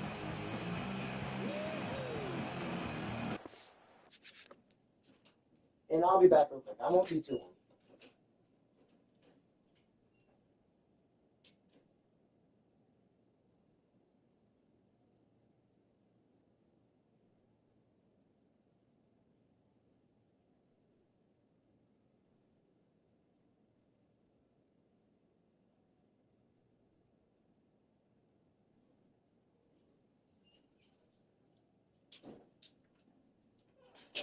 All right. Here we go. Let's get this second half of PAC-12 football underway. Jordan Smith-Irvin, the quarterback for Dallas Tech, he's pretty freaking good. We've learned that from the first half. We can't underestimate him. That's what we've pretty much done to Dallas Tech the entirety of this game so far. We just can't do that. But Ricky Tran, the running back as well, he's a freaking great player. And we have learned that quick. I know I said I don't want to do it, but I think they're going to run it here. Or better yet, they're not. And it's going to be caught, but at least they don't torch us this time. Ooh, excuse me, they don't torch us this time.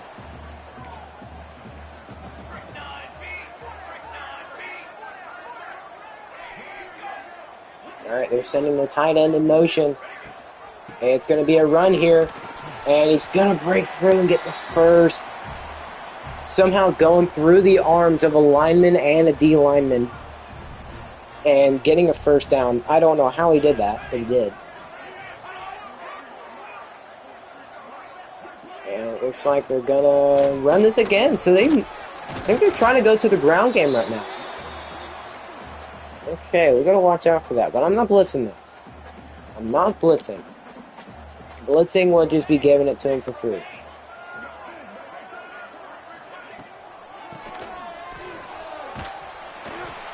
It looks like they're down to their third string running back. 3rd and 1. Okay, watch for the QB sneak here. Looks like they might run it. And they're not getting it. Screw you. We're not letting that happen.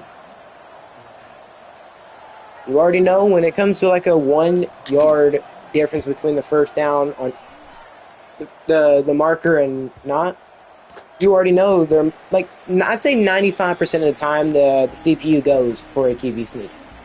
The majority of the time. We've got Dante here in the second half. We've got to break. We've got to have him break out. He's got 88 rushing yards, which is great. But we need him to have that next level today. And right now, Ollie goes down. Ooh, that is not good.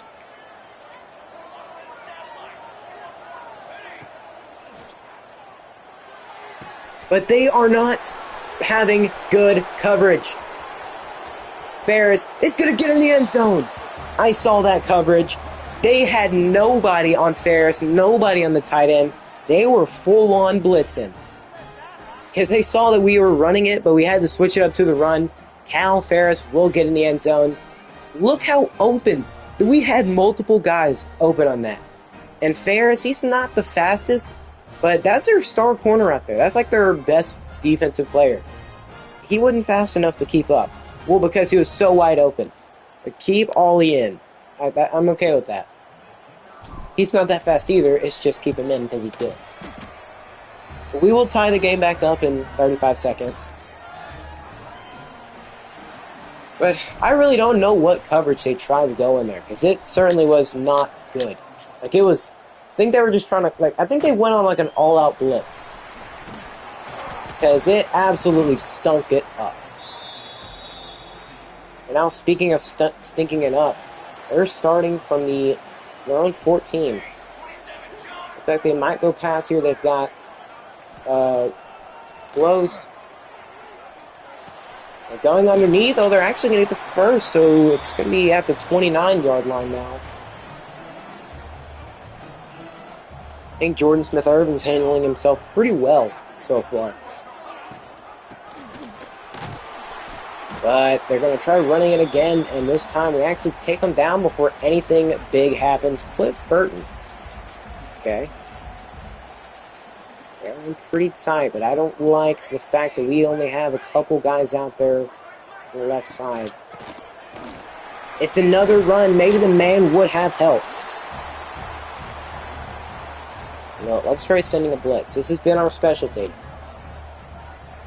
Send a blitz while still running some zone. And they're going to run it with their... I guess that's their backup running back. They're trying to run this ball. They are legit trying to run it.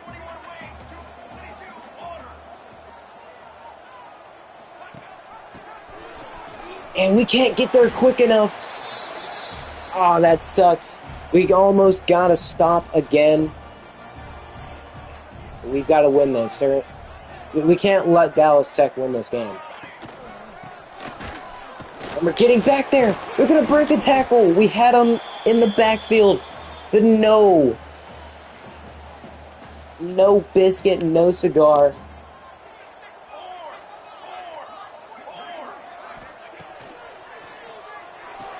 They're going to check it down.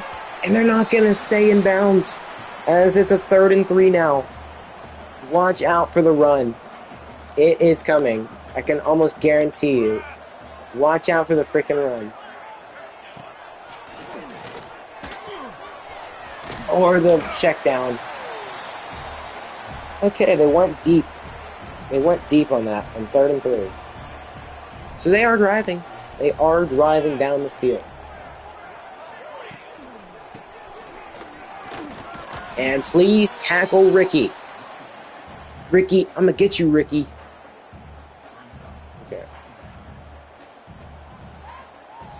Got trips right, single back in the backfield. Watch out for the run here. It is a run, and we're going to tackle them 3rd and 4. They are in field goal range, so definitely watch out for the run again. I would not be surprised, but nope. Okay, let's go Tampa 2 here. Watch all over.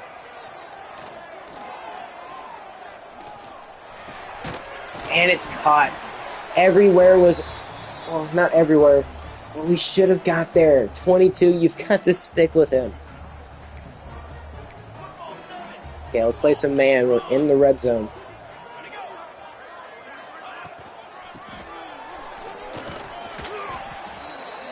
And it seems Kalen Frank... Okay, Dallas Terrell is going to get hurt. And yes, I did name it. Probably too many people Dallas. But it's just what happened. At the end of the 3rd, the score is 21-21. I don't know why we're showing this top 25 right now. It's not important. None of the teams in the conference are going to make it anytime soon. But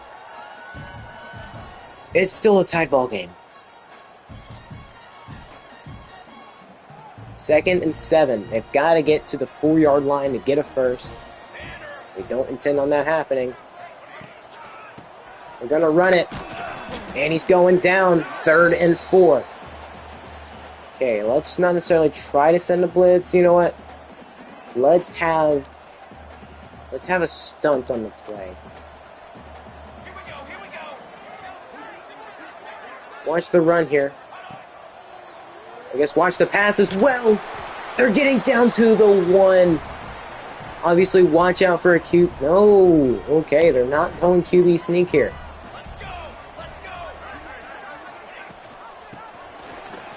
And no, he's going to break the tackle and get in the end zone.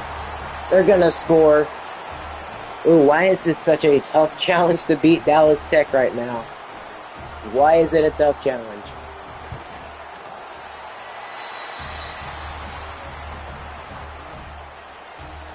So we've got to win 4 games to make a bowl game. This has got to be one of them. You know what? We can have a big return. Please. That's a massive return touch. We could have had a touchdown on that. The return was great, though. Okay, watch out. They might be trying to look at Parker. And Ollie's going to get 2 yards. Okay. Luckily for us, Dante is still in. Oh, they are not. Are they really not going to cover Ollie? And Ollie will hold on. I saw that they didn't try to cover him at all. But we could look to get a touchdown with Dante here. Well, if we didn't leave them just unattended up the middle. Are they going to leave Pierman wide open here? And yes, they do. Getting in the end zone. That's exactly how that play's got to work. We're going to tie this one right back up with 5 minutes, 52 seconds left in the game. We got all 3 timeouts. 1 stop against Dallas Tech, and that's all we freaking need. We're going to tie this one right back up pretty quickly. Our offense isn't struggling on too much. It's the defense. The defense is where it is at. We've got to make tackles. We can't just keep letting them check it down every 5 seconds and getting massive yardage.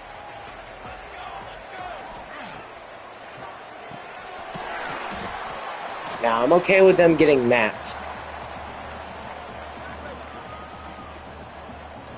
I'm okay with them getting that. What I'm not okay with is them getting, like, big plays. And they're going to hand it off again. Okay. How are we going to handle this? Because we cannot just keep letting them some kind of blitz, getting some kind of pressure. They've got trips right. Watch out for a pass here. Oh, they're not going to pass it, but they will try to run it, and they're going to lose 3 yards. Not the call there, especially since we sent the blitz. Now, they ran away from it, but still. And now they're going to pass it. They got 5 out. They're going to check it down. And we can't stop him. Why are you over-pursuing him? The corner over-pursued him heavily. And that's what cost him big.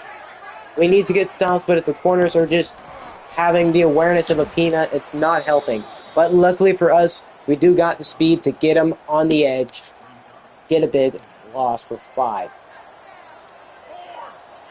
Of course, we've got plenty of timeouts. And he's going to get sacked. Jordan Smith-Irvin loses 6. And now it's 3rd and 21. Watch the freaking sticks. Watch out for the sticks. They've got to get something deep here. Let him take it underneath. And he's throwing it away. 4th down. 3.5 minutes left. We can run this clock down, get in field goal range, and end it. Offense has been doing pretty good. And maybe even a great return. Oh, we actually got in there last second. Oh, come on. You got to block 20 or 22 a little longer than that.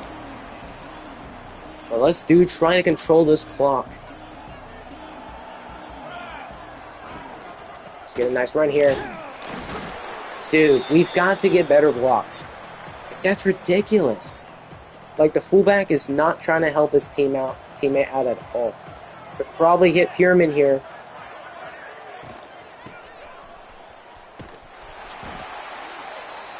The routes don't even develop quick enough for the RPO to be called.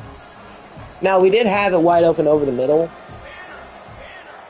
3rd and 19. Yeah, we're going to need just a really big play here.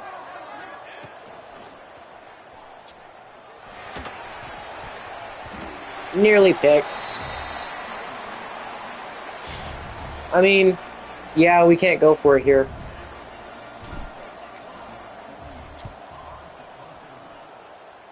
They're going to have pretty good range right now, but let's try to get a stop here. I think we can. We needed to execute on that drive, but we just didn't. It's an RPO now. And no, you've got to have better pursuit angle to that. It's like they're not even attempting to tackle him. They're not even freaking trying. You know what? Press him up. We're in zone coverage. We're going to get beat anyways. That's going to be the 2-minute warning.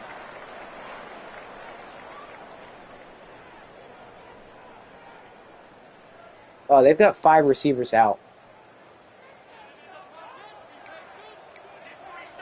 Gotta watch for the pass here.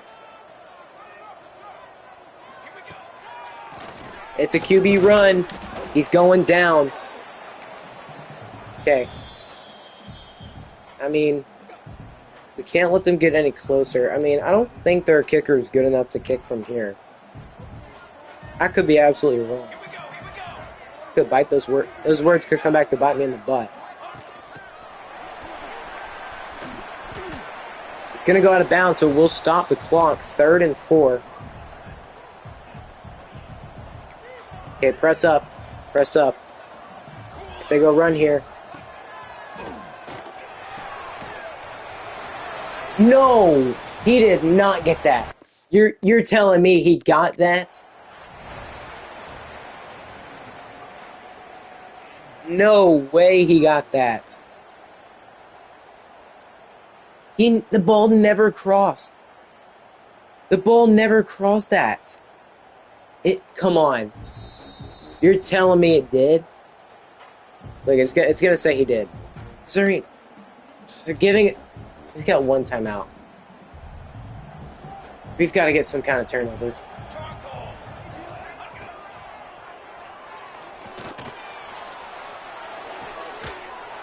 Well, I guess it helps that they keep going out of bounds.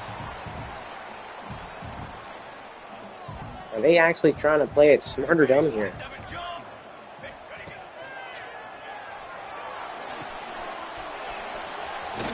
What are you doing? Are you even trying? Their answer is like, no, we're not even going to either. So quit asking. It's like they're over pursuing. They're not even trying.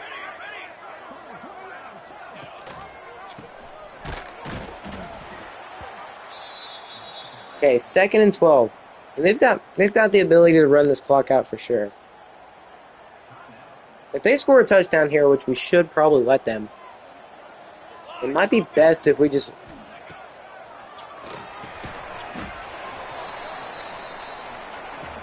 Ooh, they couldn't miss here.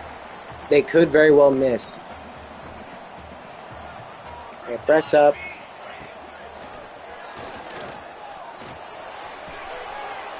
Oh my god. Okay, you know what? Who is the fastest guy we've got right now? Who is the fastest guy we've got? Because kick return could win this for us. Kick return could win this. Is Dante hurt enough for the speed to come into play? Because we need speed right now. Like, we just need speed. I don't care what overall you are. Speed is the most important thing we can have.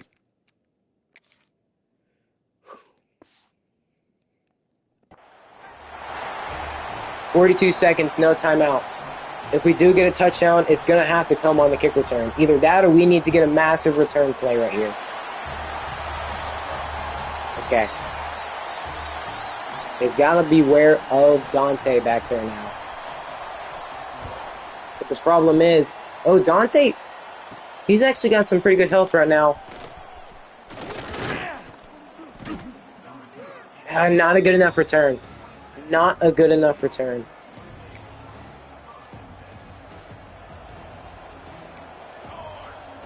We actually get him open.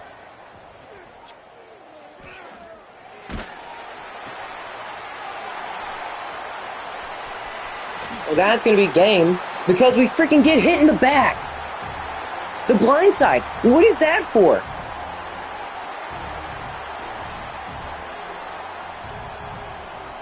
Now, of course, we probably did wait a little too long, but these are 60 overall players.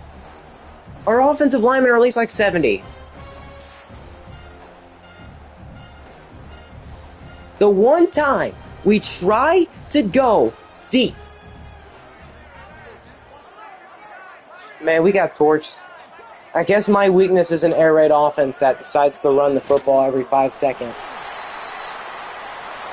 Okay. Yeah, let's let an air raid offense run the ball 20 billion times. We lost by 7. First conference game for us ever in the PAC-12. We lose. Because that man right there, Jordan Smith-Irvin, it was 5-star QB versus 1-star QB. And if you're wondering who the 1-star is, it's freaking Tony Adkins, who threw multiple picks. One of them right there wasn't his fault. He got hit in the back. Now, who's to say it wouldn't have been a pick in the first place? But Dallas Tech will move up to above 500, and that's not going to help us out when it comes to trying to make a bowl game. Now the best we can look to be right now is 7-5. We've got a ways to go. But if we want to get that 5-star QB, we've got to win next week, without a doubt. We've got to beat Vermont State. We've got 2 players on a visit. One of them is that 5-star QB. And, well, the other one is Trayvon, the linebacker.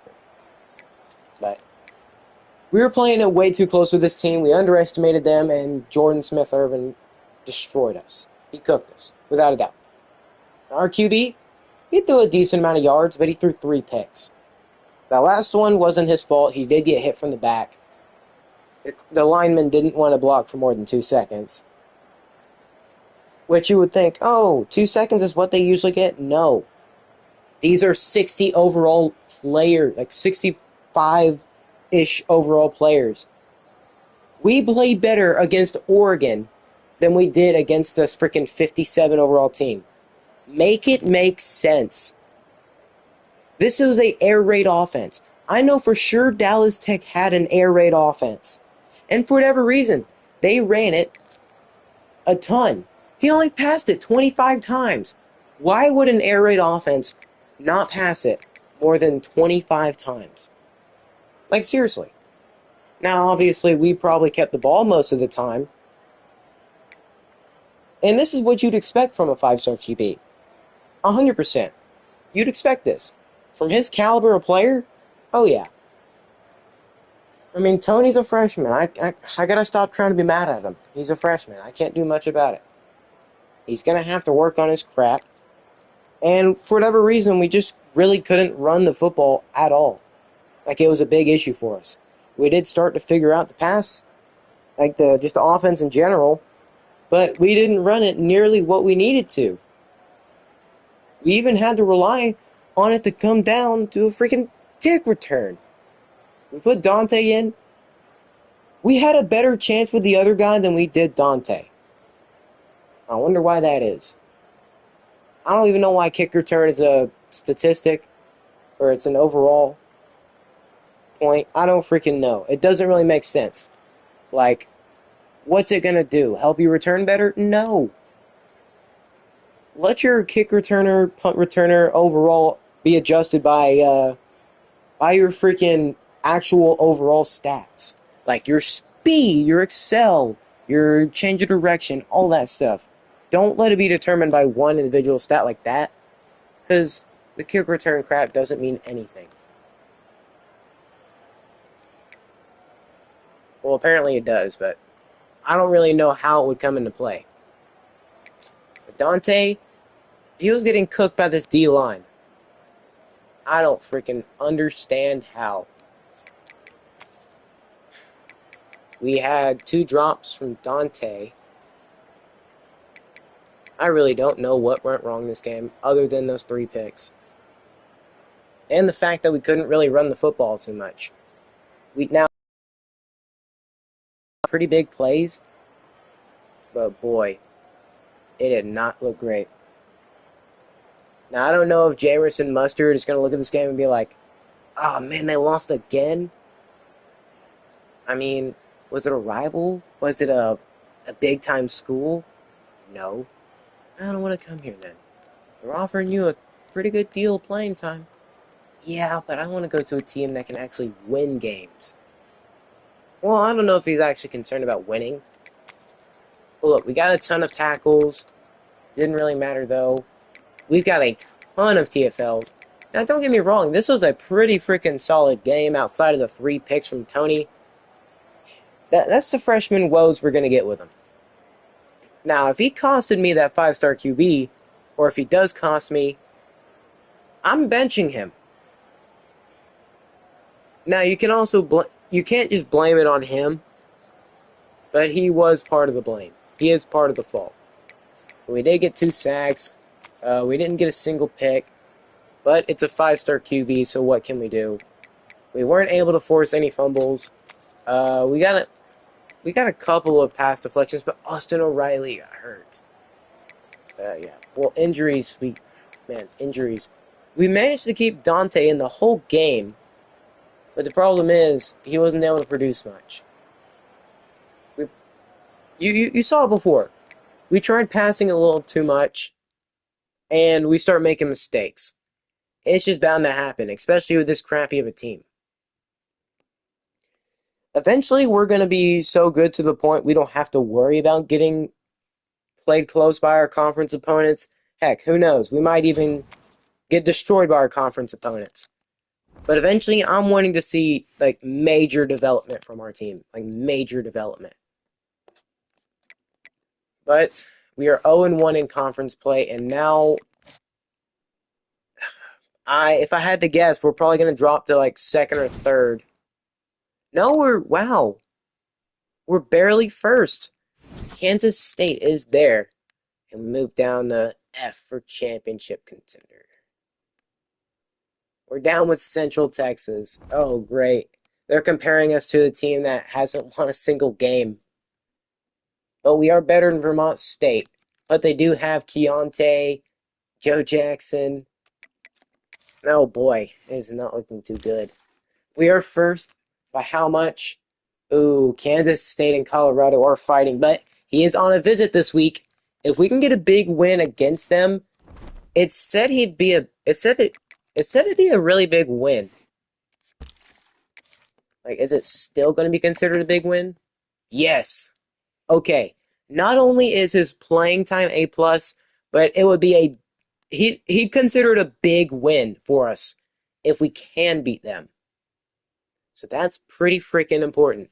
This win, it matters a lot. Trayvon Nesbitt, it matters just as much too.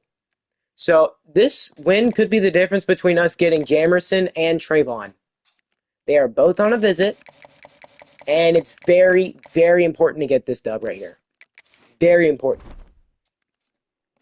Like, we can't have what happened at Dallas Tech happen here. But you're going to get to see, we're going to rock the blacks. We're going to rock the black jerseys. But you're going to get to see the home stadium for the first time in school history. But we are returning. Vermont State is back in the series, or back on this channel. Just not in the way you would have probably wanted. But look, we can do cool matchups like this. For whatever reason, I really love the red the red uniform a ton. Not to mention the helmet is just super sick.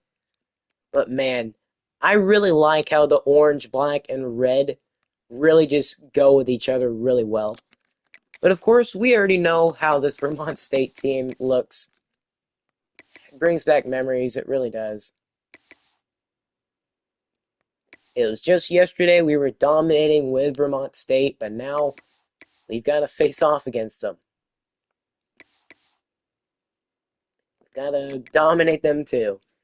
Who would have thought a 54 overall team would be a massive, massive game for us for a 5-star QB?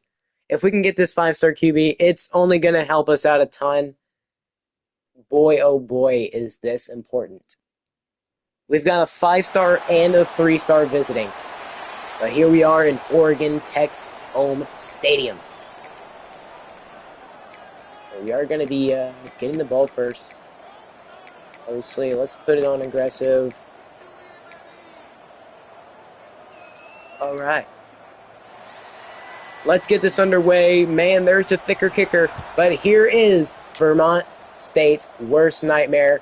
It's the Oregon Tech Stadium. All right, Coach Maurice. Lead this game into victory.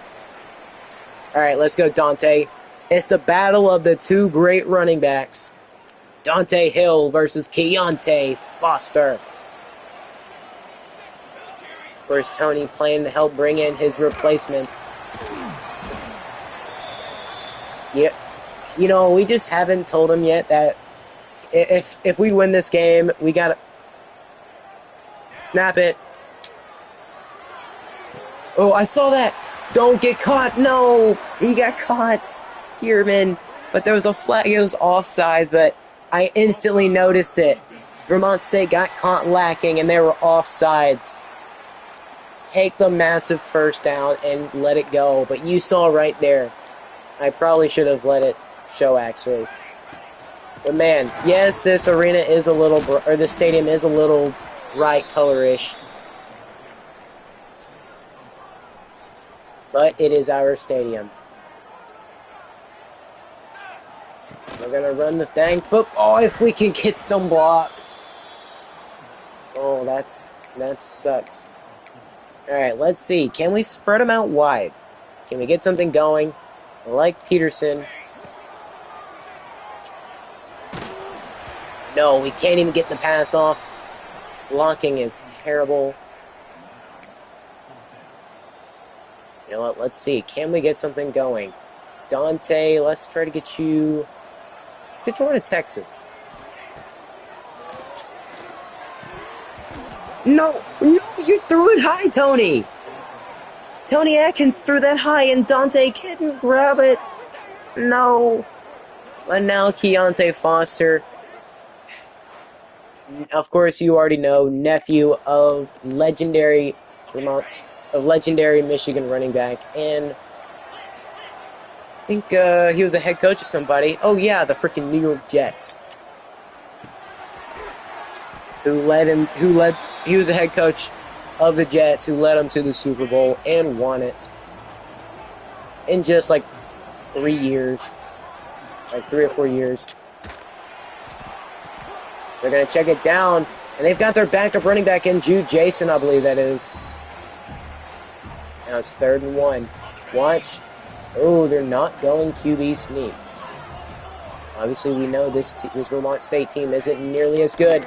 Watch out for the running back, Keontae Foster. He's an electric running back.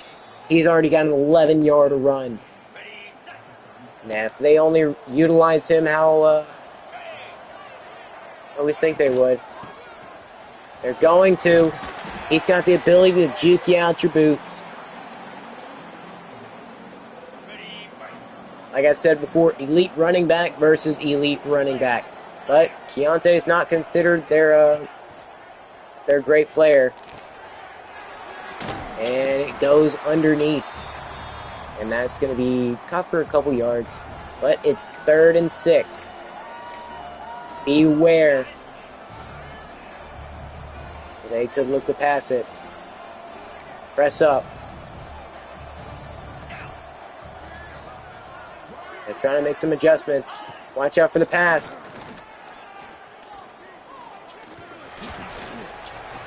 And nobody over there. Okay, well, How on earth did we not get any pressure in at all? Like, we got literally 0 in. And they're going to run this football. And he's going to be taken down for a gain of 1, actually. Oh, watch the run here. I have a feeling it's going to be that. They're going to commit on the run. And they're going to toss it. He's not going anywhere. 3rd and 5. Why on earth would we do that kind of play?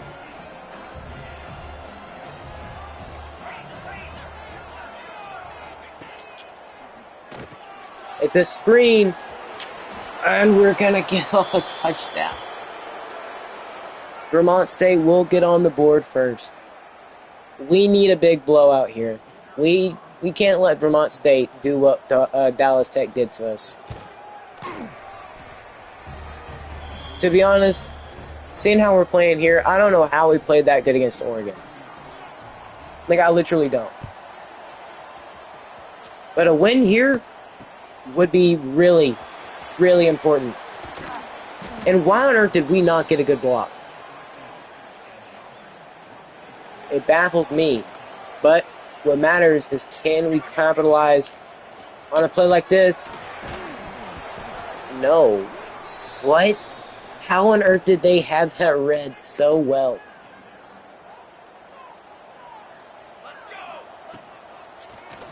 Well, they're not going to be able to have this one read. What?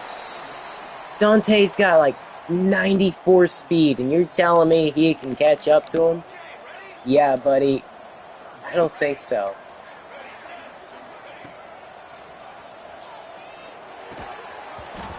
And we're not even holding on to the dang football either. Yeah, I don't know what on earth is happening right now. We need a ton of yards.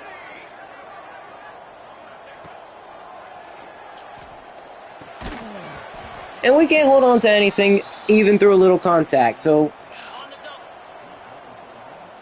we should have punted it. Oh, I don't know if we should have. How are we letting a 54 overall team destroy us?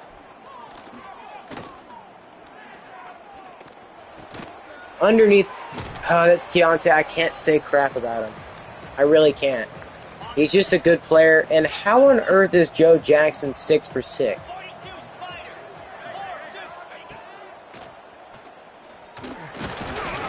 And he's finally going down. Freaking finally. 3rd and 10. Hold him to a field goal here. Please.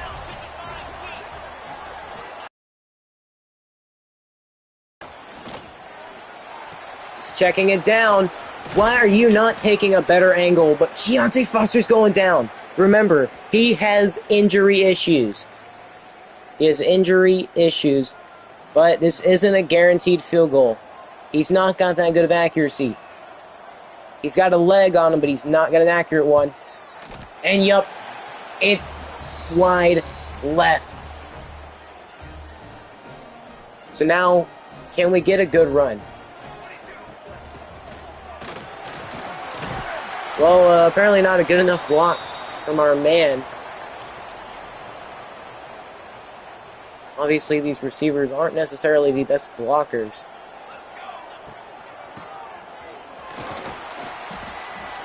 So we're going to hurry it up. Maybe try to get the first on the run here.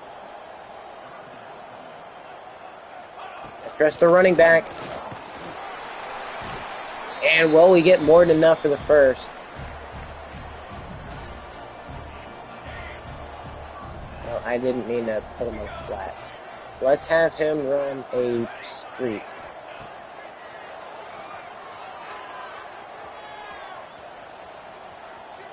And we're going to have a big run from Tony Atkins. Massive run. Can we get a QB blast? Well, no, we're not getting off before the end of the first. But boy, oh boy, are we playing like straight up trash. We're down 7-0 going into the second. We don't get ball at half. We've really got to start playing better. We are not able to run it as well as we want to. Blocking, for whatever reason, is just straight up terrible. Gotta do better.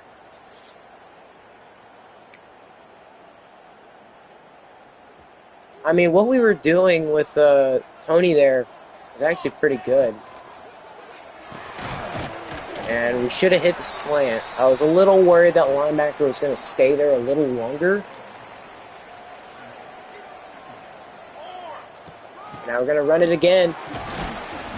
And it's only going to get 2 yards. Like, that's what I'm saying right there. Blocking just isn't trying at all. Now let's try to get the run here.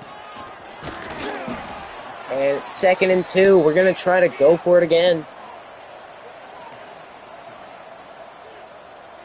They've got 3 down linemen, but an edge rusher. Let's try to get the run here. And we're not going to juke them, but we do get the first. Let's try to confuse him with a screen here. He's going to get it. But, man, 31. There ain't no way that man is fast. Jackie Wells. Oh, they ran man defense there. Oh, so they're going to keep running man. This is a play that can very well beat it. Look out for Parker Peterson over there.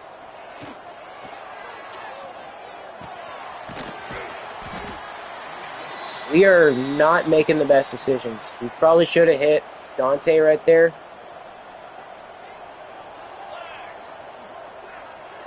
Have Dante go underneath. Man, why can we just not catch anything? And I mean, really. Like, we are absolutely failing to hold on to any of these footballs. But we will just take away our 3 and make this a 4-point deficit. So if we do get another stop, we can actually get the lead if we can score a touchdown, which somehow we failed to do. We play better against the top 5 team in the nation than a bottom 5 team in the nation. Well, Vermont State's not that, but still. We really got to have a big turnaround. So this is not how we need to play. But they're going deep, and it's dropped. We're not even trying to go for the ball. We're just aiming for the players. Like, you got to have an eye and hand on the ball. And he's going to try to go for it. We have everything covered. The pressure finally gets it to him. And he's got about 5 yards rushing on the day. I guess that's the way to go. Keep everything covered if he tries to throw up something stupid. And it's intercepted! Pringle! Stephen Pringle gets the pick. Finally, we produce one. And that's a big, big interception for us. Now, I don't know if we can actually get something like this going. Like, get a play like this going. But our running back, Dante, he's not the best at catching the football. We've got to keep that in mind. Keep this. We gotta keep running the football, but we gotta make sure Dante stays healthy enough. See, that's the thing we've always had to worry about. We have Ollie. Okay, he got about 3 yards. I'll take it. Take it or leave it. Okay, they've got a ton of guys on the line. You know, let's try running a cover or running a pass against them. And Dante, they instantly set that in there, and Tony got it out in time. And now watch them not cover Ollie here. And Ollie's getting in the end zone, giving us the freaking lead. See, that linebacker, he was this freaking close. And I mean this close to picking that off. If he would have put a hand up or there, right there, that would have been a pick. But luckily for us, Ollie was there, he caught it, and he just has to truck through a couple fellas, get in the end zone. Of course, like Marshawn Lynch once said, all it takes is running through a fella's face. That's all it takes. And you saw it right there. Running through a fella's face, getting in the end zone, giving us the lead on Vermont State. Hate to do it to them, but this game right here is the difference between a 5-star or 3-star And I'm talking about two really good players and not getting them. With that loss against Dallas Tech, we've got to have a much better game here. Like, we can't allow the same thing to happen. This is probably how it would have played out if we wouldn't have basically had everything on aggressive. Like, yeah, I understand we want to be rough and tough with every team, especially one like Vermont State. But we just can't. And he's going to be forced to throw that away. Everything is heavily covered up. 3rd and 3. Now it is time to send pressure, watch underneath, and just have great coverage overall.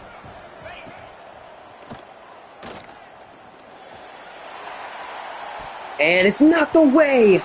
4th and 3! They're putting it right back, and we can look extend this lead.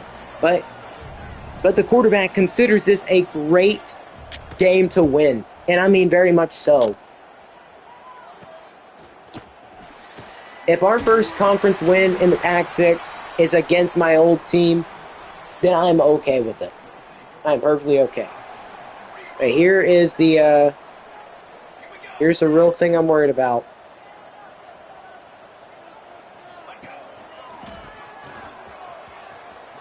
We're not going to be able to outrun them. We're going to lose a yard.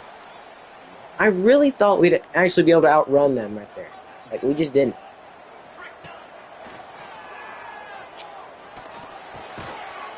Okay. I trust my fullback more to catch the football than I do my my starting running back, Dante. It's kind of like okay,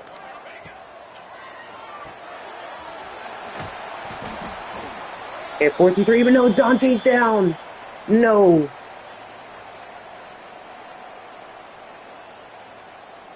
Okay, let's see. Can we get them here?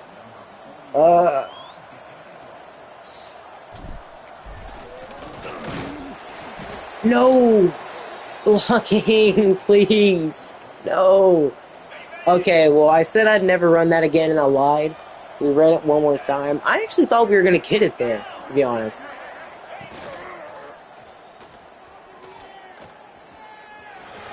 Watch out for that. Oh, no, watch out for the run. Okay. Oh, yeah, we got to have a QB spy out on him. It's a pretty important guy to watch out for. Okay, press him up. Have some pressure on him. It's 5 wide.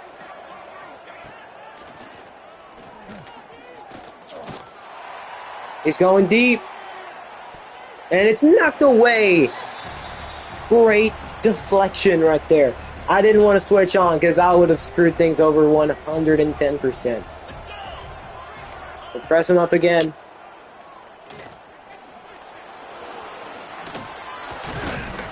Oh, come on. Force him to fumble. He's not that great at catching. Come on. Let's go cover 3 again. Press him up. We should have enough speed to keep up with their guys. And he's going down. But there's going to be an injury on both sides. Cody Barmore and Jalen McDonald go down. Well, injuries are affecting us, and we've already seen it with Dante. And yet again, they're going 5 wide. Pressing up's going to be stupid here. And it's dropped. Terrible throw. Somehow actually managing to get a single hand on it. Kind of impressive if you ask me. Wait. Oh, that's their center. I'm like, why is our player up? No, that's Vermont's.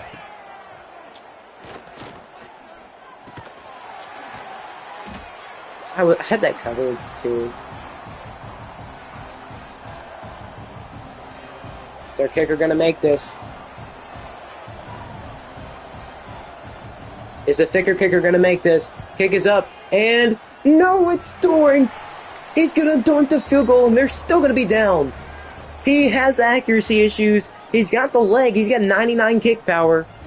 It's just he struggles with actually completing good passes. I'm sorry, kicking good field goals. I don't know what I'm talking about.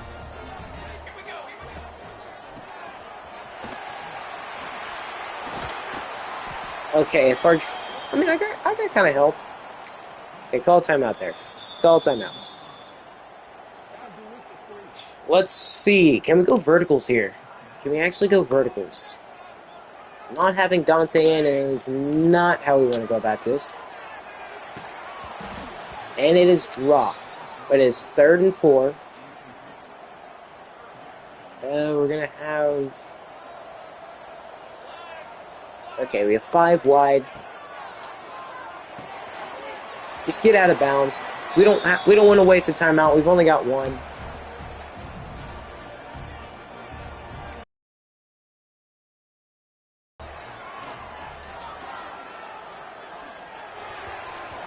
Overthrown.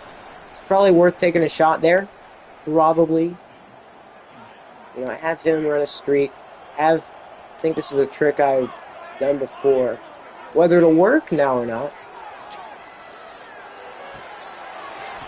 Wait, that's caught! He actually caught that? Yeah, we've got to get a little closer for a field goal. We'll probably hit Ollie here, but it's going to have to be freaking...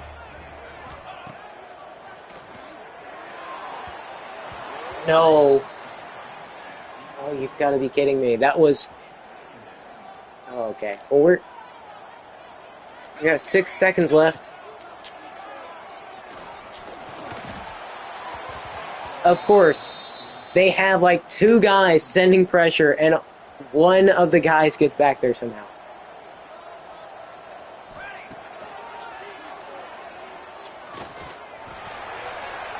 Go up for it.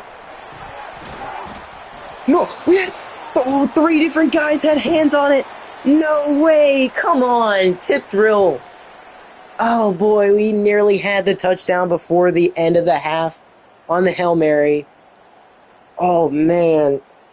We had 3 separate people get hands on it. But, hey, we're actually going into halftime with the lead, 10-7. I don't believe we get ball, but that's the only score of the only score of the game for us right there, touchdown-wise at least. It was an RPO. But they've actually been playing great. Vermont State hasn't played down to their level at all.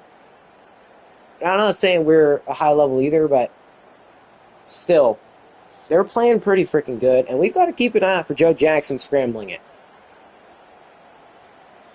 And yeah, we do actually got to kick this ball off. So Vermont State will yet again get another chance to try to take back the lead. Hopefully our defense can step up again. But we were making some catches we very much shouldn't have. But a win here would be big, and if we can actually get a big blowout win, that'd be great too. Watch out for the run here. And he's going down. Read it all the way. Don't know why it's still on recent. It should have switched back by now. No. Joe Jackson, he's one man in the backfield. He's going to check it down. And that's now 3rd and 7. Well, I guess I'm going to keep running the same play. Okay. 3rd and 7. They need a couple yards. And, oh, we should have known they were going underneath. He's only got 77 yards today. All right, can we actually send a blitz here? I have a feeling we can.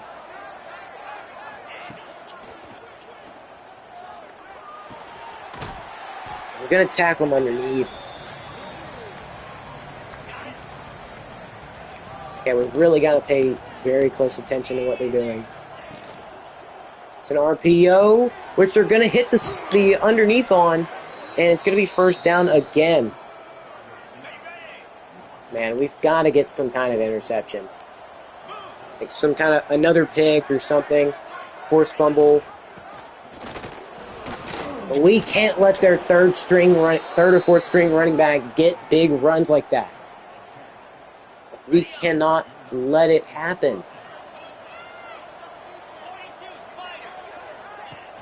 They're going to run it yet again.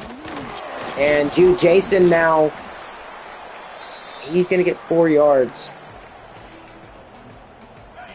Vermont State is definitely giving us a run for our money. Quite literally. And it's a halfback screen.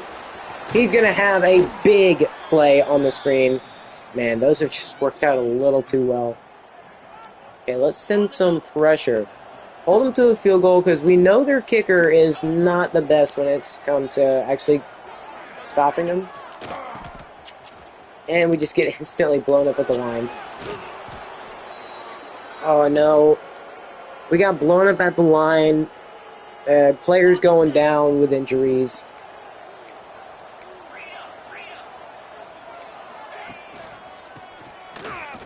And we're not...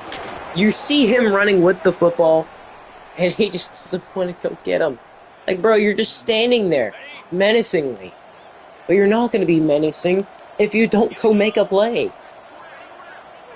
Now they're going to look the pass here. They're sending their tight end in motion.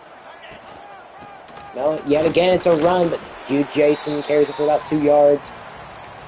Oh, man, I'm sounding like a freaking broken record the way I just keep saying the same thing over and over again. But then again, they're doing the same thing over and over again. And it's working. Like, we've got players on the freaking ground. We've got players getting pancaked. Like, seriously? Vermont State makes a lot more sense to run the football because that's kind of what they're based around. But when Dallas Tech was doing it, oh man, I'm so freaking mad. We got trips left. Watch the run here. What do you mean? He was all over them.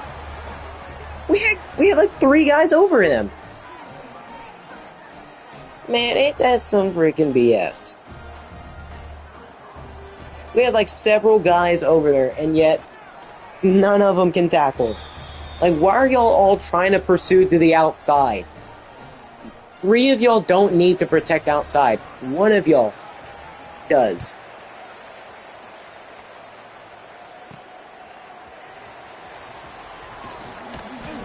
Like, when our team figures it out, we will be scary. But right now, we are not playing like it at all.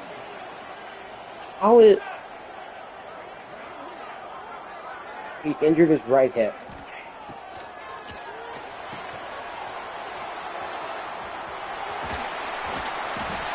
First down. Well, our plan of running it now isn't really working. Well, maybe not. There's a penalty. Don't let it be on us. It's on us. Illegal block in the back. It's going to negate the big run. Seriously? What was all that for?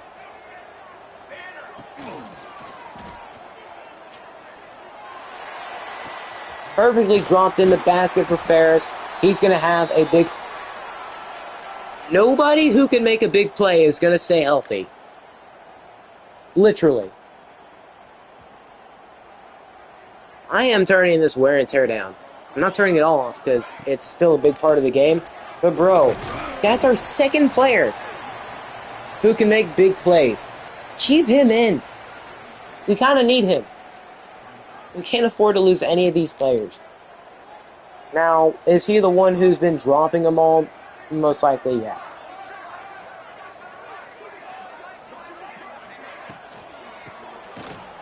Dang it. We've got...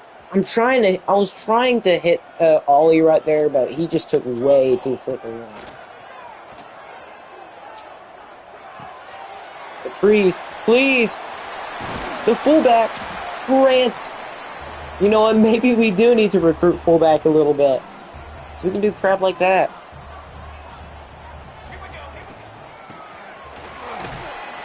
Yeah. Do wanna get this prop...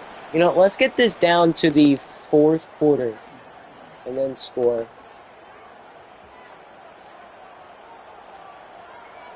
Or I'm sorry, let's get this down to the 4th quarter and then let's not snap until the 4th quarter. Let's let the clock run down.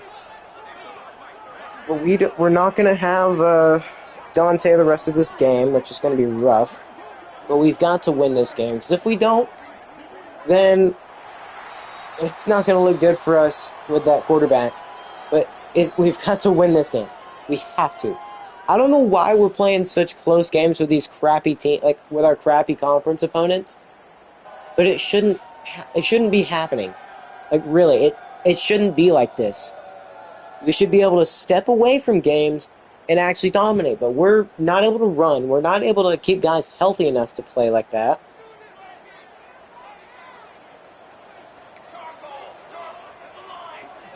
You know what? Have Ollie runs a streak.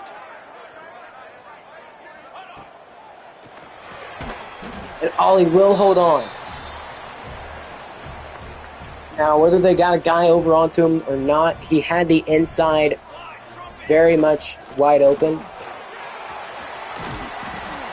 Okay, stay safe. You know, let's run what's worked before.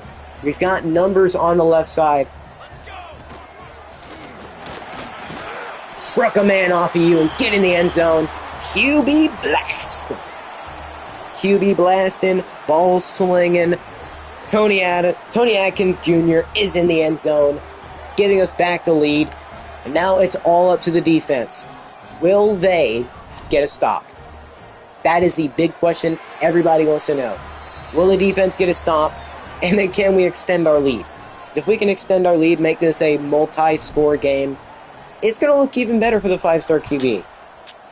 But we have to win this game. We cannot let them come back, beat us.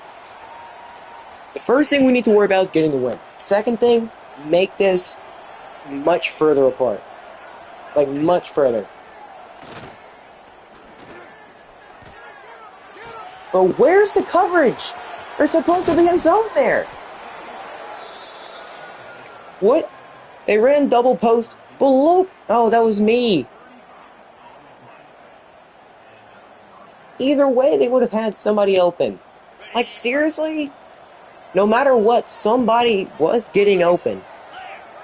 Now watch the run here. They're already favoring that. And we're getting freaking pancaked by some receivers. When our receivers couldn't block for 5 or for literally a single second. I'm sounding more like ranting now than I am actually commentating. Well, live commentary. But this game can be frustrating sometimes. They're already in field goal range, but as long as they're on the hash, they're not making a field goal. I can almost guarantee you that. So if we get a stop here, hold them. Just field goal range. Okay, well they're... Okay. Press them up here. If they do get the ball, make sure they get it to the hash. But no! We can't get a stop. Why are we not pressing in on him? Why are we allowing receivers to block? Like, seriously.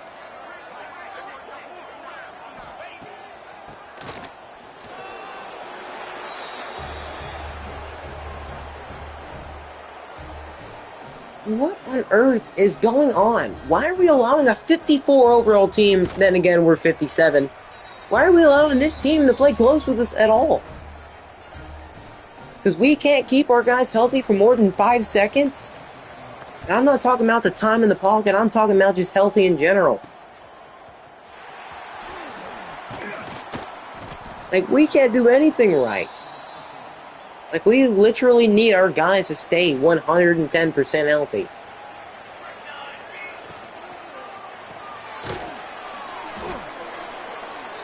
Are we serious? It's like they already know what the play is. Like, literally, he knows what the freaking play is. Got Peterson. Let's hurry up and get down the field. I am not trying to waste any time. Snap the ball, Tony. Okay, hurry up. 2nd and 6. Let's flip it and reverse it. Flip it and reverse it. No. Let me just freaking hot route my dudes. Have him run at Texas.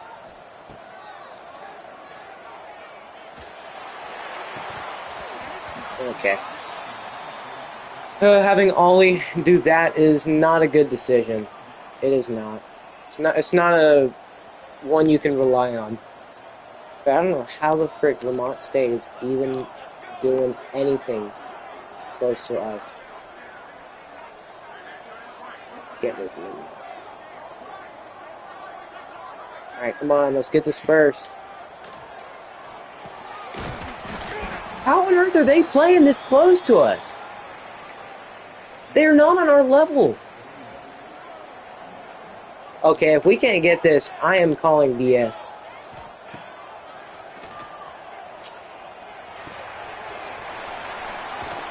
Okay. 3 minutes, 21 seconds. We cannot screw this up. We just can't. Have him come down a little bit. What a grab by Ollie. And now Kobe Julius Jones is down. He is hurt. But Ollie does have gold sure hands. Like how is they not being blocked? Now let's go back to this play. Let's flip it though. Come on, hurry up. Okay, flip it. I mean, we've got 2.5 minutes left.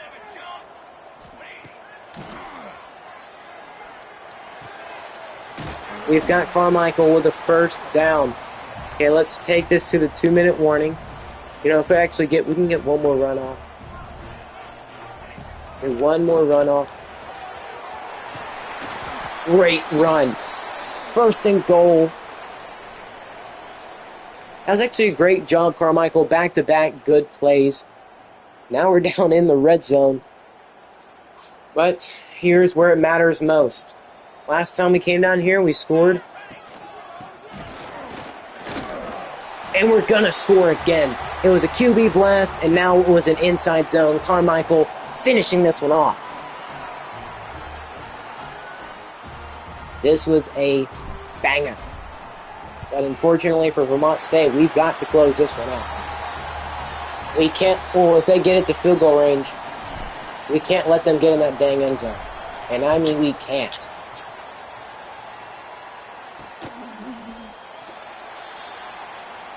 Can't let them get a touchdown. Can't let them get a first down. Well, first down, it's most likely going to happen. They're going 5 wide.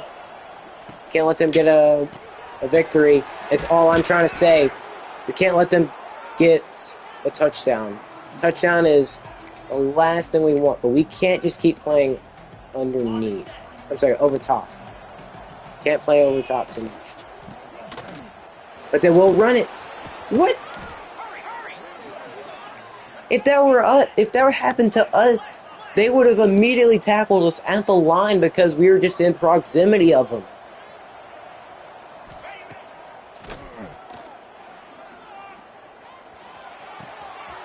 Are you kidding me? How is the tight end faster than our linebacker? How on earth is he faster than our linebacker? Like, you're telling me we can't jump up for that? So watch the run. What? Are you serious? Oh my god. Do not give this freaking game up.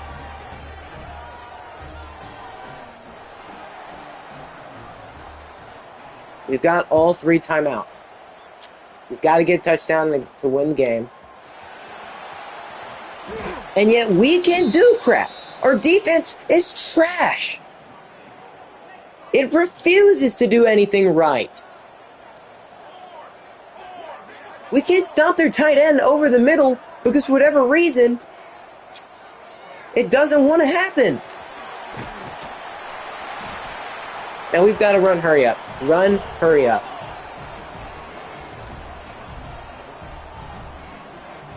Pierman, please. Please, Pierman. Of course it gets deflected. Why are you telling me to throw it short when we've got 50 seconds left in the freaking game? Are you actually retarded, game?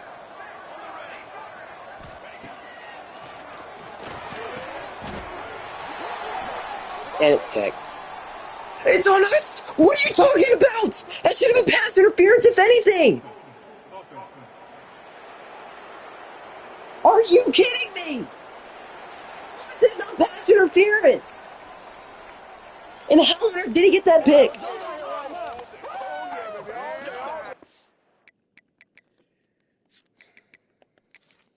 It's this freaking crap that happens! Like, what on earth is this? I'm just trying to throw it over the middle. He's not even trying to go for him. I should wait a second longer to let him get open, but what the frick is this crap? What is this?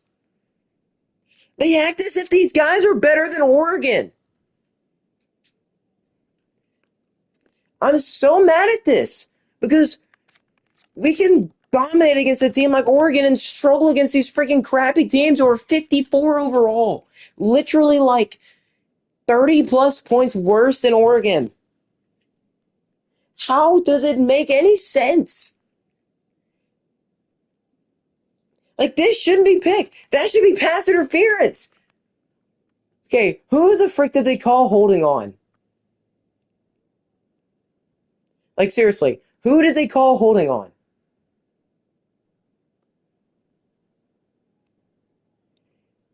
'71. Was it you? That's the only guy I could think of. What do you mean? He just tried to do a freaking swim move. These penalties should have offset. It should have been a freaking replay of down.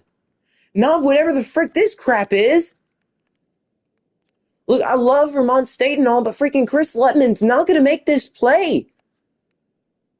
What?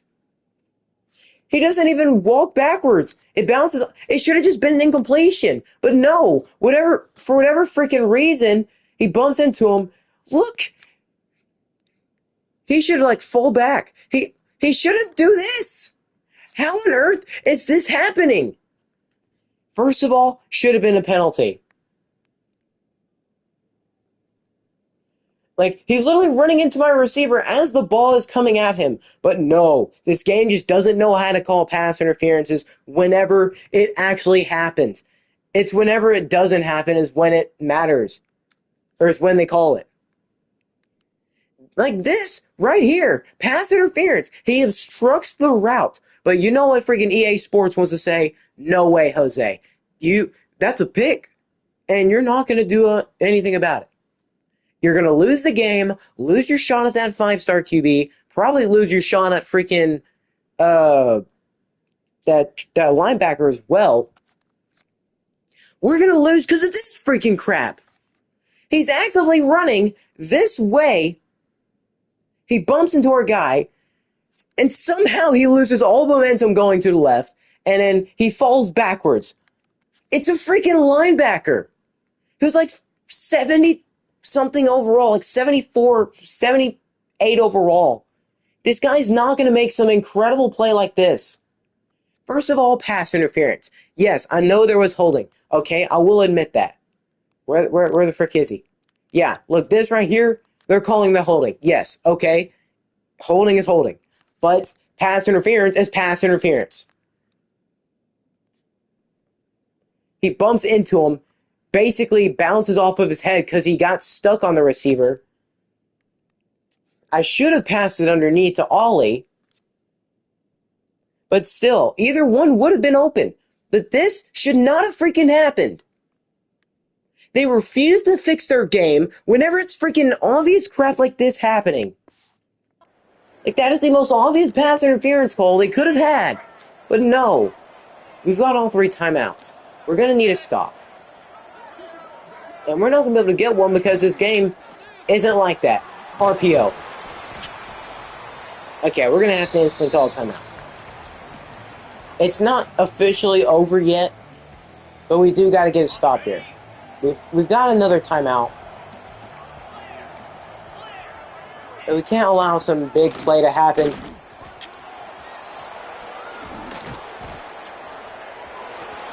Are you kidding me? These are 60 overall players doing this. 60 and 70 overall players doing this absolute crap. Right here.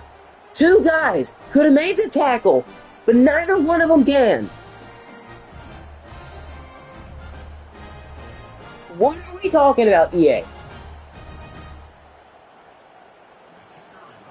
We have just lost the biggest recruit we could have. This is a 54 overall team that we are facing. And we can't do crap. Somehow we did more against Oregon.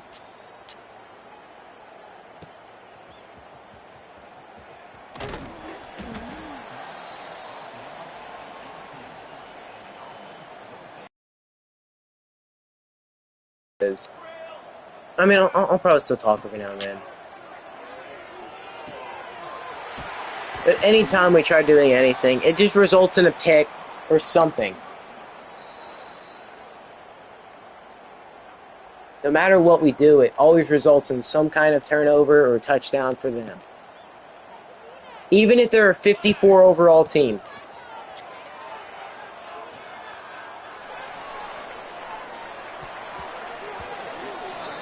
Like, how does that not result in a catch, at the least?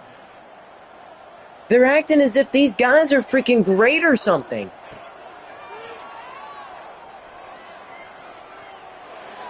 Like, no, these guys are trash. And if we can't get the freaking field goal here, I'm sorry, the catch here, or first down here, it's literally over.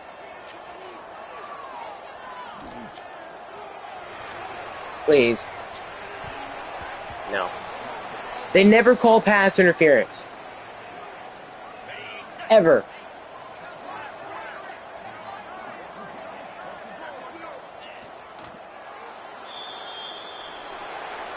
Why we allowed 34 stinking points and 35 stinking points?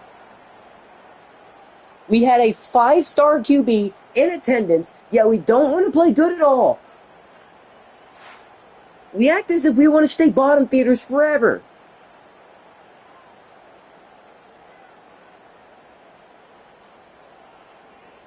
We're already looking crappily for that quarterback because Colorado or Kansas State are going to end up taking him. Losing this game is not what we needed to do. And we just did. Because of some absolute bullcrap. It was the constant freaking... And they're not even going to show it because they know it should have been a penalty. At least on them. It should have offset. But penalties... I don't think they even have a thing in this game where you can offset penalties. I think they can only call one at a time. Add it to the game where you can have offset penalties. Because there was 2 penalties on that play. I am okay with admitting that we held. I'm perfectly okay. But do not tell me that was not pass interference. First of all, gravity. Gravity should come into play there. That was never going to happen. It shouldn't have happened. He should have dropped it because these guys are not good. I'm going to let it be known. These guys are all trash. Why do you think every team is like 50 overall? The best players on these teams are like 70 or 85 overall players. And it's only that one player that's good. Literally that one player. Why do you think they're all so low overall? They know they screwed me over on this play. They know it. That's why they're not letting me show it. I literally reviewed it for like 20 minutes. Well, not exactly. Like 5 or 10 minutes. I reviewed it. I looked all up and down that freaking play. And for whatever reason, it won't let me actually go back and watch it. Yeah, you know you screwed up, EA. You know it. They had to score 21 points in the fourth, and we couldn't do anything to stop it.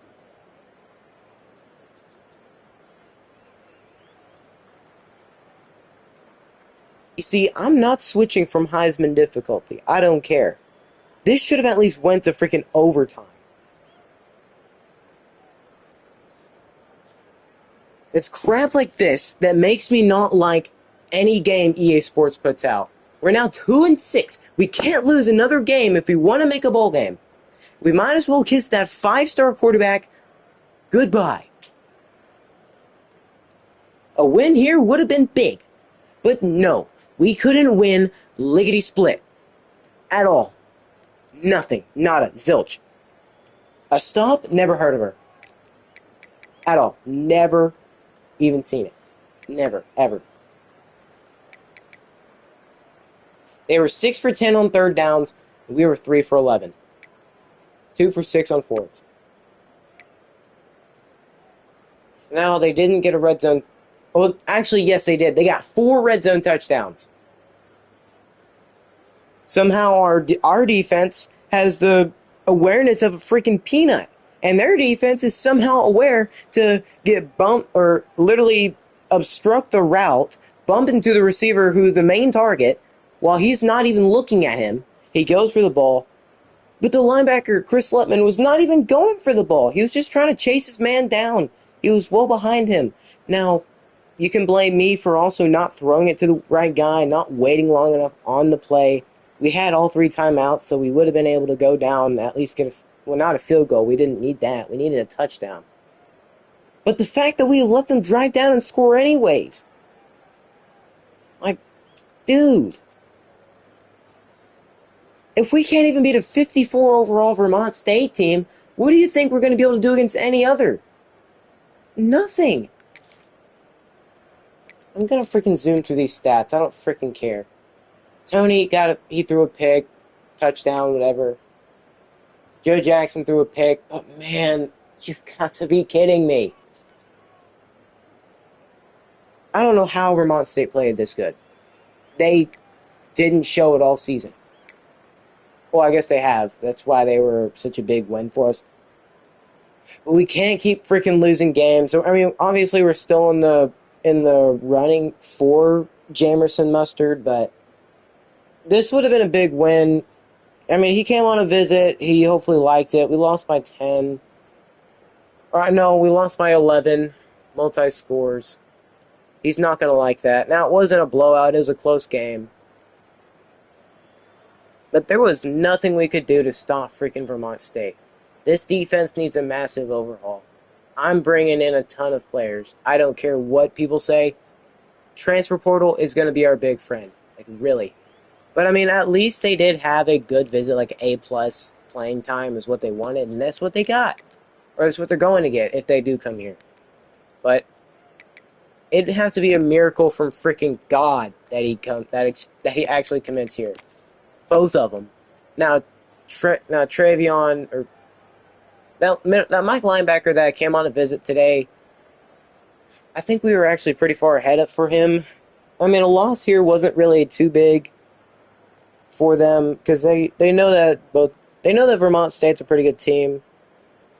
Well, not on paper, but we got a decent amount of tackles. TFLs, we actually got multiple guys like Joshua Townsend and Jackie Wells. Both got 2. And, oh wait, that's not us. That's Vermont State. Crap, let's check our crap. Tony, he had a pretty okay game. Didn't do anything game-breaking or game-changing. Dante, I don't know why. He's just struggling to run the football. Like, we can't do anything. Like, against these crappy teams, he should be torching them. He should be destroying them. He is miles fast. Like, he is so much faster than these guys, but for whatever reason, he can't break off of blocks. He's suffering from the same thing Keontae struggled with whenever we played with him, and that's just getting hurt constantly. Now, it's not like their injuries are terrible or anything. Like, these guys are actually pretty healthy players. It's just we couldn't do crap with them, for whatever reason.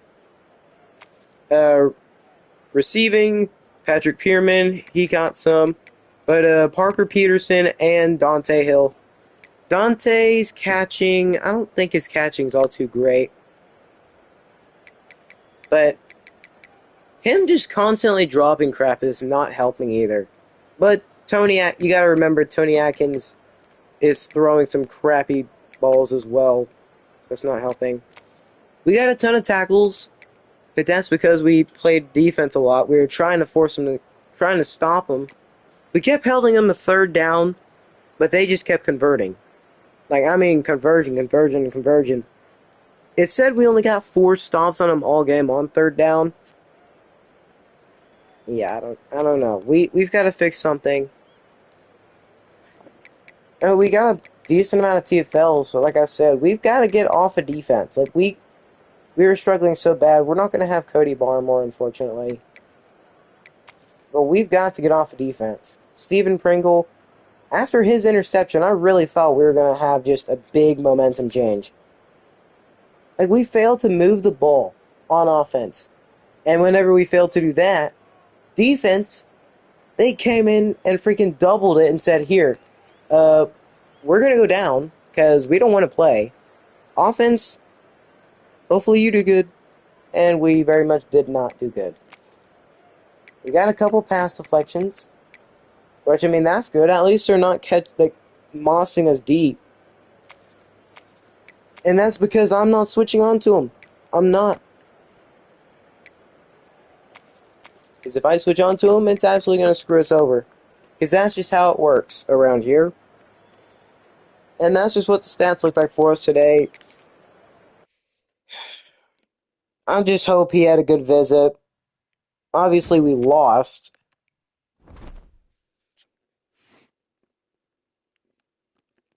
We're not looking good. I mean, we were playing at home as well, which is no excuse to lose. We have every advantage in the book for us. Oh, we get Trayvon Nesbitt, but... Okay, we get the linebacker we wanted. So our first commit is that linebacker, but now the real question is, did we end up falling on his board? We can upgrade 2 things. We saw how important running back is, so let's just do that. But we've now maxed out the QB tree. We moved down to 3rd on Jamerson. But we do get Trayvon Nesbitt, which is good. Really good.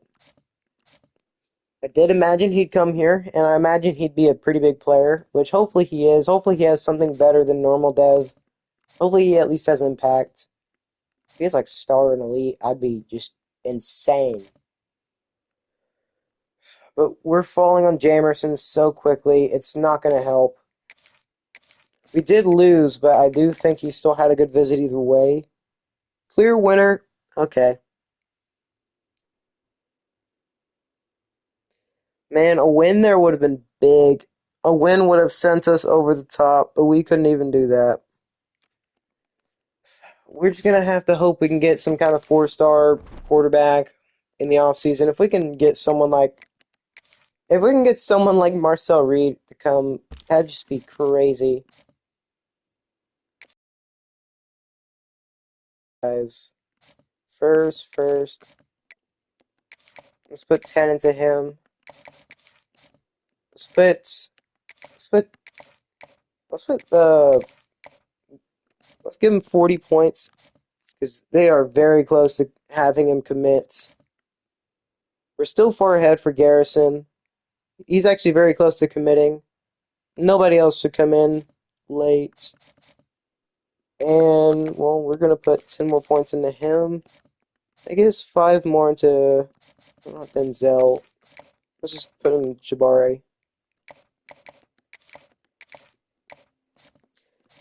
Yeah, losing that game was probably the difference between getting and losing Jamerson. Now we're just going to have to hope the other teams don't get him.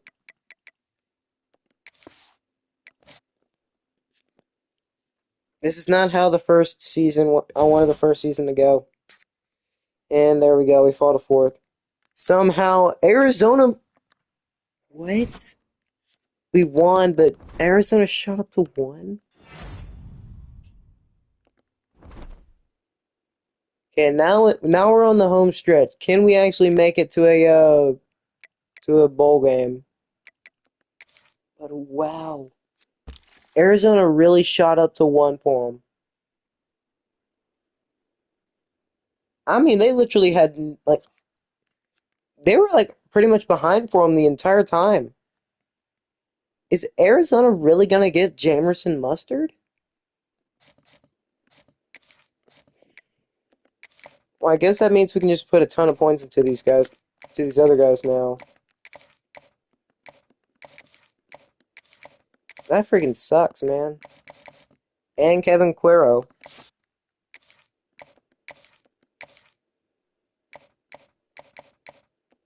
Have him on a visit because he considers Metro Atlanta a higher tier opponent. Obviously, I guess he is.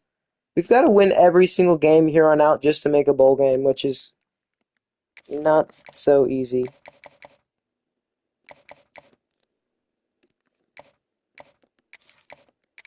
Well, I do want to get Garrison, and I want him to hurry up and commit.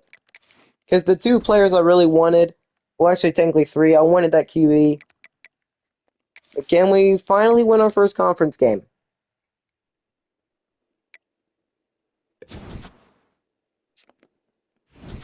Yes, we do. Santa Cruz, unfortunately, taking the first loss.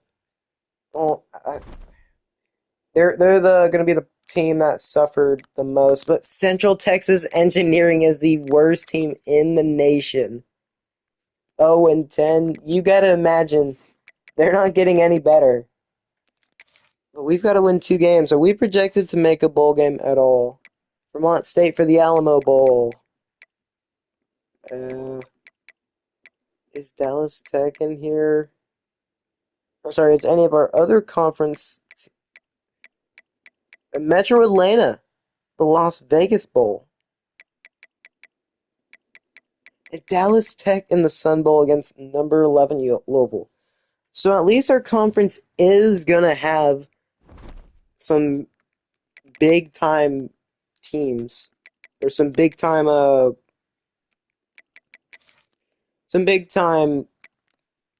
like looks in the media. Like we're not completely helpless. But we've got to win our last 2 games and try to make the bowl game that way. But man, Jamerson Mustard, it really sucks he's not going to be able to play for us. I do need to hurry up and commit these guys because it's not going to be good if we wait any longer. Oh crap. We've actually got these guys able to come on a visit. I'm sorry, not come on a visit, but show up.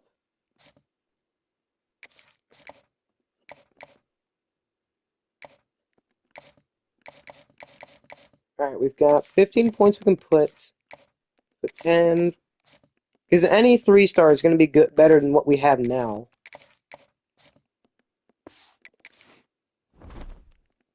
And most of these 3-stars are actually we're first on their board, so something's better than nothing, I suppose. We win again, so we're 1 game away from making a bowl game. So it seems Central Texas Engineering, who I thought could have potentially won the conference, they're not even going to win a game. They've got 1 more game on their season. And this is the game that separates us from a bowl game and not. So the winner of this game, actually, could we have the majority of our conference make a bowl game? Alright, can we beat the Metro Atlanta Battlehawks? We're 2-2 in conference play. What are we looking like conference standing wise? Dallas Tech is 5-0. So it seems their 5-star quarterback is going to help them get to the Pac-12 championship. Ooh. Wait, no, I think Vermont State might make it. Interesting.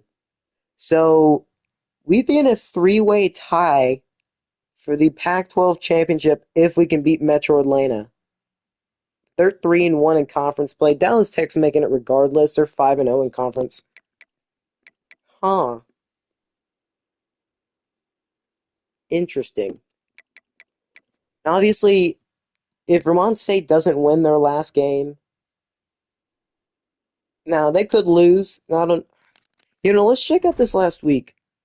Because this is the last week of the season. Who's all playing? Because this could mean very, very important conference ramifications.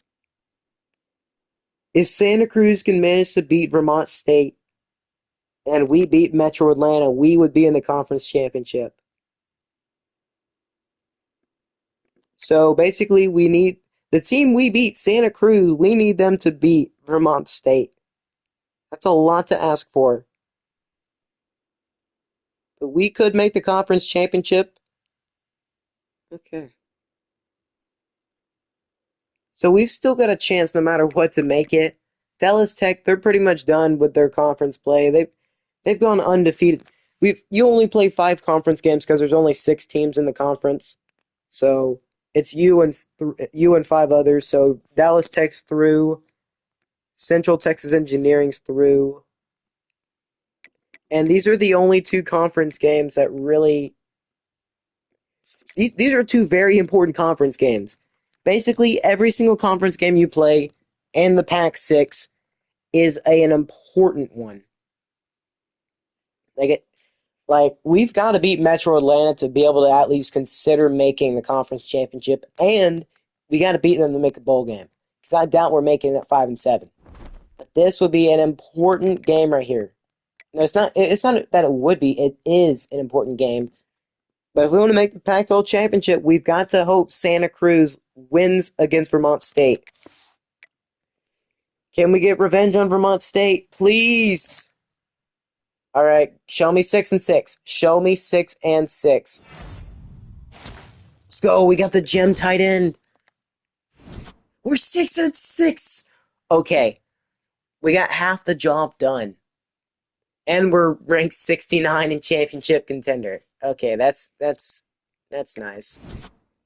We got the 2 guys I wanted. I wanted to get that linebacker, and I wanted to get Garrison Figueroa, the gem tight end. So we've got Ollie Smith. I don't remember what his last name, but we got Ollie, and we're going to have Garrison Figueroa, which is nice. And every time we commit a recruit, we get coach points. We are an offensive-minded coach, but let's go with running back. If we can have, because we need multiple good running backs to actually be able to function as an offense. Otherwise, it's not looking too good for us. But recruiting, we did commit a guy, and his name is Garrison Figueroa. But Elliott Squires, we're still first on. Let's put 5 more points into him. He's probably going to go last into the offseason. And then we've got a bunch of these guys interested. Okay, we're 4th. Akeem, can we put... Okay, we can put like 30 into you. Or 35. Okay. So let's hope Hakeem doesn't kick us out. But here's the most important thing. Did we make it to the Pac-12 championship? And no. Vermont State will make it. So it's going to be a Dallas Tech and Vermont State Pac-12 championship. We beat Metro Atlanta by 8. I can't imagine they're going to let us be in the Pac-12 championship since we did lose to Vermont State, unfortunately. What? Yeah, it's a 3-way tie for 2nd. So it's whoever they give it to, but we do have 4 teams that could make the bowl game in the Pac-12, which should help out our conference prestige a ton.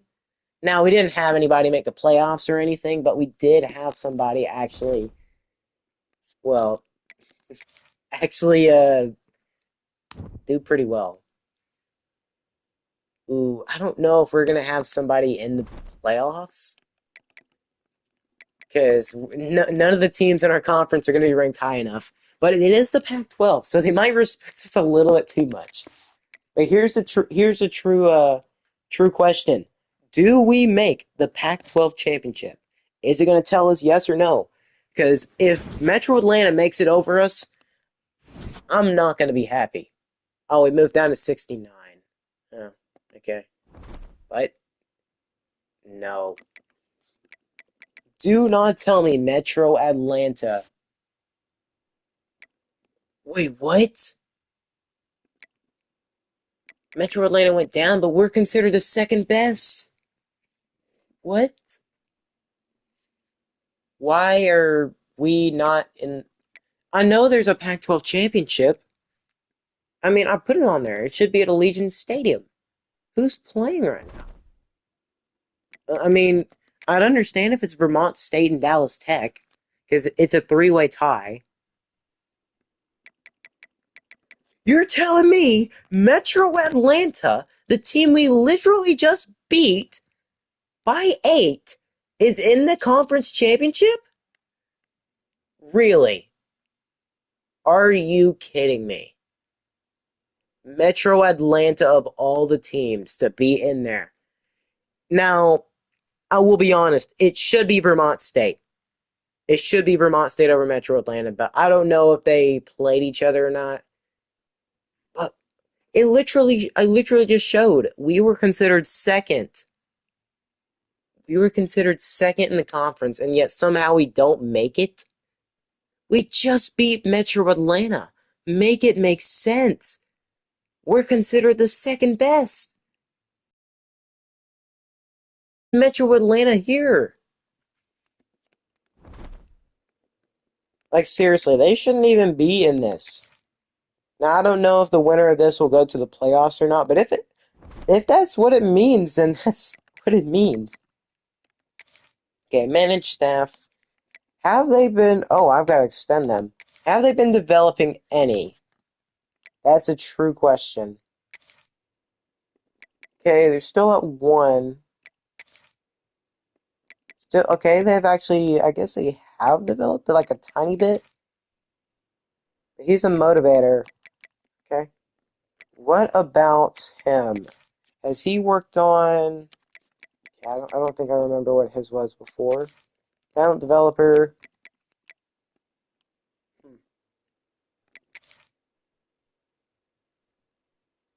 Well, I mean, I'm gonna extend these coaches because I mean they didn't suck too bad,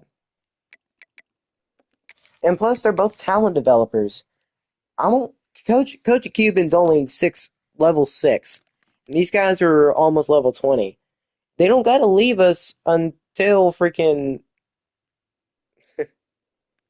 they want to. Like I'm not getting rid of them. Even if you think there's a better option, I'm sticking with my guys. I'm staying loyal. We could use coach loyalty or coach stability as a thing. But let's see. We've got Metro Atlanta versus Dallas Tech. I mean, I expected Dallas Tech to be there because their quarterback is so freaking good. But who's going to win the first ever inaugural Pac-6 championship?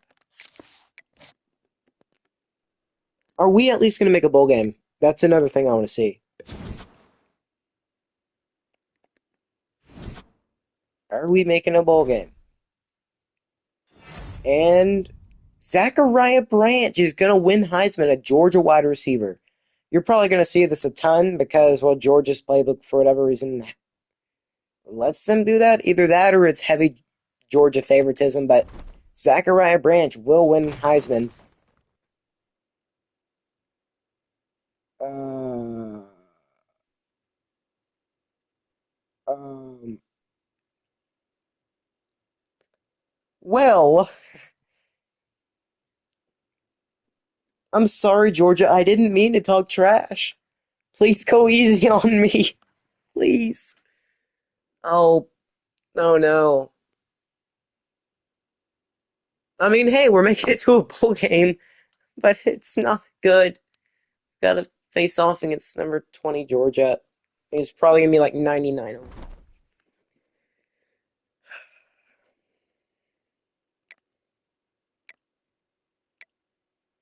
Not to mention, they've got the freaking Heisman winner. Why did this have to happen? Okay, so yeah, I mean, it makes sense. A 7-6 team is not making the playoffs at all. That's just one too many losses, and it's the highest ranked conference champions. So maybe next year, Dallas Tech, you will definitely improve. I can almost guarantee you. Winning the conference, especially the Pac-12, will get you a ton of players alone. I feel like Dallas Tech will probably be like one of the main villains of this. How the frick is Georgia here? They went 8-4. Do I even play this? Do I even play this? Considering we got cooked by a freaking 54 and 57 overall team, is it even worth it? This is a 91 overall Georgia. I mean, yeah, we had a good chance against Oregon, but Georgia's only going to smack us down, lay us flat on like a pancake, and put syrup all over us and have us for breakfast, lunch, and dinner. Like, I get Oregon, but that was a rivalry game. This is something else. Let's look at job offers. Head coach at Troy would be a step up, but no. We're staying loyal to Oregon Tech, unfortunately. And let's see. What are our commits gonna be? Trayvon Nesbitt is a normal dev. Let's go! Garrison Figueroa is a star dev! Let's go! That perks me up real quickly before I have to get let down. Keem Arumashadu. No, Boudreaux. 3-star dev. Where were we? Of course, we were second. Please tell me somebody else is at least that good.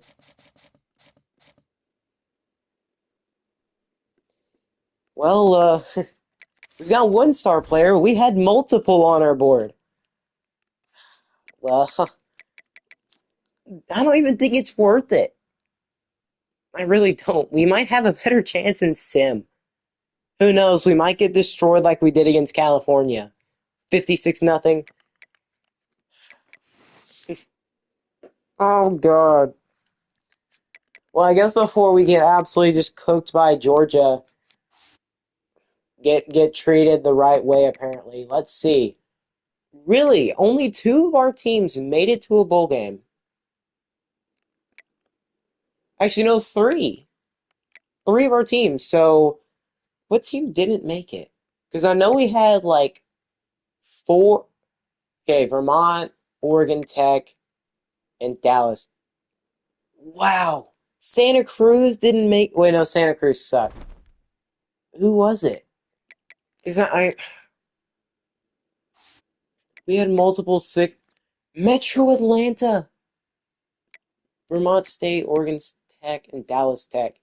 So does that mean Metro Atlanta They lost the Pac-12 championship, obviously, but they didn't make a bowl game because they lost.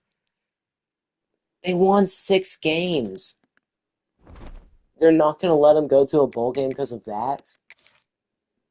It sucks to be them. Dang. Couldn't imagine not making a bowl game.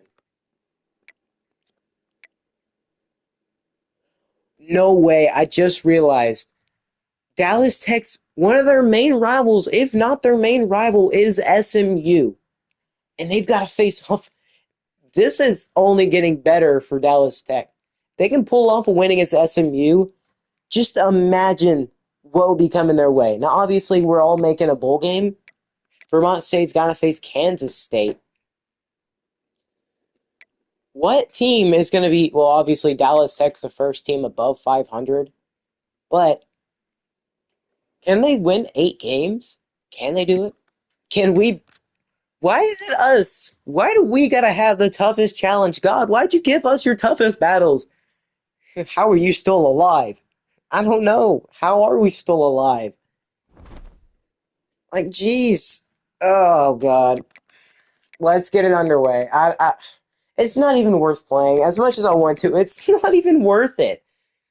This is going to be a one-sided affair.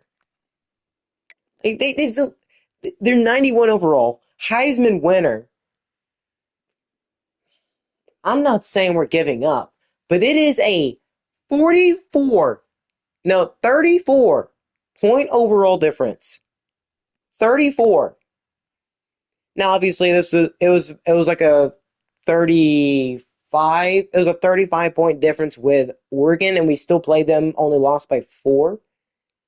But that was Oregon. They're a rival, literally our main rival in the Two Tough Bowl, or in the Two Tough Rivalry Bowl.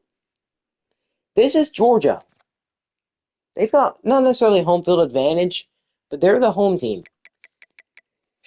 We've got a better chance of winning this in Sim. I mean, since we made it to a bowl game, our prestige is still going up either way. Yeah, it wasn't going to be a close game at all. What? Oh, yeah.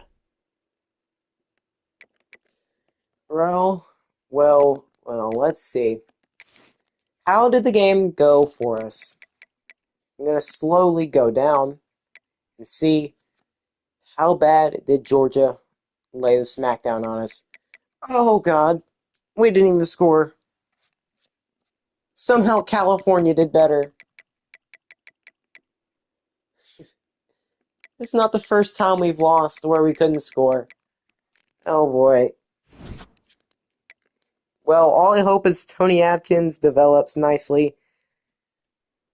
Oh, boy. Gunnar Stockton laid the smackdown. Nate Frazier played great. The Heisman winner got 155 yards. How did we do? Did we at least do good? No, we got sacked. No, Tony! No! Well, actually, if we can convince him to come back, we should be able to. He should have like a low chance of leaving. But, oh man, I don't want to have to suffer through Davis Bryant again. I'm gonna have to get some kind of. Wait a second. Like I said, I maxed out the QB thing, so transfer should instantly want to come in. Rushing, Dante Hill did not. He didn't do good. 35 yards. Receiving didn't either. There's no point in even looking at the defense. We finished second in the Pac-12 and not making the conference championship somehow. We could have won 8 games this year. We should have won more than 6.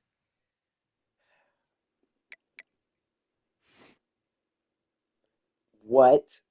Arizona State beat the Mormons by 52 in a playoff game. Yikes.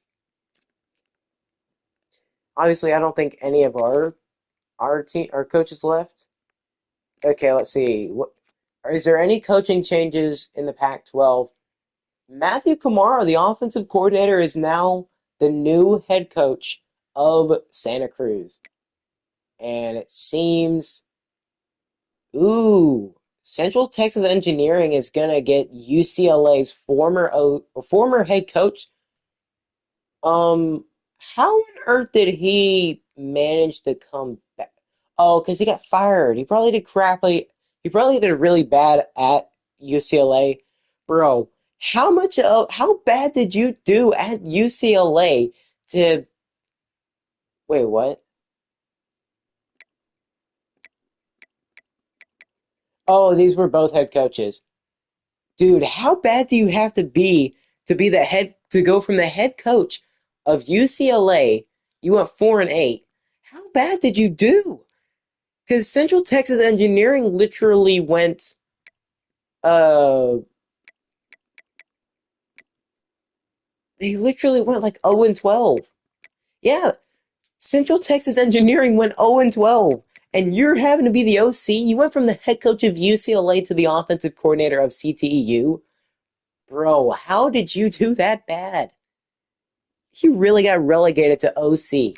But Central Texas Engineering did end up hiring Leo Otis, former Michigan State head coach who also went 3-9 with them, as their new head coach. And Santa Cruz fired Ken Numa Tololo or Tololo. Yeah, I'm not the best at pronouncing that name, especially that one. But hey, they got Matthew Kamara, a much easier name to pronounce. Just imagine if one of our coordinators, like we do good one year, and then we end up actually having him leave, not on purpose, but he leaves on his own to go coach one of the teams in the conference. If we do, that'd be awesome. But I mean, we do play every single team, so it looks like Central Texas Engineering's bringing in a whole new group of coaches. They actually, wait a second, did they keep their DC? No, they fired their DC. Oh, wait. Okay, so Central Texas Engineering basically cleared house, and they're starting from the bottom. They're, well, quite literally the bottom. They went 0-12. They can't get any worse from here, only better. They've got some studs on that defense. They're probably going to end up bringing in some pretty okay-ish players from the transfer portal. I don't know how their recruiting class went, but I can imagine they probably had the worst one. So Dallas Tech also probably had the best. But this is all the coaching changes in the conference so far. Santa Cruz, they got a new head coach. They got rid of their old one, Ken in, and Central Texas Engineering cleared house. They got rid of everybody. They're bringing in guys from the Big Ten to be their head coach, OC, and well, Trey Woodside. They're bringing in a new head coach or a new coach to be their DC. So will the new coaching change help them at all? That's going to be a new story going into season 2. They're going to have to look to potentially change up some things, whether it's playbooks, uh, players, whatever. They need to have a good recruiting class, transfer portal period, because that's what's going to help them change. Their offense sucked. Their defense didn't play any better. But Central Texas Engineering, keep an eye out for them. They could do better this year. They might still be bad, but if they're going to bring in some of that Big Ten level coaching, then be weary of how good that team is going to be. They've got some great players on defense. Jaden Ryan O'Malley, that great corner, 85. He's probably not going to be there for too long. Probably going to stay there for a couple more years. And then they've got Dallas West. He's already like 84 overall. He's probably going to develop quite nicely, but yeah. And also Santa Cruz has a new head coach after going 4-7. But that's how the coaching's looking right now. All the coaching changes. We're not worried about all around the nation. We're worried about the conference. If we can imagine if like Steve Sarkisian gets relegated to being one of the head coaches, or Marcus Freeman, the head coach from Notre Dame, James Franklin, Kalen DeBoer. Imagine if one of those SEC or big time coaches somehow leaves and comes here to the Pac-12. That'd be just insane. But by next year, we might have a team in the playoffs because the Pac-12 should be. I'm pretty sure it is respected enough. Let's see. Let's see who's in the national championship. My best guess, Arizona State. Arizona State has been on an absolute tear. All right, well, let's check out the national championship before anything. Has there been any other coaching changes in the Pac-12? No, so nothing else has changed. So this is what's going to remain of the coaching changes, and it doesn't seem like these 3 coaches are going to be hired anytime soon. They pretty much had this CTEU team at the bottom of the barrel in NCAA FBS level. They might pull an Idaho or whatever and force them to go down to the FCS just because it's too difficult for them. Like literally, they couldn't even be in an FCS school. Hopefully they can. But let's see. It's going to be Ooh, that's an interesting one. You've got the 12 seed versus the 6 seed. Okay. What's caused this? Like, what has caused this weird national championship? Okay, Boise State, they beat Texas by 7, beat Clemson by 3. Beat Florida by 8. Huh. Okay. So that's pretty good. Pretty cool. Now for Arizona State, you can see right there against number 11 BYU, they showed them they were the inferior team. 52-point win. The biggest out of any team in this entire playoffs. No team beat another team any larger. The closest game was another one of theirs, and that was in the conference. That was in the semifinals against number 2 Texas Tech. I think Arizona State's going to win this game. Because Boise State's played it close with every team, which is probably what they're going to end up doing with Arizona State. Or it's okay. I'm gonna tell you how this game's gonna go. It's gonna go one of two ways.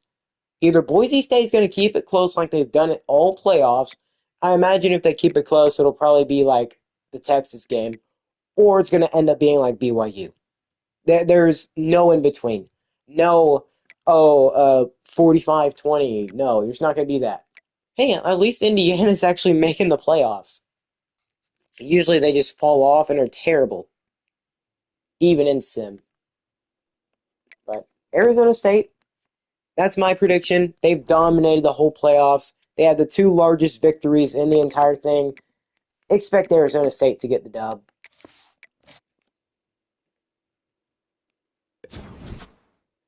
What? We go up, bro. What? We go up to a 2-star. Okay. Wow. This conference prestige, we are. Oh, dang, we're down at 9. Okay, so we've got to build this conference up from basically bottom 3 conferences. We're even worse than the MAC. Yeah, buddy, that sucks. But they're considering the Big Ten and SEC the top two, and the Big Ten gets the advantage. But man, the Pac-12 isn't what it used to be. And well, we're going to try to change that. We should have had 4 teams in the freaking bowl games, but still, we're now a 2-star school. I can only imagine what freaking Dallas Tech is. I can only imagine. 1 star, Vermont State a 1.5, Metro Atlanta half. Really? Huh. Okay, so we're considered the best school for whatever reason. I mean, Dallas Tech won 7 games. We got blown out in 2 of them. Why did we go up to 2 stars? Like we were a 0 star. Why did we go up to 2? I am like Dallas Tech out of should be the team out of anybody to have gone up. Now you got to remember, most of these teams started out as literally a 0-star school.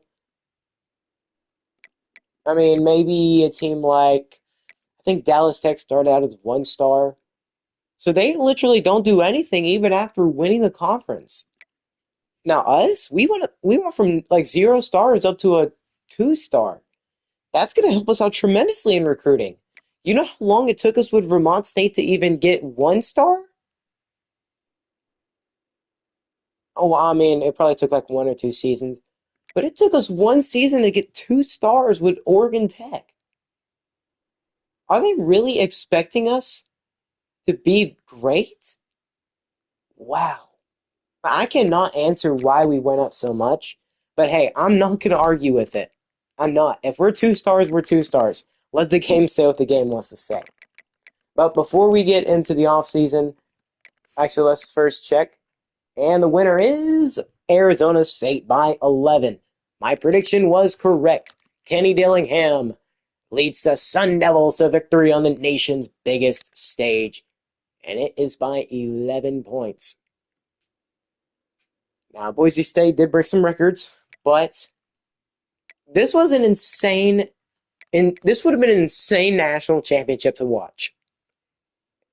Cam Scadaboo versus Ashton Genty would have gone crazy. I don't know if that matchup ever actually happened, but man, that would have been a fun game to watch. 2 running backs going absolutely crazy, head first, shoulder first, whatever. Some pretty good running backs, but still, that would have been a crazy national championship or just game to watch in general in college. But let's go check out some of our season stats. Who helped us out and who held us back? Ooh, Tony threw 12 picks and 10 touchdowns.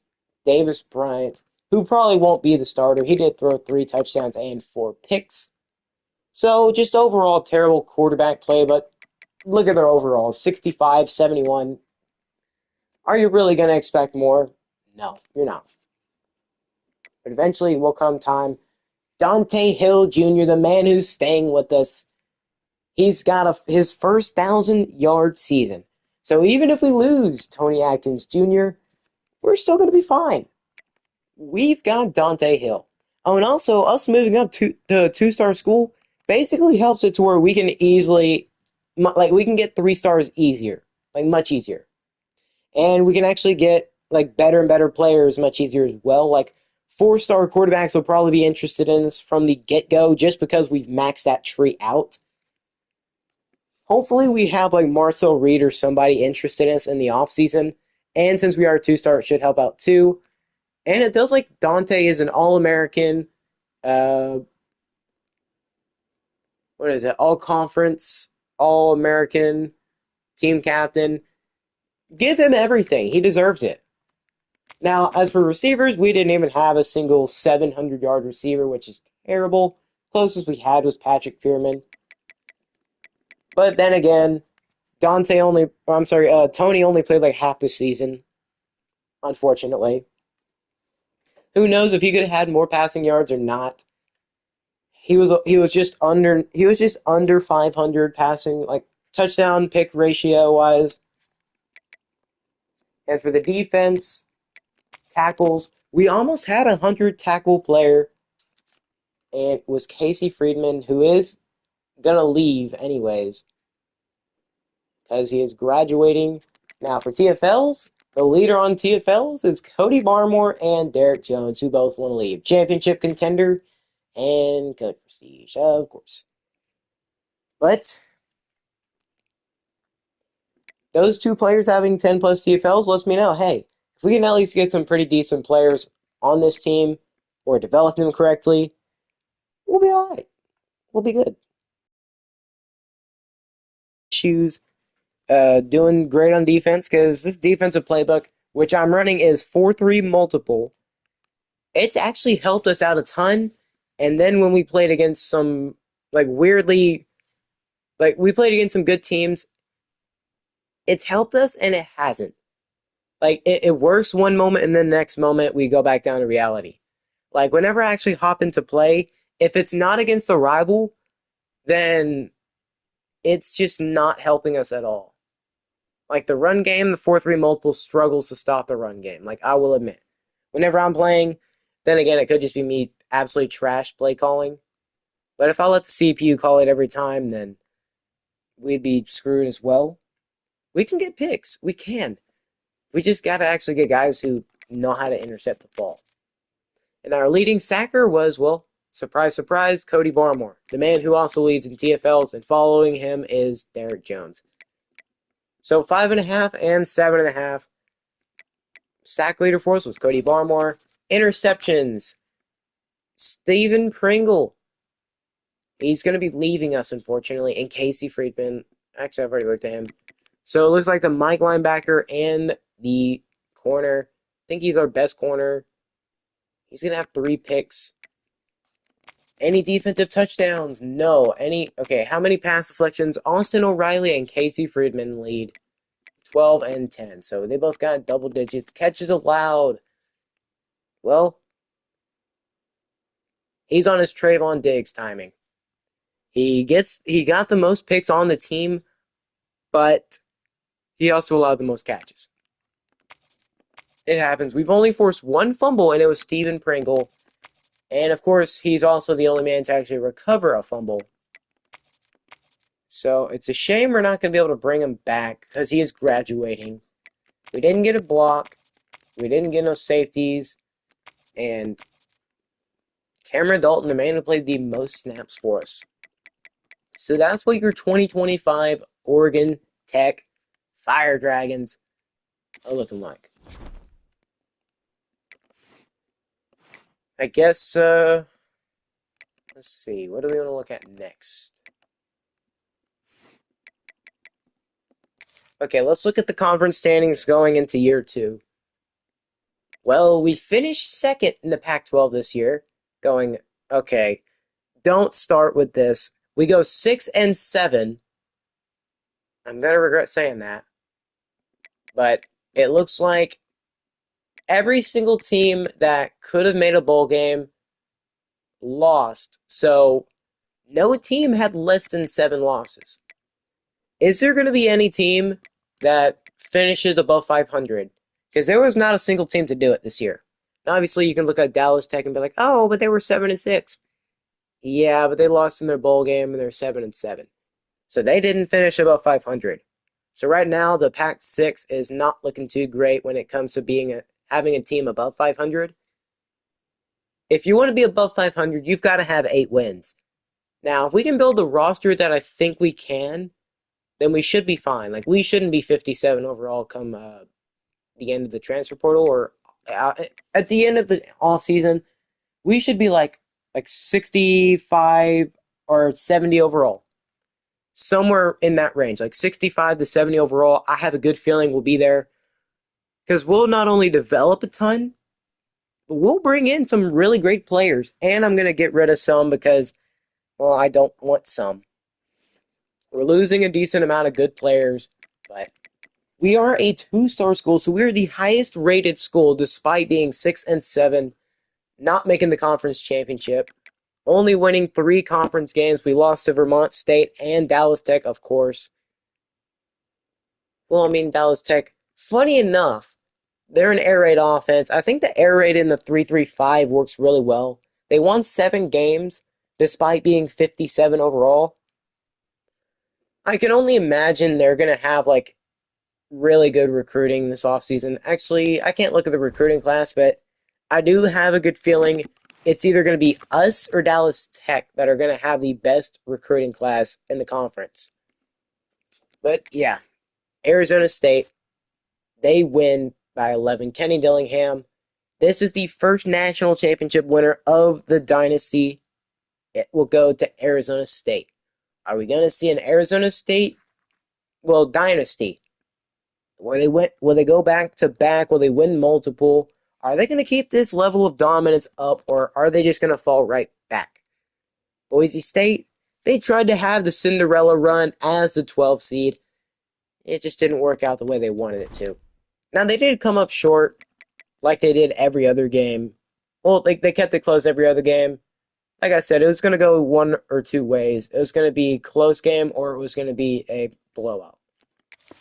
I guess I was wrong, but that'll be the end of this year.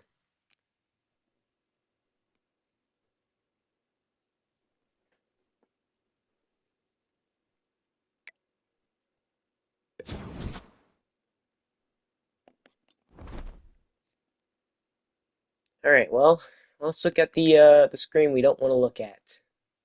Players leaving. Now, the one player I do want to try to convince to come back, and Tony Atkins refuses. Unfortunately, we don't have any drafted players. We're not going to be able to bring back Julius Hayes. Derek Jones, sucks to see him go. Tristan Wolf, no. Is there any high def player? Okay, Tony was the one I wanted to bring back. And Parker Peterson is graduating, unfortunately. We kind of, I wouldn't say wasted his year, but we didn't necessarily do as much as we could have. He didn't even get 700 yards. And since we're not even bringing back Tony, playing style, buddy, I don't think you're going anywhere else. And if you do, I'm scheduling them. I will pay close attention, but you will be like a 2-star player at the best.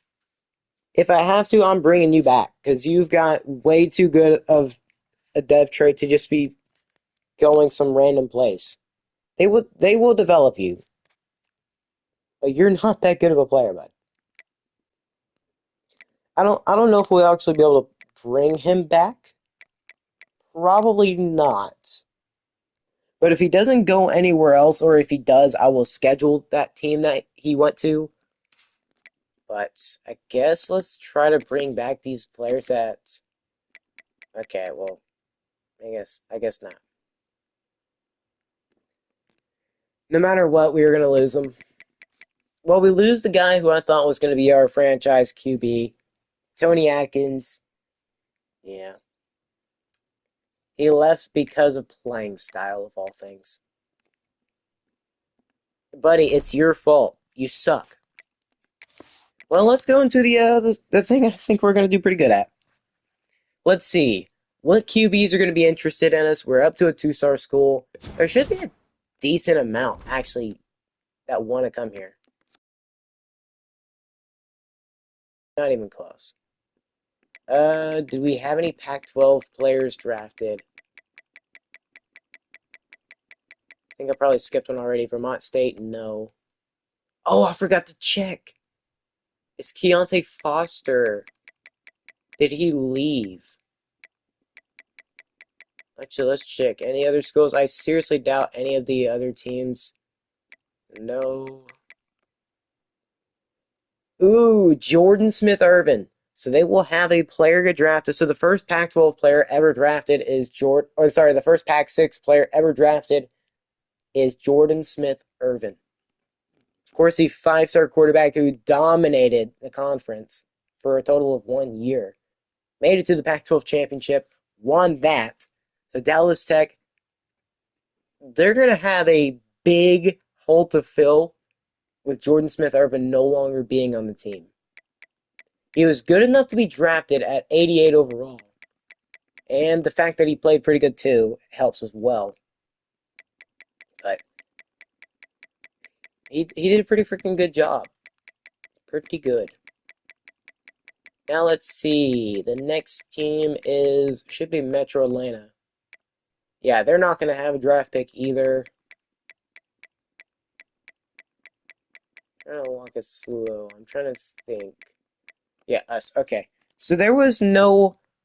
So Jordan Smith-Irvin was the only Pac-6 player this year to be drafted. But here's where it all comes in clutch. Coach Prestige. Sydney, bro. You're going to commit to us whether you like it or not. That Coach Prestige is changing. Same with you, Timothy. Now, I don't know if UNLV will put any into you, but yeah. Let's see. Top classes. Let's check the Pac-12. What are we looking like? Oh, we are dead last. Dead last. Dallas Tech signed 9 2-stars. Well, I'm sorry, but that's going to change. How are we looking?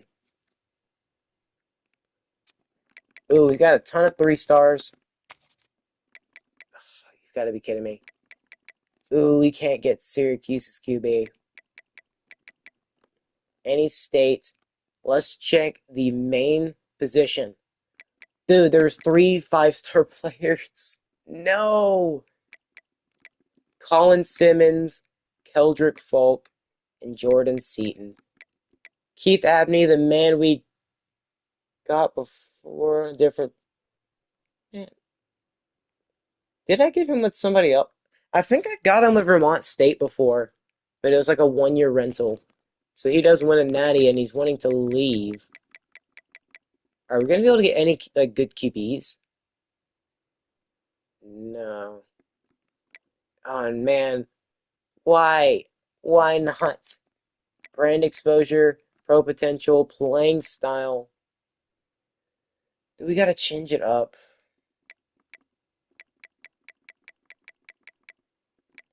Connor Weigman, I wouldn't mind getting you. Noah Fafita, Jackson Hamilton. Well, I mean, I don't hate that. I actually don't. I don't hate that. Let's see. Where's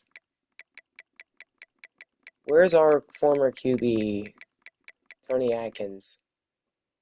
Who's the school's interest? Dude, you're telling me he could potentially go to Dallas Tech? No shot, bro. No shot he goes to Dallas Tech. We could still do. Okay, well, I don't want to. I don't want to take their QB. I already know he's trash. Well, he might have good depth rate, but I don't want to. I don't want to steal players in conference like that. At least not right now. Both of Dallas Tech's former QBs are leaving. Here's one I want to check. Where is Keontae Foster? Because surely he wasn't happy with. We can steal four-star running back Chauncey Bowens. Okay. I want to see where did Keontae. Surely Keontae left. Would he be a? He's okay. We've passed the 4 stars. Don't tell me Keontae didn't leave.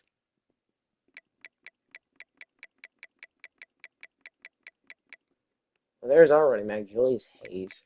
Santa Cruz, Theo Osborne.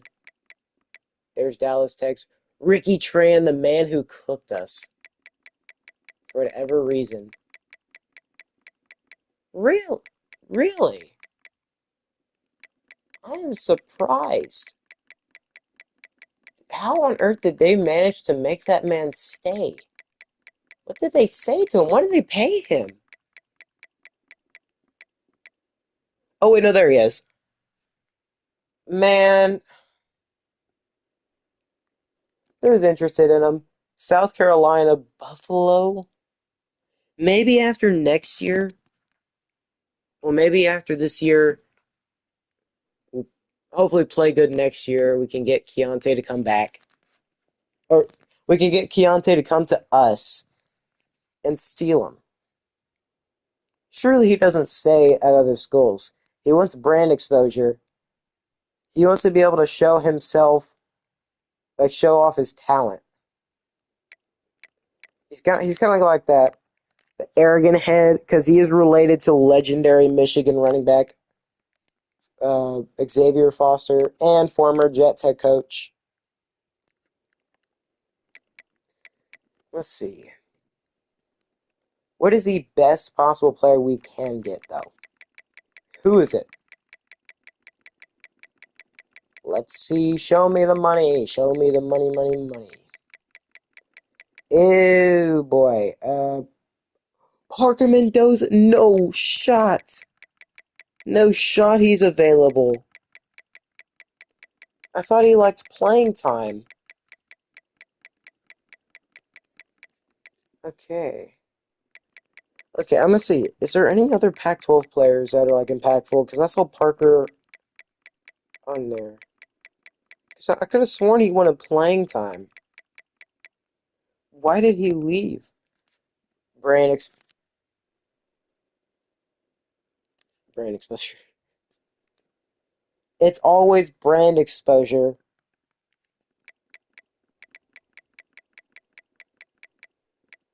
Best player we can get is Chauncey Bowens.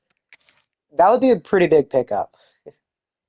Having another like really good running back outside of Dante would be insane.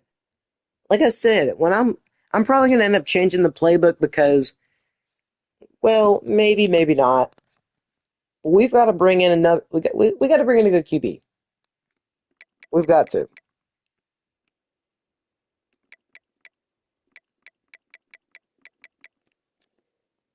I mean, if we can bring in multiple great running backs, it'd be great. But we've got multiple, like we've got several D tackles.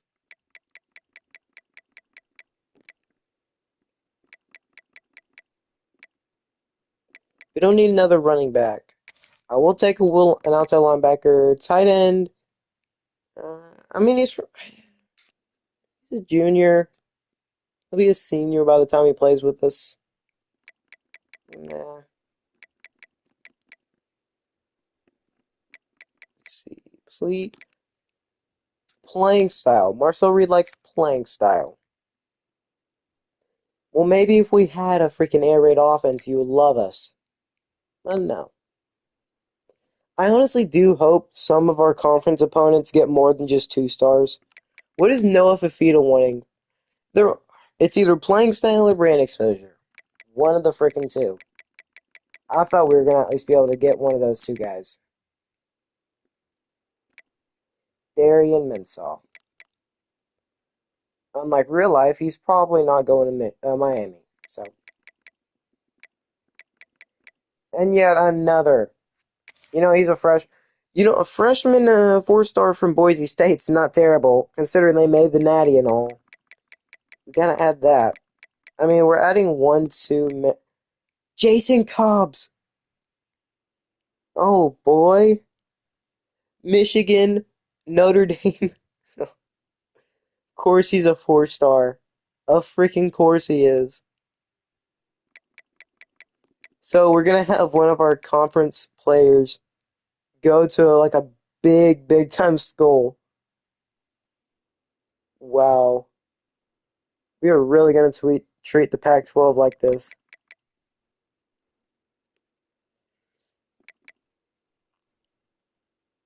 Hmm. Man, we running backs really freaking love us. I, I need to change it up. Emmett Mosley the fifth. Okay, I'll take that. I'll take Jawan Campbell. There's Keontae. Yeah, brand exposure. Ryan Niblett. I knew we needed a corner. Destin Hill. Let's. I mean, we could have multiple. Do you need some safeties? What is Locke? He's a junior. I don't want him. Dexter Ricks. Junior. Israel Polk. All three men are freshmen, so I'll take them. Considering one guy is coming from the national championship team, they're wanting pro potential. You really left the national championship team because of pro potential of all things? Yikes. How do you win the Natty and not have good pro potential? Like you would think at least but the majority of those guys would go to the draft, at least. Charles Lester, as long as his first name isn't Mo. Kirkland. Oh, he's a freshman. Okay, I'll take it. Freshman as well. I do need to add some QBs.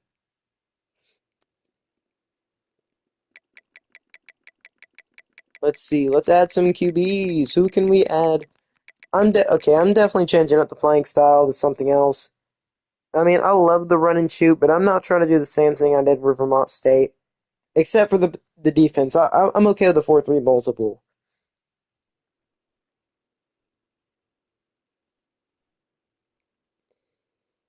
I mean, I don't really know what I want to change it to. Man, Avery Johnson's still in college. I feel like he's been there forever. Dude, just go to the draft. You don't need to prove anything.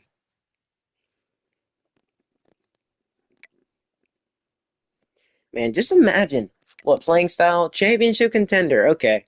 So if we would have done a little bit better and won a couple more games, we probably could have got that 5-star QB, and we could have been able to get a guy like Darian Mensah.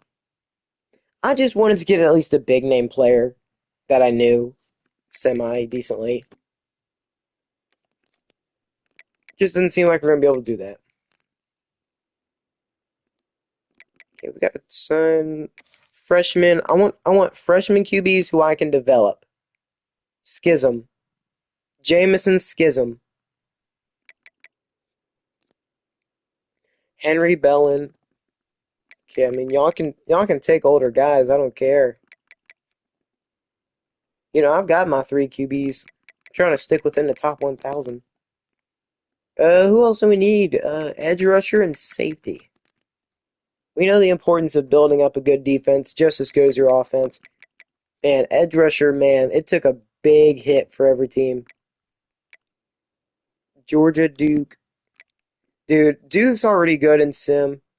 Illinois being up there is interesting. Huh.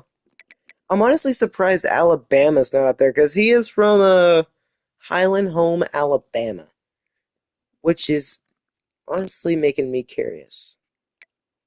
Obviously, he's not there for obvious reason, but I don't think Illinois is a. Okay, I think they might have made the playoffs. I don't recall. They probably did, to be honest. Okay, Ooh, these guys are freshmen. Good. Got 31 targets. Let's just go after the guys we need. Let's go QB. Check them. Jamison Schism.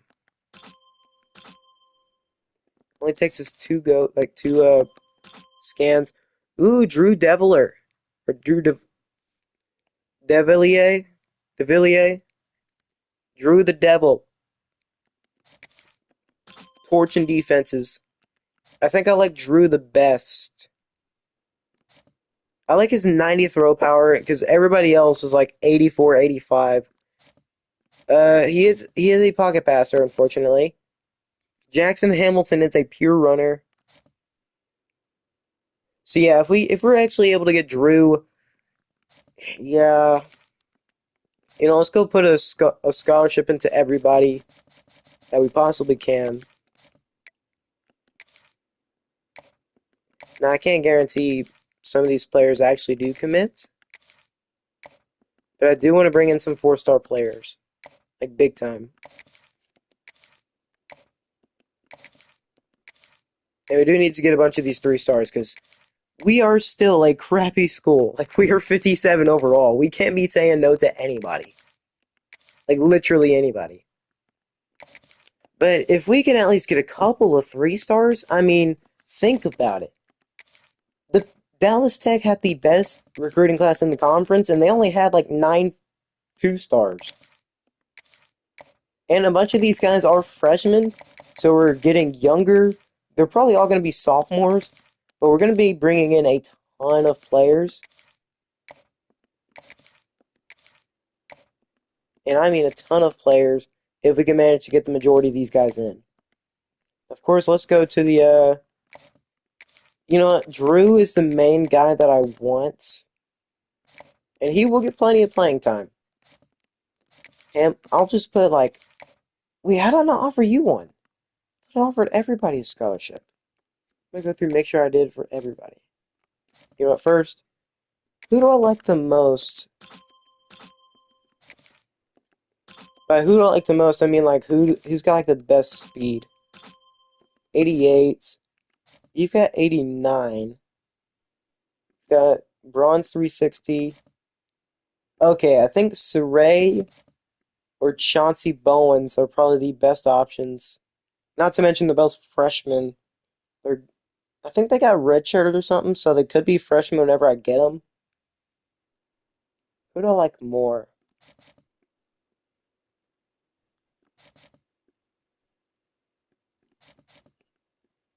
I can just, instead of...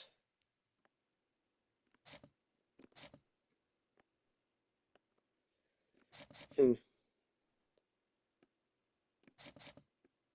Okay, well, Chauncey's spin moving stuff isn't as good, but he did come from Georgia, so he'll probably end up being a higher dev, because Georgia usually gets all those great players.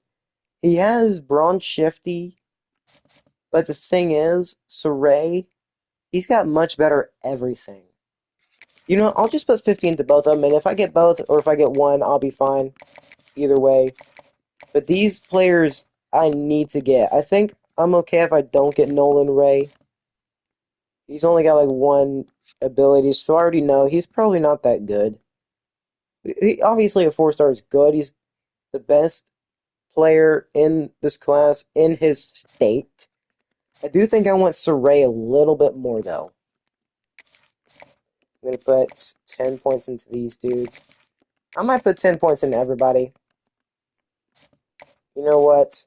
Taking off Nolan Ray just so we don't have to have to deal with that 4-star.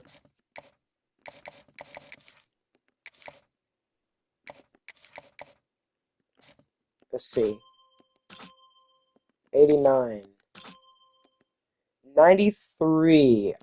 I'm already liking Corey.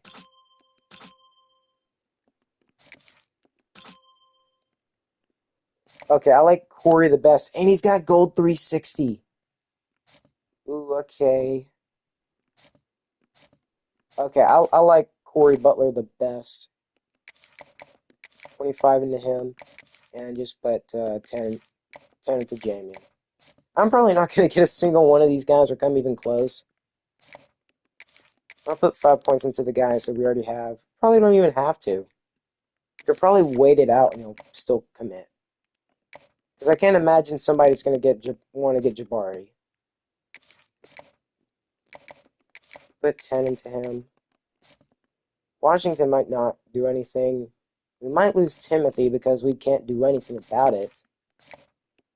But Kirkland, put 15.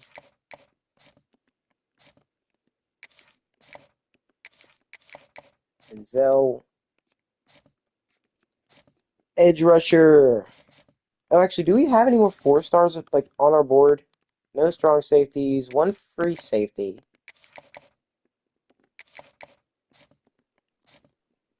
Of course, we'll go back through. See Charles Lester.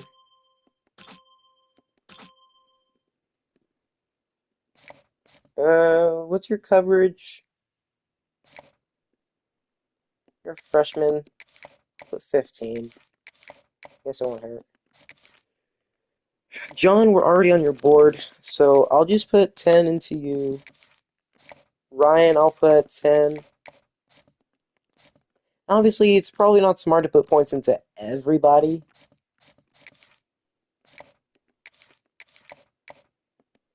Like, I probably don't have to put points into these guys I'm already first on.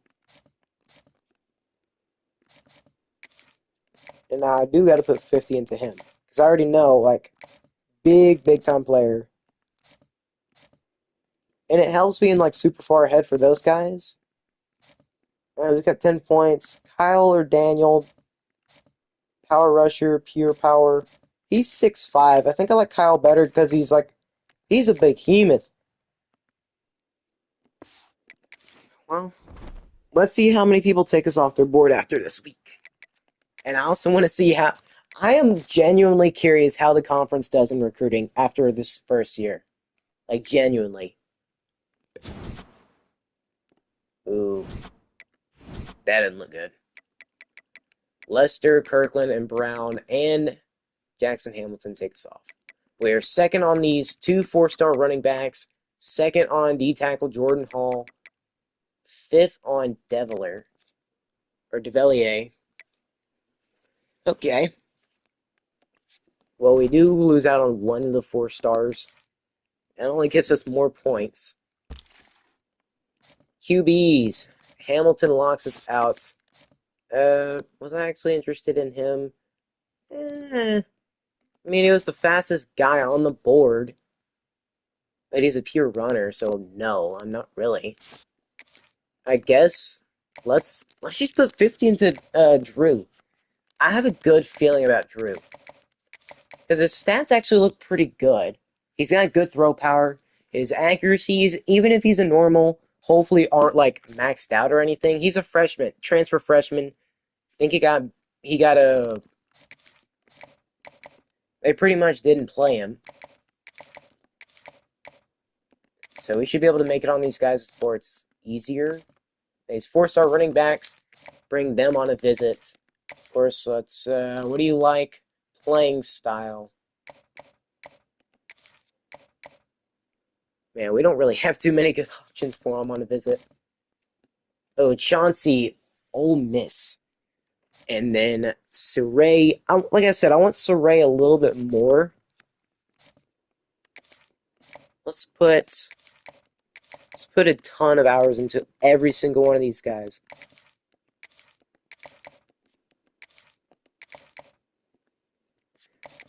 Virjamian Little, are we very close? Oh yeah, we are so close to being off his board. Might as well dump a bunch of points into him, because if we're going to be kicked off his board soon, probably best if we do something about it. Kirkland takes us off. Let's put 25 more points into him. Of course, we've got a bunch of hours to spend. Somehow still first on Timothy. I don't know.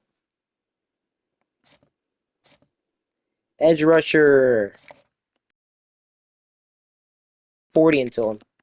We can do 40 for most of these guys now.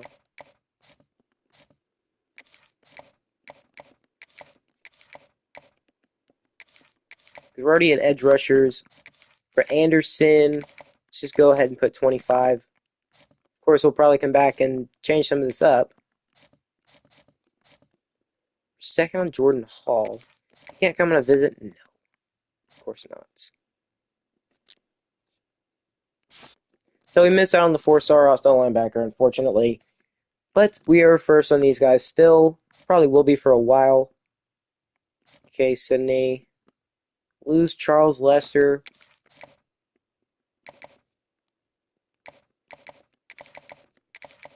Okay.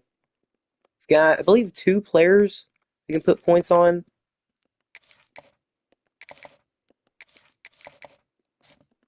Alright, let's see. Corner, I think I might have to take that 5 off for the other guy. Yeah, we'll take the 5 off. That way we can put 50 into Ryan Niblett. Alright. Now we've got points into everybody. Well, mostly everybody. People that we already know that we needed to. We should move ahead for a bunch more of these players. We might fall on some of them. Oh, okay. Yeah, we're like first or second on all these players now. We're still close for Chauncey, and we're actually close for Jordan Hall as well. But for a bunch of these 3-stars, yep. Oh, we're second. No way Louisiana's going to manage to take him from us. No shot. We cannot be known as a team that comes up second to get these players. Like, bro, we have 50 hours into you. Oh, we've also got 25. I think Jamison Schism might be the quarterback we get. Not the one we want necessarily. Well, he's got the most abilities, so he might have a better chance at having a good dev trait. Now, the abilities doesn't necessarily mean anything, but it could mean something good. Now, these quarterbacks are both big. They're both guys I like. We've got to get about 15 more hours. I mean, we need a quarterback. We do. But getting a good running back would also be nice. I don't think his visits went well.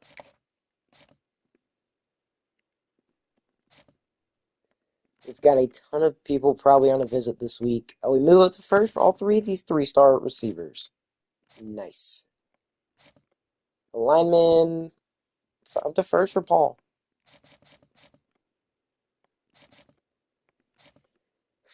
I mean, we've got 25 hours. The guard's looking like. We're still first on Denzel. First. D tackle, second. Man, all these guys need 40. Oh, this sucks. So bad. You know, we can just look at the guys that don't need it. Jabari Mayo, he's already got taken off. Denzel Brooks, we can just take 5 off. It's not gonna hurt. He could have been on the visit a long time ago as well. Edge rusher. Okay, D tackle. We don't have any points on those guys. We just need 10 more points. Okay, we can probably take points off of these guys because they're both like super far ahead.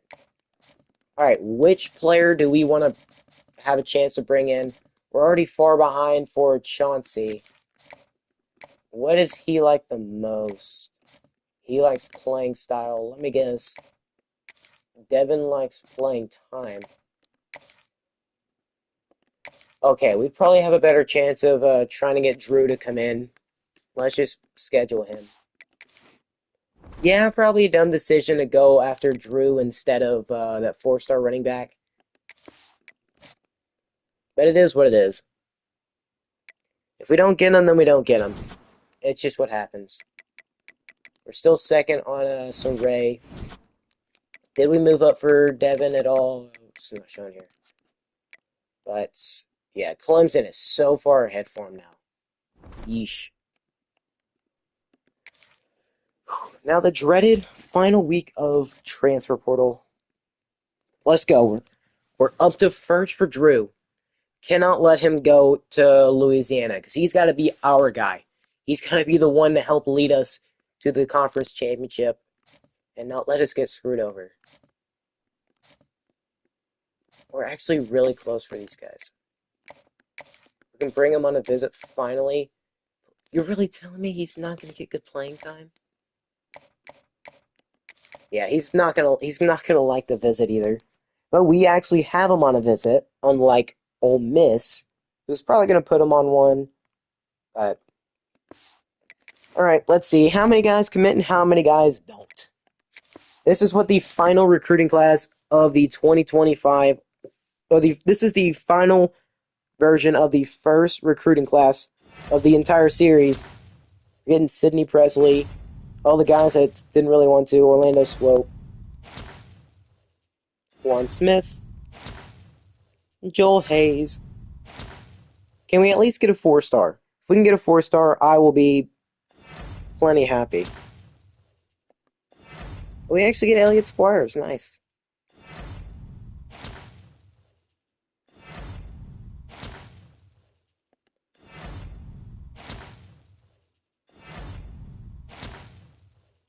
Okay. Of course, we saw we were first on a bunch of them 3-star receivers. Who else? Savion Riley. Okay. Kyle Clattenburg. Ryan Niblett. Good. Jawan Campbell. Jamison Schism. We got him. Let's go. We got our guy at QB, Drew DeVilliers. Daniel Anderson, and yeah, we're not getting a 4-star, unfortunately. We don't get Chauncey Bowens or Saray. Unfortunate, but we do get a pretty big class of 3-stars. We don't get a single 4-star as we fall to second on all 3. Ole Miss gets Chauncey, Saray goes to Clemson, and Jordan Hall goes to Florida State. Of course, a 3-star corner we were going after, John Mitchell.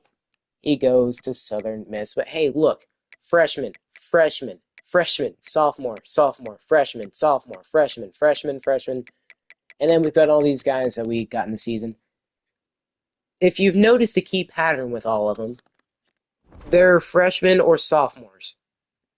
We're going to have a good young team for a while.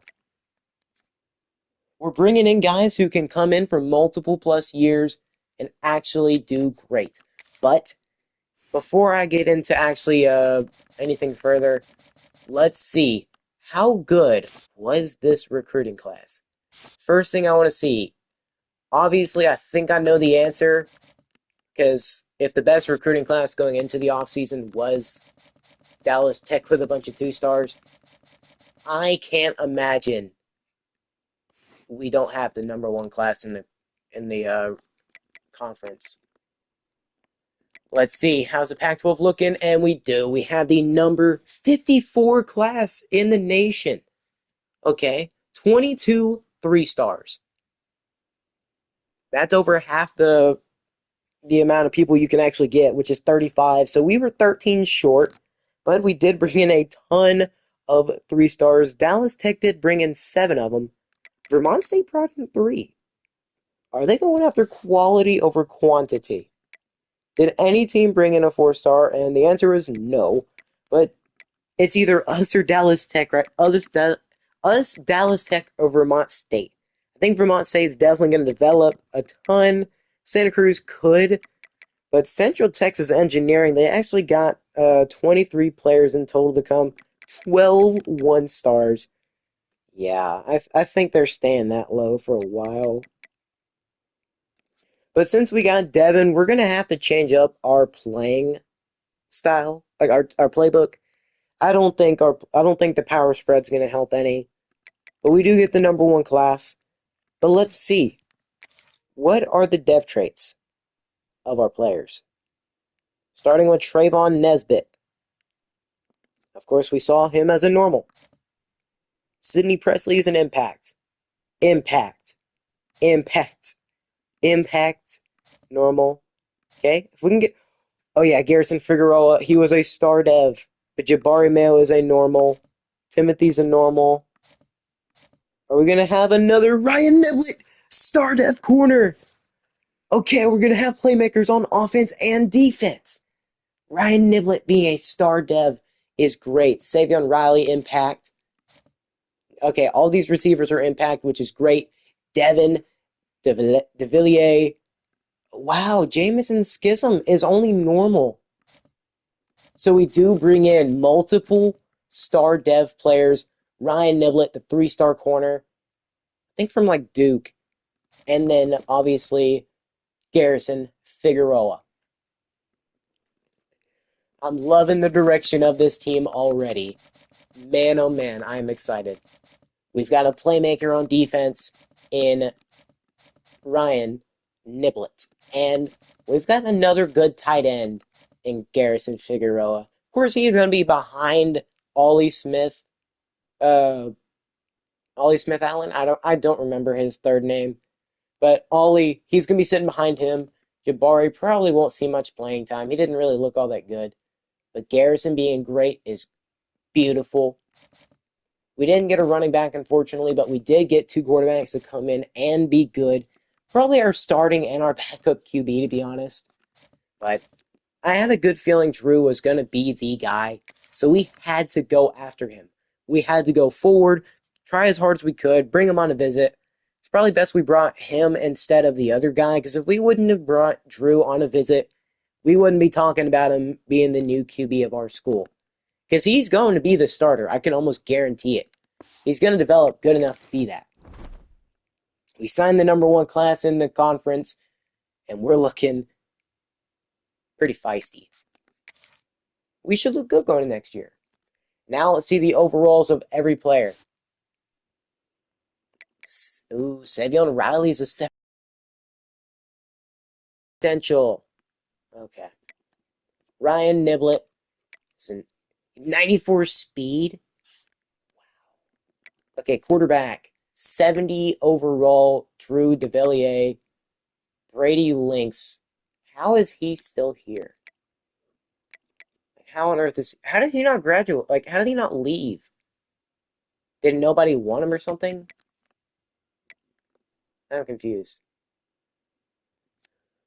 Wait a second. Oh, I've got to go look at some players. I'm gonna go look at some players. Like, where did Keontae go? Where did some of our former conference uh opponents go? Like, that's some pretty important knowledge right there.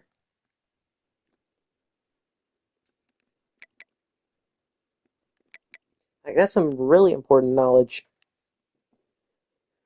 So let's see.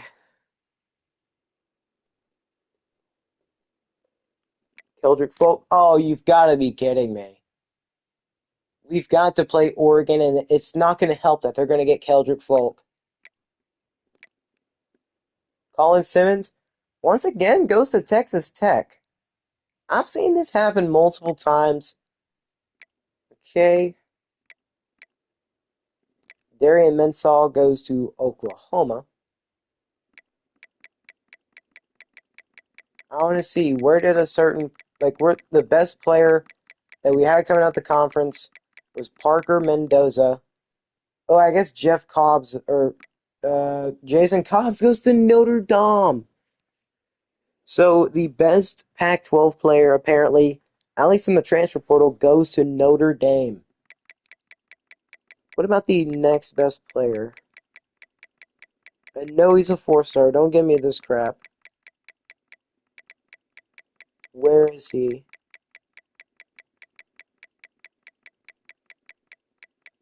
Man, why is there so many 4-stars?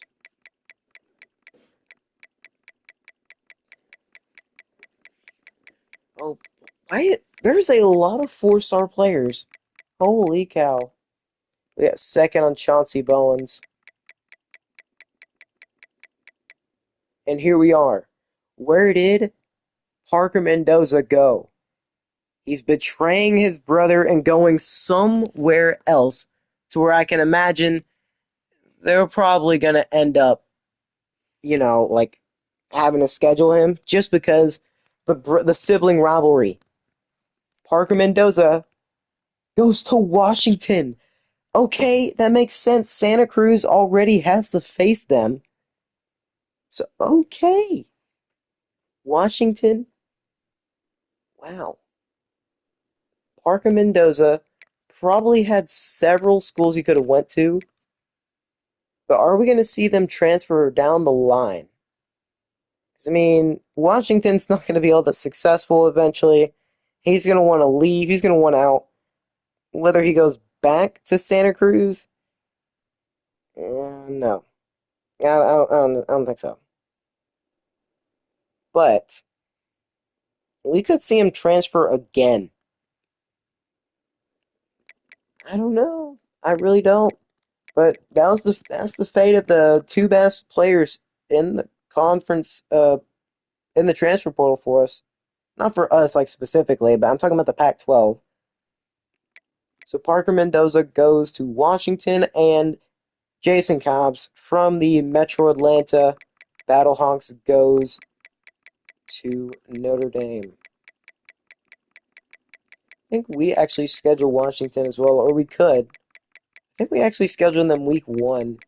We lost to them by not too many points, actually.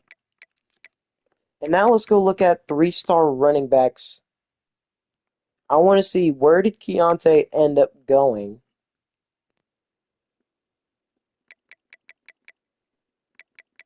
Okay, Keontae, show me the money. Show me the money.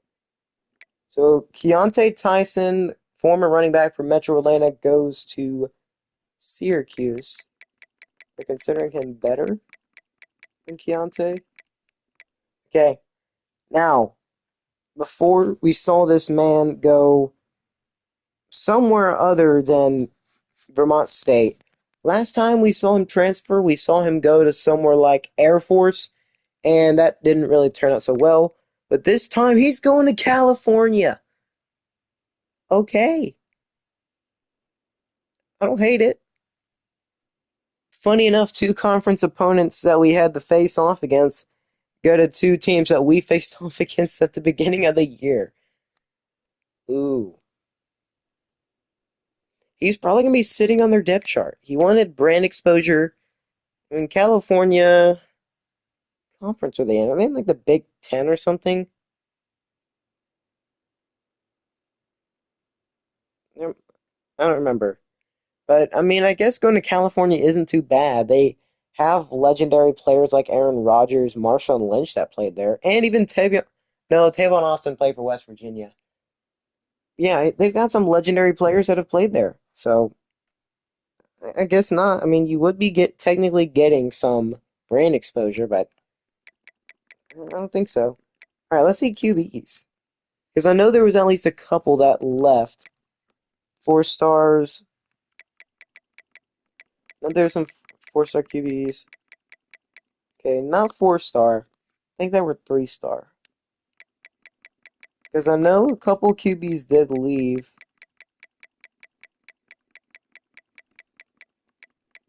There's a ton of 3-stars. Drew. I forgot where Drew came from. Oh, we'll look at it in a second. More concerned about conference opponents, quarterbacks leaving. Here's one. Keenan Paulson. He doesn't go anywhere, actually. Couldn't get him because playing time. But Duke was like one of his big schools, so he'll probably either go back to Metro Atlanta or go to Duke. I don't know. But Xavier Jarvis, another one. He goes to South Carolina. So Metro Atlanta got absolutely stripped of all their QBs, except for their one guy, uh, Cam Coleman. Yeah, I could have sworn I saw some other guys on here as well. Oh, I also wanted to see where Tony Atkins went too. One of our former QBs, Tristan Wolf, goes to Oklahoma State. But I truly want to see. Oh, by the way, Chandler Holcomb, former CTEU quarterback, goes to Navy, so he wants to go serve his nation. Alex Michaels goes nowhere. Quarterback for Santa Cruz, Tim Bird, goes nowhere as well. Okay, Dallas Tech's former quarterbacks do go somewhere. But now, here is the one I am most concerned with. He had the starting job at our school. Why on earth did this man want to leave? I cannot answer you. But to answer the question, where did quarterback Tony Atkins Jr. go? And the answer is nowhere. He went to nowhere. He could have went to somewhere like Dallas Tech, like Western Kentucky, Texas State. Who knows? We might get him back because he didn't want to go anywhere. I don't know if that's how it works in this game. Like, I don't know if you just return to your team or if I don't really know. But I'm proud of this recruiting class, and hey, they might even give us one of those 4-star running backs, to be honest, because it just glitches like that. I don't know why it happens, but they might end up giving us one of those 4-star running backs, and who knows? We might be in a better position than before. But for now, I love that recruiting class. Best one in the conference. And now let's go see. Actually, let's do position changes. I think Coach Cuban's already making a bigger impact on this team than Coach Ward did on the Mustangs. We've got a ton of younger guys on this team. What about the receivers? I want to see Israel Polk. Yep, those 3 receivers coming in are instantly the best ones on the team. Instantly.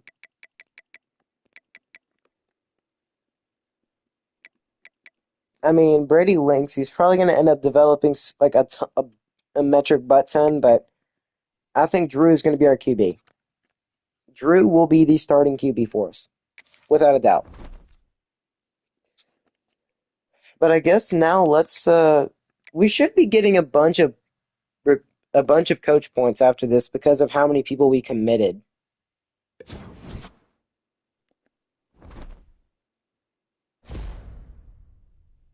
And Ferris has went up to Impact. Okay. Wow, we don't actually get coaching points for committing all those guys. Okay, but let's see. What is the training results going to look like? Dante, of course. Brady Lynx. Buddy, you're not starting. You're wanting to leave. Okay, Drew DeVilliers. Your accuracy can get a ton better, so we're gonna work on that. Okay, get you above 70 before you... Okay, yeah. Okay, he's gonna be an 81 overall with some really good accuracies. Well, not really good, but it's more of a medium short throw kind of guy. So, I mean, he's not the kind of guy to throw under pressure. He can chunk it deep. Okay, he might not be our franchise QB, but he can definitely work on it. Get his awareness up. He's a pretty good fill-in quarterback for now, at least. He's a pretty good fill-in quarterback. But it looks like Brady Lynx might be the answer. I don't know. I don't really want Brady Lynx on the team, even though he does have star. He could come up and be a sneaky guy. Who knows? Maybe we didn't need anybody else. But Davis Bryant was our starter going into last year, or going into this year. And I don't think he's going to be good enough to be starting this year. I really don't. 74 overall is pretty much at his cap for the most part. I don't really like him. But Jameson Schism, the other quarterback we got, he's only normal dev. He's got 20 overall, or 20 points. His power can be improved a ton. But his accuracy is what I'm most worried about. And just like that, we've already maxed his accuracies out. Now, he's going to be a really smart QB. He's up to 75, so he will be our backup. But since Brady Lynx is so low, and he's got some good caps,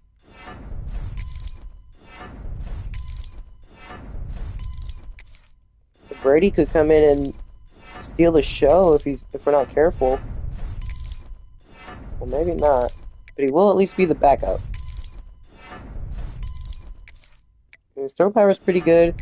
We got his awareness, his accuracy's up. He's one of the actually he might be the most accurate player on the team.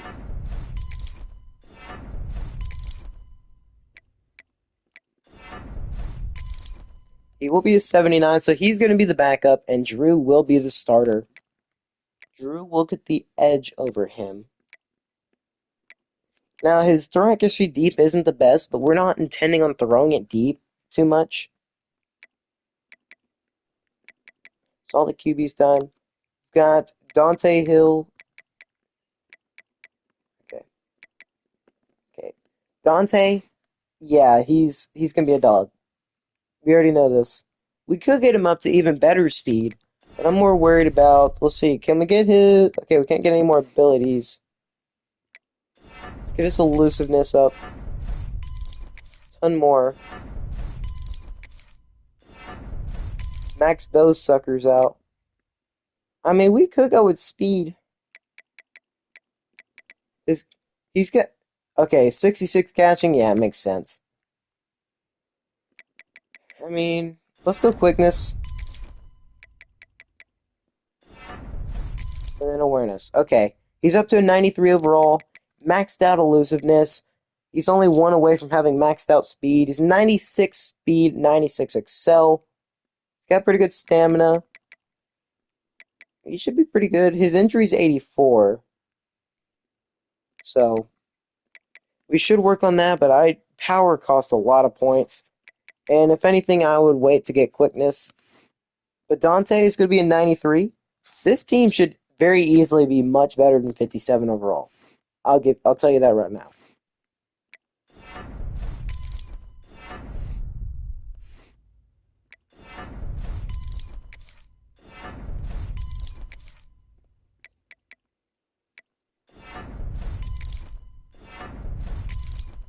$75 overall, not terrible.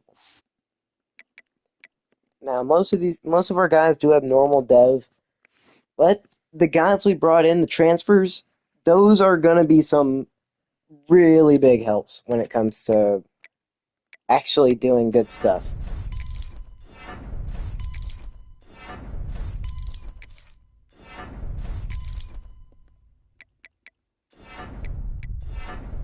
And I mean some really good stuff. Like upgrading them a ton. Upgrading isn't just the only thing that they can do good. They'll actually come in and be the starters pretty quickly.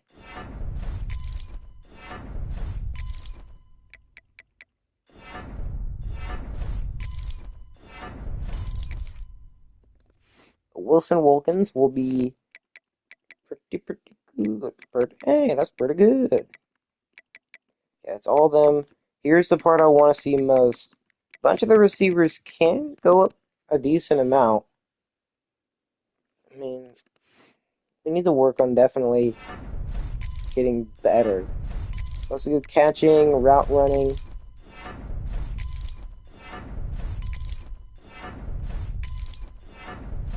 Get him up to 80 overall. Max out his route running. Increase his catching, and he's up to an 80 overall. Decent route running, decent catching. I like to see it. Corey Butler Jr. now. What are you, a sophomore? You'll be fine. Oh, his catching isn't that great. He is fast, though, which I do love. His starting stats aren't the best. But he is an 80 overall, so I cannot argue with that. 81, so he's tied for the best. No, well, no, he's not tied for it. He is the best. 93 speed, okay. Getting multiple guys with speed on the team. Jamie Little. Like the swag, bro. One of the main things I want to get better at is the route running.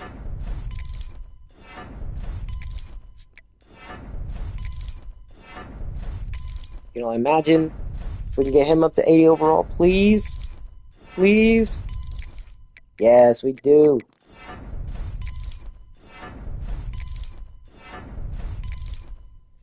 multiple 80-plus overall receivers. I feel like as long as we can switch up the playbook, we'll at least have a 1,000-yard receiver. Cal Ferris, he got up to impact as well. I'm changing up that gear. I don't really like how that looks. Let's get his route running stuff up. 73 overall. Man, for a guy who moved up to impact from normal, he's got a ton of skill points. He's one of the best. He's got some of the best hands on the entire team. He will be 77 overall, but he is a really good receiver. Like, when it comes to catching, that is.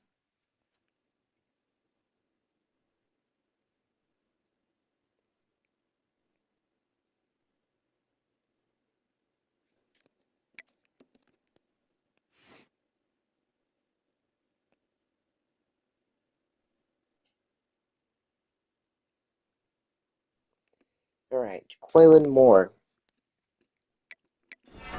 Always work on the route running first, because if your guys can run routes wide open, they don't have to worry about making simple drop mistakes. Like, they'll already be good enough to not have to worry about dropping the football in the first place. Okay, 72 overall. If we can get the majority of our players above 70 overall, I will be fine, but this is where I'm worried.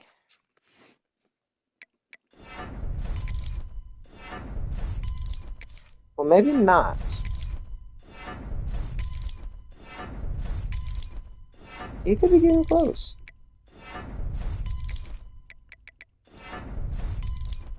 Oh, Terry Berry went from a 59 to a 70. Awesome. Now, Asher Harrison. 19 points.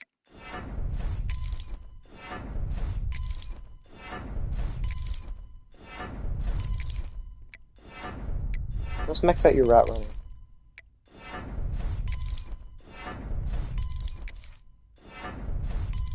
Can max out your catching. You are a 67 overall player. And then finally, Bill Wilson Hayes. Can't imagine you'll be doing much.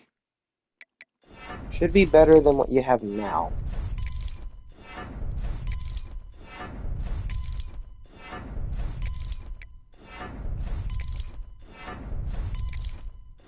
You'll at least be able to do something. You're 67 overall as well. So we don't have completely terrible receivers. We have some speed. Our two fastest guys at receiver are, well, the best receivers we've got.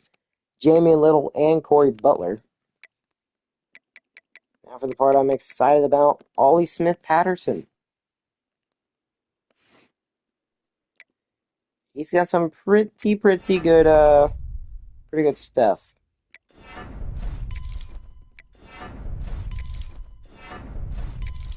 He's got a decent amount of points. Start of. He's going to be an 80 overall. His route running needs to be perfect. He cannot get any abilities right now. We'll put some points into his blocking now. He will be an 81 overall player. Okay? So obviously, Dante is going to be the highest overall player on the team.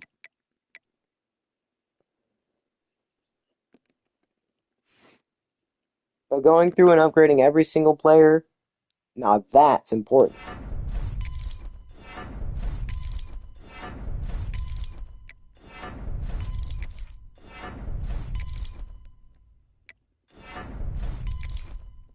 Okay. Levi is a 69. Half these players I might end up cutting.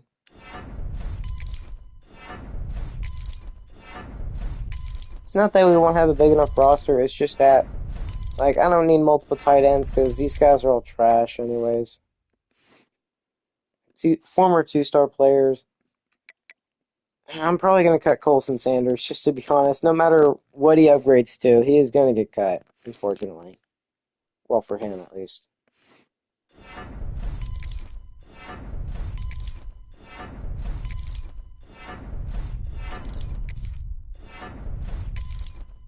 Mike Ford. Like I said, I want these guys' route runnings to be like just insanely good. That way, whenever they go to catch the ball, they're wide open, so they don't ever have to worry about dropping the football. Colson Sanders. Yeesh. It's not even worth it, bro. Pure blocker.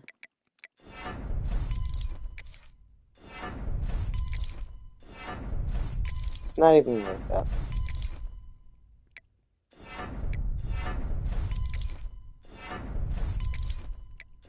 Kind of feel bad for Colson. He doesn't have too many things he can upgrade.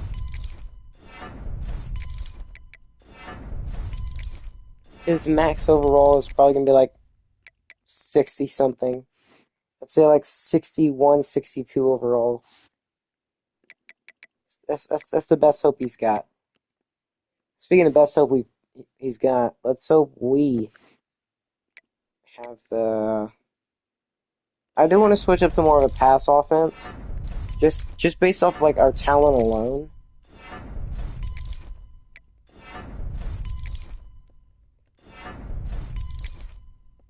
And then work on a little.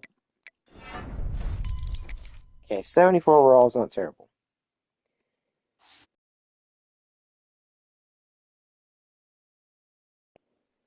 But successfully getting those 3 stars at our high dev trait is worth it, first of all.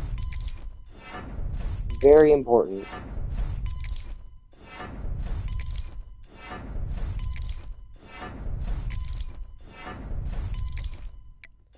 Nice. He's up to a 72 right now. Nice. 72 overall. From a 58 to a 72, that's major improvement.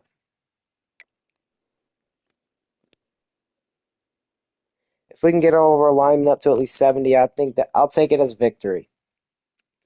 I'll take it as a success. Raw strength, so he would be run block, unfortunately. So we're going to have a little bit of everything on the O-line.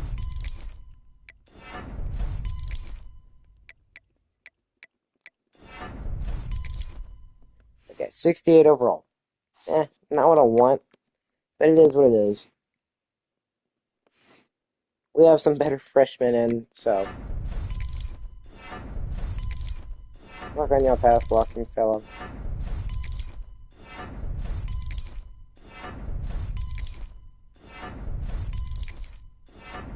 And max out his pass block.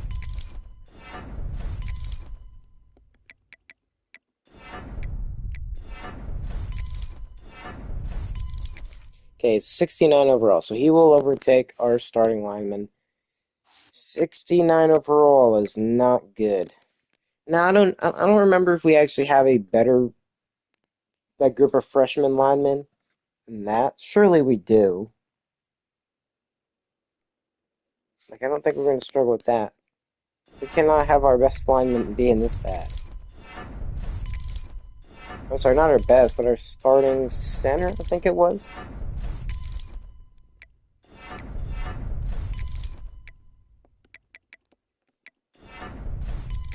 Okay, 70 overall. That's better. That is better. Yep, our starting center. We cannot have him as a 59 overall. That's... Oh my lord. I didn't realize DeMarcus Perkins was this good. Yeah, almost 50 plus points to spend. He's going to be the anchor on this O-line for sure.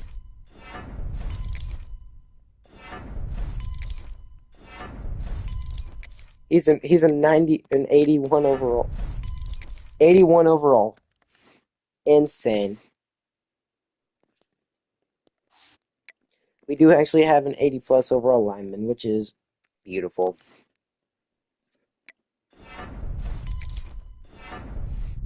Let me guess, yeah, agile. His footwork's going to be important.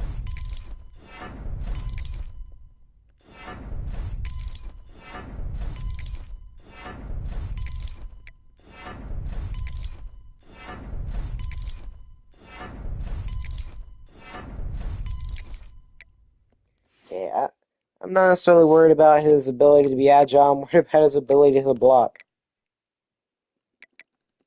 And I need you at a good stepping stone for next year.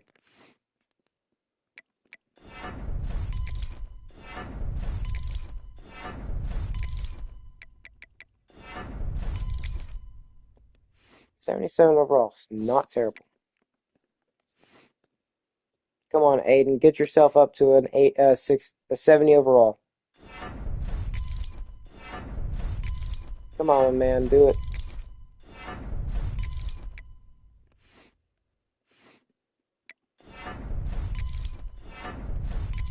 And there you go. 71. Good. Even better. I see these 50 plus overall players, and I'm like, you know what? Be something better.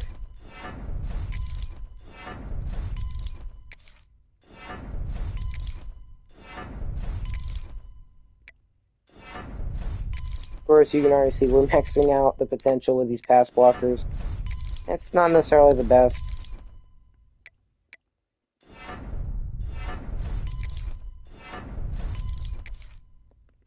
It's not the best.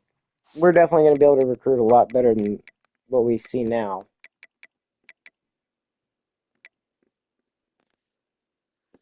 But let's get it started with the extra recruits again. I'm sorry, the transfers. Where do you? You are a pure power, so pass rushing is the go-to method.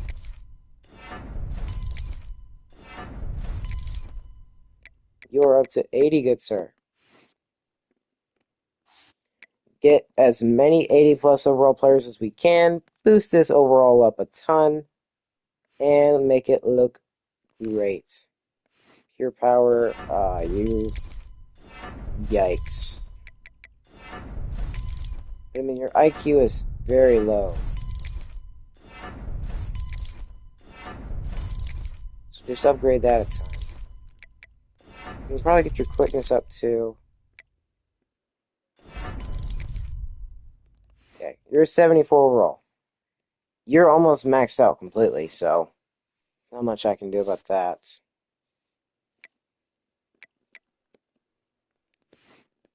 I don't think he was one of the players we originally had anyways.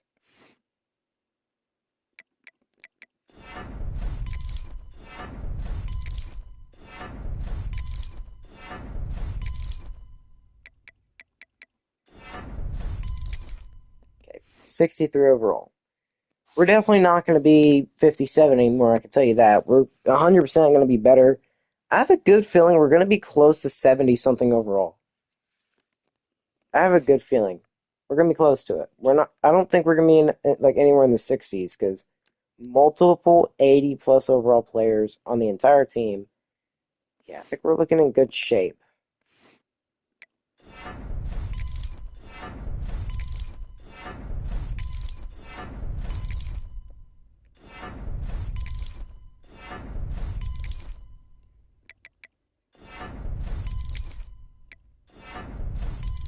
Okay. Ooh, 60. Wow. 67 overall. Instantly shot up. I think it was just the awareness that needs to be worked on. Yeah, work on his awareness with them.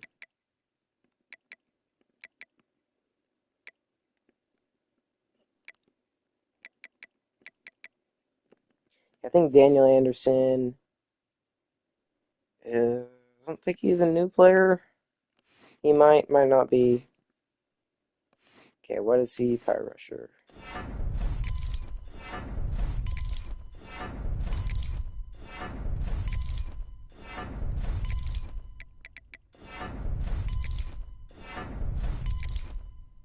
$76 overall, not terrible.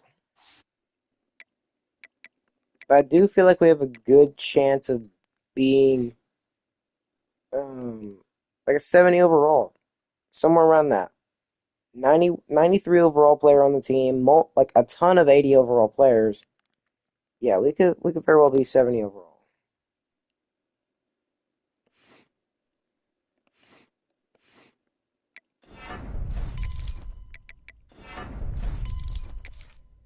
Let's see. I do know run stopping is like one of the most important things you can get for a player. Run stop. Like, if you're trying to build up overall and it's like a speed rusher, go after run stopping. Don't worry about the finesse moves. Finesse moves is a small part of it, but it's not like the main one. So,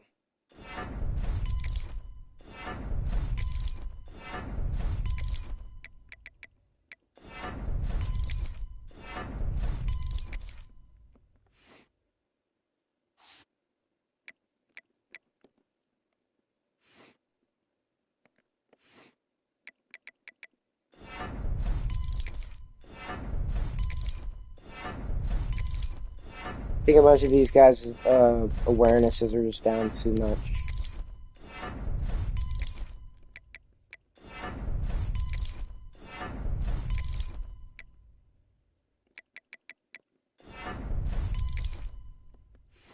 '64 overall.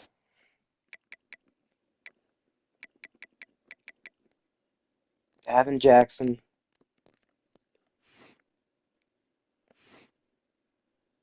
Player we've had this entire time. Gap specialist. Let's get your run stopping up a ton.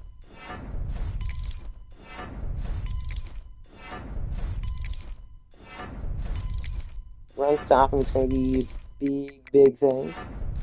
Get your IQ up as well. So y'all can stop being fooled by some freaking read options.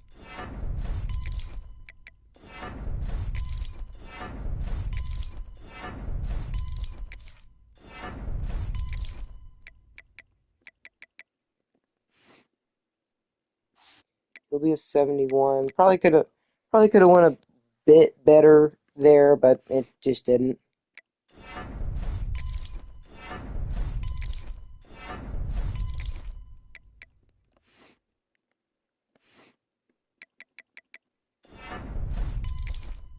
Okay, tied for second.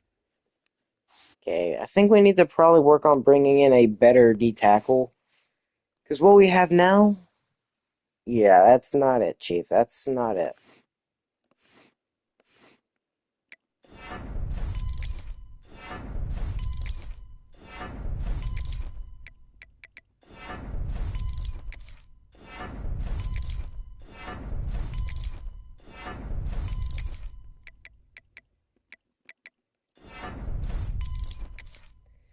Okay, 66 overall.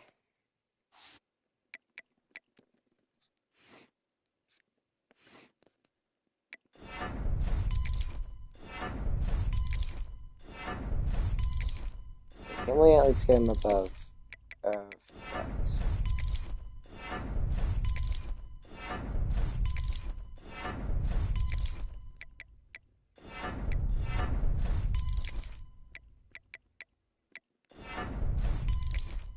Okay.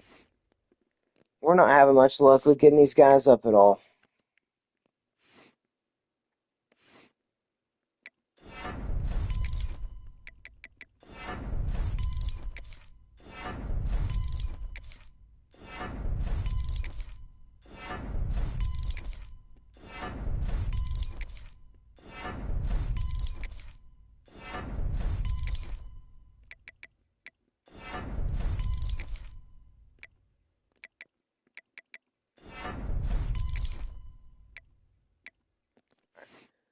I mean, at least they're above 60 overall.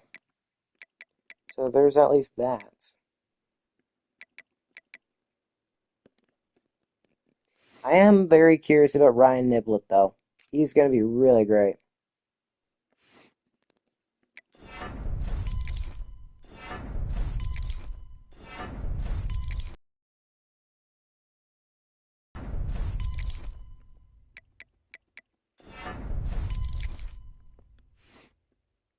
Alright. I want all these guys to have good coverage. That way, whenever I'm not playing as them, they don't absolutely just lose their minds. Like, they don't just stand there and look like absolute buffoons. Because that's what was happening a ton. Way too much. Teams should not beat us now. If we have a 5-star player on our board, and, well, we're beating that team that we gotta face, because they'll most likely be one of our conference opponents. So I'm not letting crappy coverage take control of me anymore.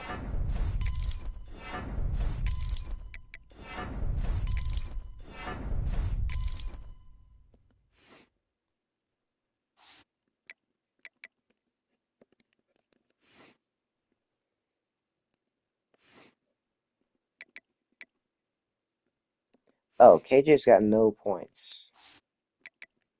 Okay, I, for whatever reason, thought he did. Ooh, let's go. Ryan Niblett has 42 points. I can't wait to switch on to him. You should lock up most of the players in our conference. It's most of the good receivers left. He's a signal caller, so IQ. Pass coverage should be another important thing to that.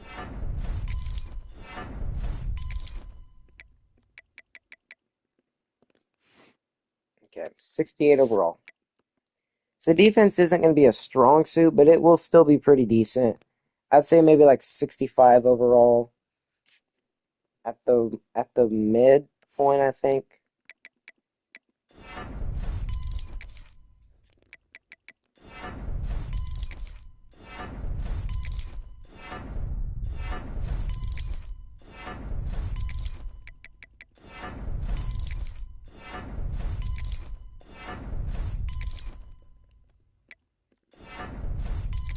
For those that don't know, uh, pass coverage is very important to me. Like very important. Like I once had this legendary player named Travis Trahan who was a like I think is like a Mike linebacker, 99 zone, 99 man, and boy was he fun to play with.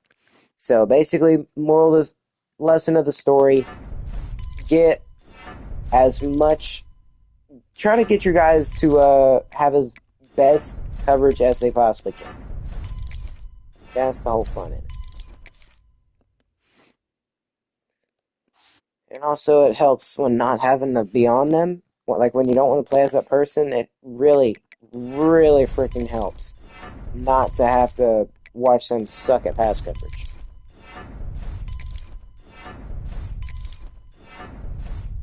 So even if they're a normal dev, put all your points into pass coverage and IQ, because that's all linebackers really need.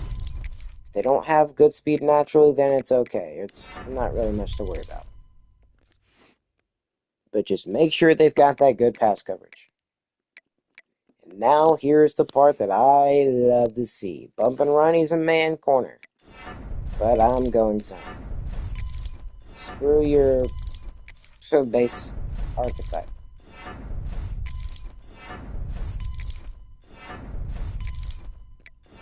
And now let's go for your base archetype.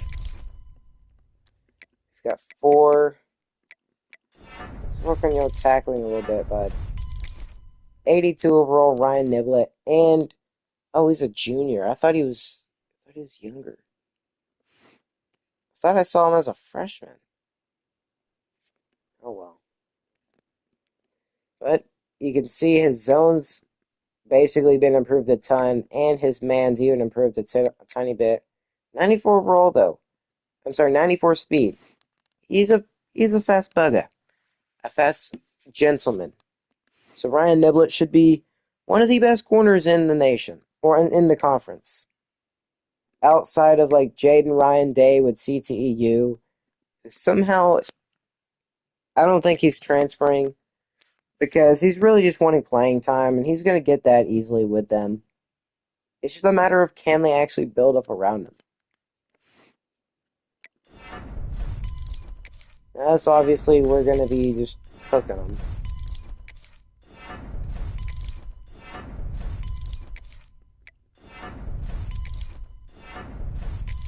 Boston Franco's coverage, unfortunately, is almost maxed out. We've got like 1 left with man.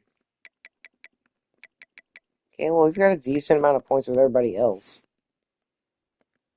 But I will get rid of the crappiest players on the team.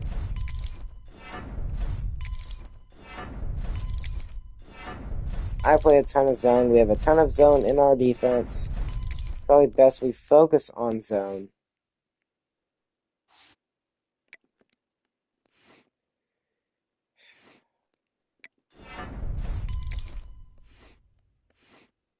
Okay, he's his own defensive player anyways.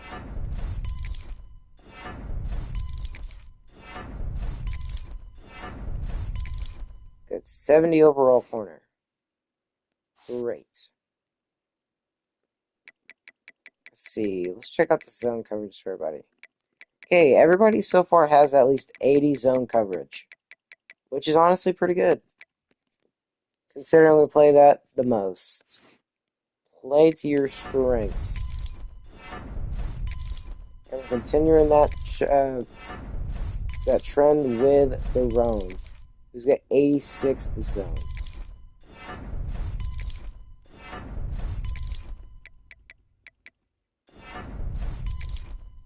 Okay, 67 overall.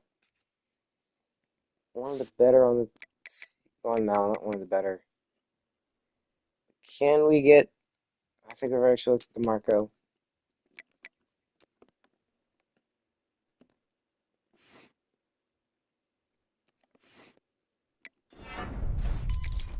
Okay, Sam.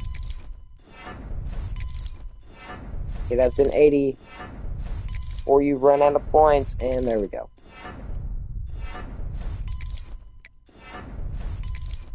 Now let's start to show off your greatness. I mean, hey, at least we're improving. Can't say we would have done. We probably aren't gonna. We probably didn't do nearly as good this year as we were gonna do this next year. I have a good feeling we're gonna be much better and actually be able to cook teams.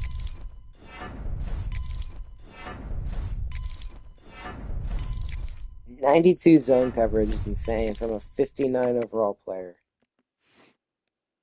Even if he does get out there, Randall Crook's gonna dominate.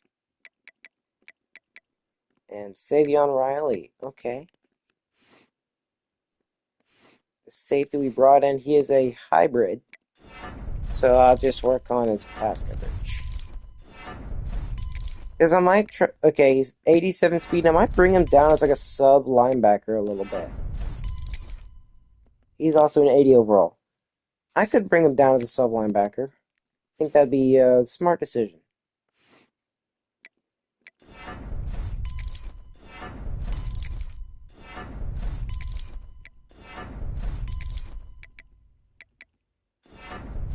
Okay, 76 overall Cam Dalton. We're almost done. We've just got a couple more safeties to go, and then I guess the other safeties, kicker and punter.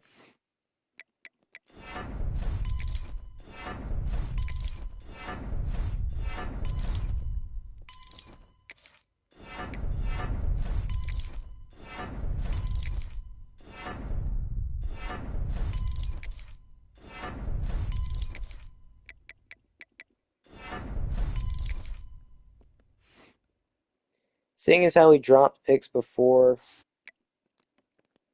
I think we need to work on catching a little bit too, but I'm not completely worried.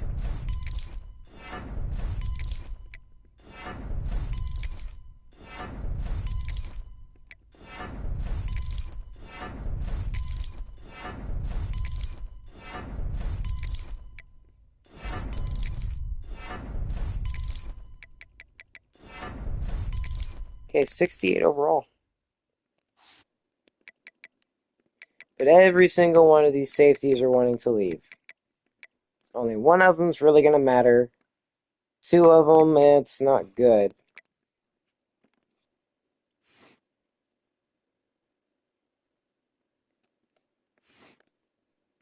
Okay, zone coverage. Let's get this big boy right here up pretty good. And then think, yeah, we're not getting 80 with him. Unfortunate.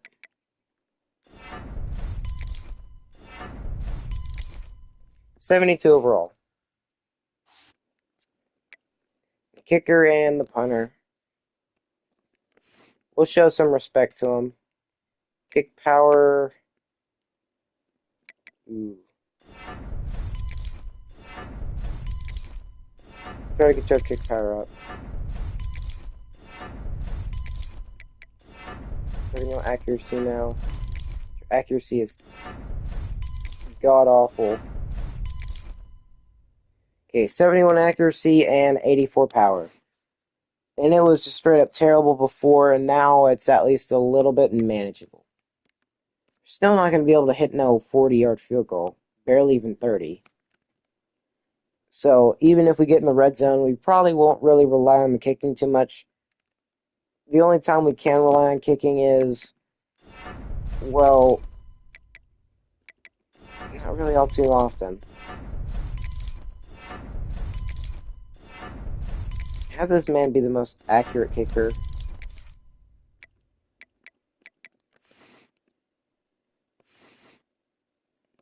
Buda Vincent, he's a senior. 95 kick power, 95 accuracy. Okay, might as well just have him as our kicker. He's already the kickoff specialist. But that is the entire roster as we stand. A bunch of 80 overall players, a 93 overall. I think we're set to be above a 70 overall, for sure. But I am going to cut some players. I will cut some players.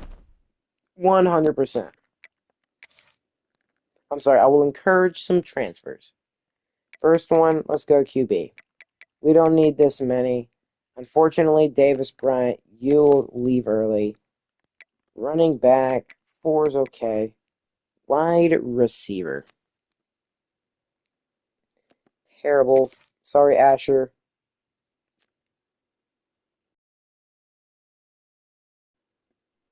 Seven receivers. And Bill Wilson Hayes, you're a senior, you can leave. Make way for the younger guys. We have one too many tight ends.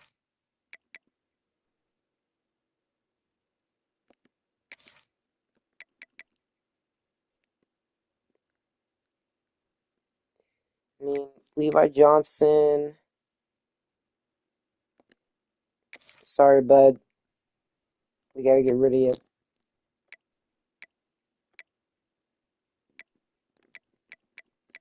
Not getting rid of the 81 overall lineman. No, not Kramer. Fortune, yes. Okay, we have one too many.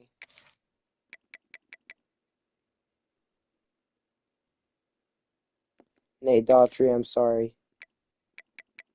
We already have a starting roster with just these 4 guys. I mean, Davin Jackson, no. He's a junior. He's wanting to leave because of pro potential. So I guess it's safe to cut him now before later. Let's start depth trade normal. You know what, just cut them. Let these freshmen have a better chance at it. Let's not let these crappy players take up all the space on the roster.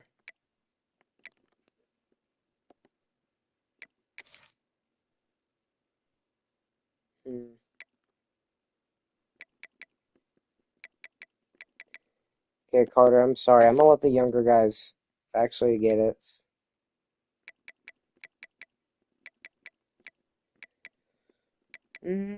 Jordan Hicks. You're one of the faster linebackers we've got. Okay, I'm sorry, Randall Crook.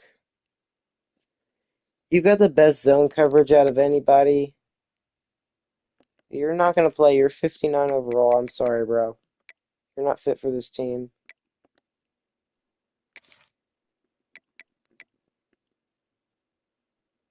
Okay, at least keep you. Okay, so the purge of the team has been complete. Let's officially see what overall we are. My best guess, 72.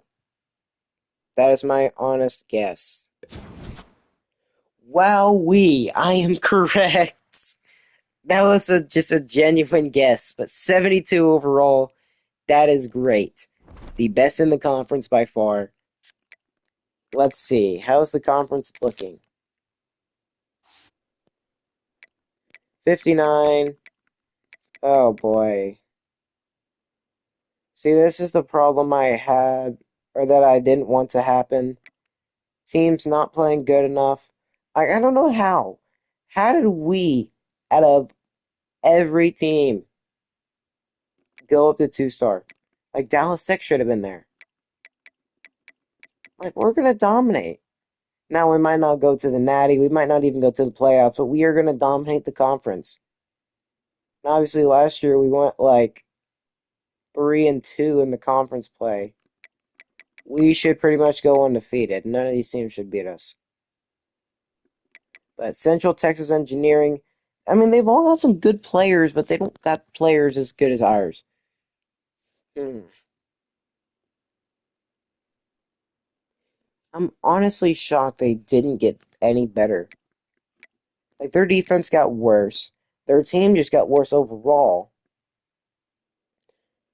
Metro Atlanta, they're not even trying. Like, I want this to be hard, but if the other teams won't freaking develop any, I can't do nothing about that. I can't do nothing about the. Like, I don't want to have an easy conference. The conference is just going to keep going down if it keeps happening like this, because we're going to keep having bounce, like, weird. I don't know. I mean, I'm hoping Dallas Tech has another good year. Vermont State has another good year. I really hope Central Texas Engineering can be better because I think Metro Atlanta is definitely going to be the worst. With that bad of a defense, oh yeah, you're not getting any better. I just hope they don't continue to get worse and worse. I hope one day they can eventually find their success, become like a 60 overall at least, because nobody other than us and Dallas Tech even have a chance at being better than 60 overall. And if they still had their 5-star QB right now, they would be a 60 overall, at the least. But us, we're like almost 10 whole points better than, or 10 plus points better than everybody else. Yeah, I'm going to change up our playbook from power spread. Our offensive playbook from power spread. Let's see, we're in Penn State's playbook. Let's go Georgia's playbook. I want to see what kind of playbook do they've got. That seems to always get like a Heisman contending receiver. Let's just work Georgia's playbook. Screw Georgia. Oh, they run a multiple offense with 1,000 shotgun plays. Jeez Louise. Alright, let's run the multiple offense. We're running multiple offense and 4-3 multiple defense. So, we just need to get as many plays in this playbook as possible. Let's see the schedule. And yup, we have to face... Ooh, they're actually letting it be at our stadium this year. Awesome. And we faced the two teams we lost to last year at the very end. Because they know they want to see the prime matchups. We have to go to Mike Ward Stadium. Okay, you know what? Let's just open up the season. Okay, let's not have the FCS game there. Let's open up the season with the FCS game. Doesn't matter which one it is. Let's just go them. They're the worst. Colin Simmons. I mean, we could go back-to-back ranked teams. You know what? What about Arizona State? Where are they at? Are they playable right now? They would probably be at the top. No, Arizona State is not playable. But we can do Boise State. I think Boise State would be fun. I'm not doing 3 straight home games. Boise State is a significantly better team. Well, not overall wise, but you know what I mean. That could be another game we play. And then all these others are just games we schedule because we want to actually get wins. Just against higher rated teams. Well, App State, nah. They're 1.5. Let's find a team that we can win against that's higher ranked. Ooh, the Terrapins. Maryland wouldn't be a bad team to try to face. Let's have them. You know what? Let's have them. Screw it. Let's have them come to our stadium. Oh, that's why we couldn't face Arizona State. Yeah, so the national champions, we'll have them on the board. I want a team that's higher rated than us, so we can face them. And in Colorado, they might screw us over. Boston College, I could say the same. But I want to have a challenge this year. I don't want it to be just us running through the conference, which is probably what it will be. But that would be an easy like 5 wins on the schedule. It's an easy 5 wins, and I think we need the challenge anyways. Have those 7 games outside of the conference play. I mean, one of them be an FCS school, which so we should have 6 wins. And if we can manage to beat a couple of these teams, which we very much probably will and can, ooh, Cal wouldn't be bad. Boston College, either Boston College or Colorado. Let's go Colorado. Even though the simulation's going to treat us like crap, I think that's who we're going to play. That's a bunch of like very notable teams, like Colorado, 3-star, Arizona State literally just won the national championship. Let's take them off our schedule so I can see like what is their thing looking like. 3.5-star, 82 overall. Oh yeah, we should very much be able to. Yeah, we can very much take them down. I'll probably, I'll play the Oregon. I'll simulate the Boise State game, play the Oregon, Arizona State, and then one of the conference games. But I want it to be a new team. We played Dallas Tech, Vermont State, so I'm gonna play one of these 3 teams, just one of them, because I will play like a bowl game or a conference championship or a playoff game if we make it there. But these are a bunch of very winnable games outside of Oregon. Oregon, I feel like we're gonna struggle with again. I mean, we came close to winning, but I think it's going to be a big, big game. And we're 72 overall, so we have a good chance of winning a decent amount of these. Then again, we don't. If our defense can step up and play how they played last year and stop teams, like most of the teams we played, we held them to like, it was like a 1-score game. It's just our offense needed to step up. We changed our offense.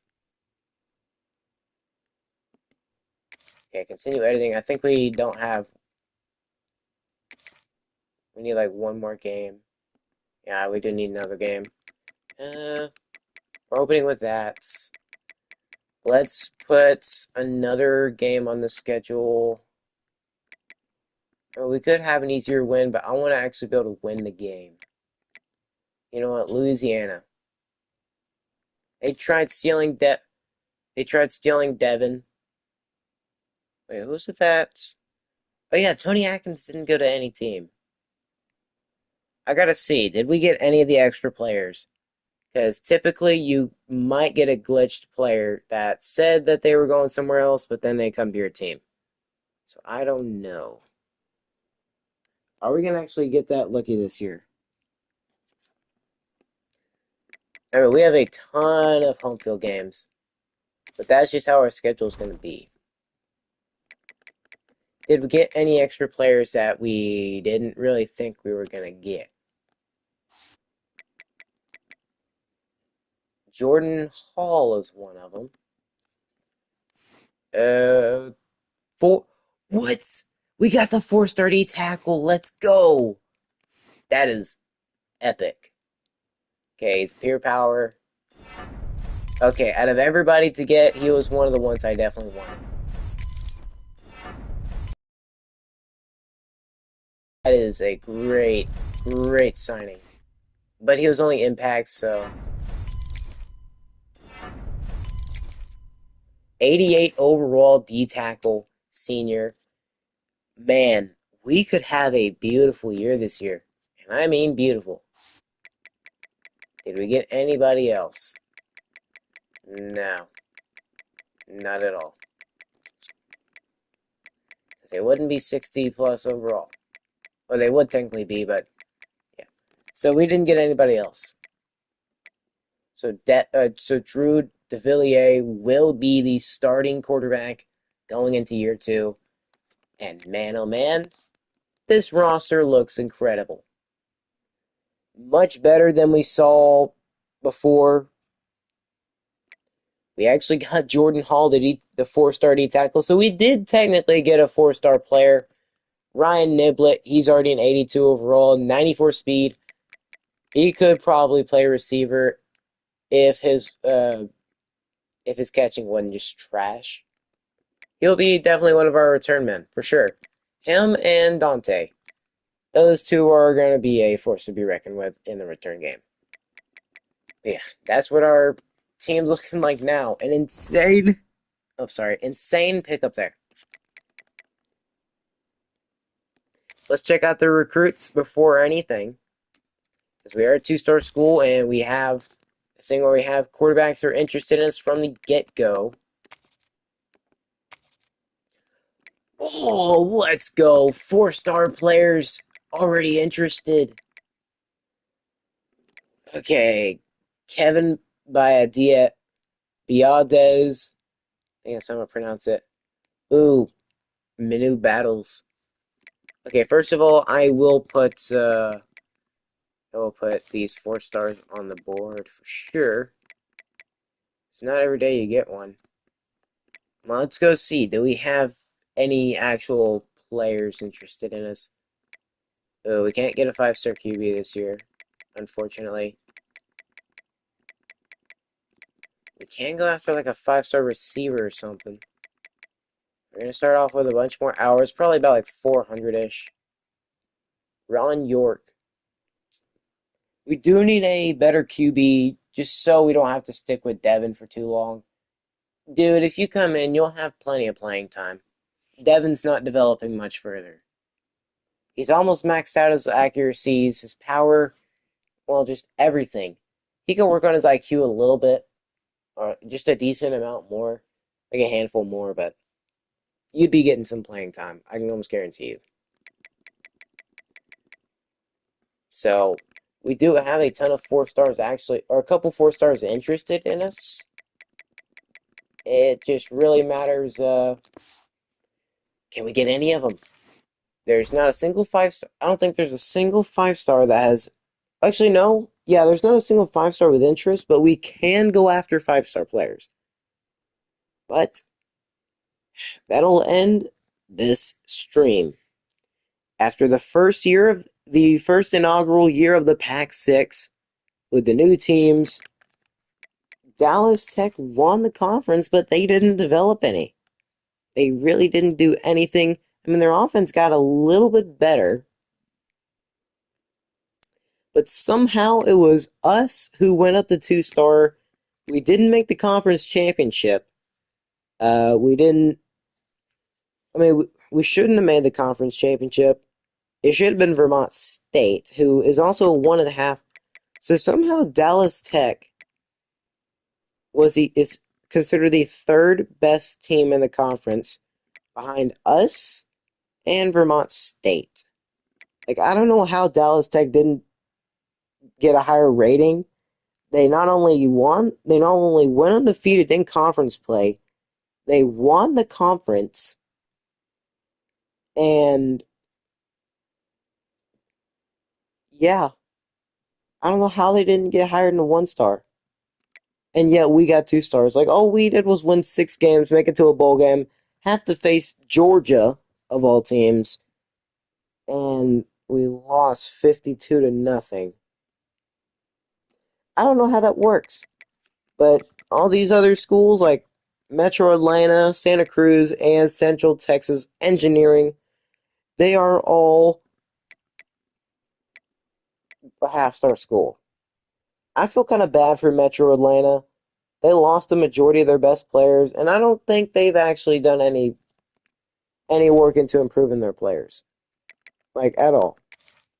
Obviously, they have some players with like Star Dev, Elite Dev. I don't know why they're not developing that much. Like,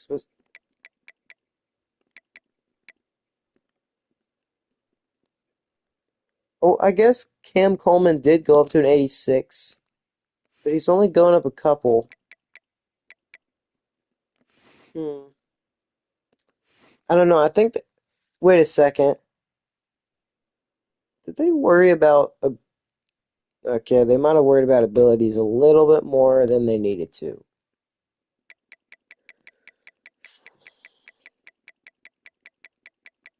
course, I will look into these teams next episode as well. Mikey, he started as like an 82. Oh, they increased his speed a little bit. Worked on his catching a tiny bit. Not so much in his route running. Actually, I don't think anything to his route running. Oh, they worked on his abilities a little bit. They got him double dip.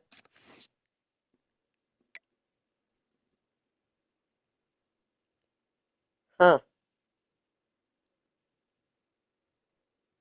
I mean, yeah, I guess abilities are great, but when you're as crappy as of a team as you are, you need to be worrying about making your players get overalled up.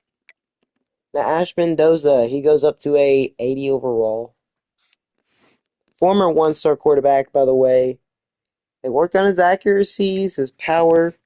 I mean, they've got a while to upgrade him, but it seems like they're more worried about freaking abilities than anything.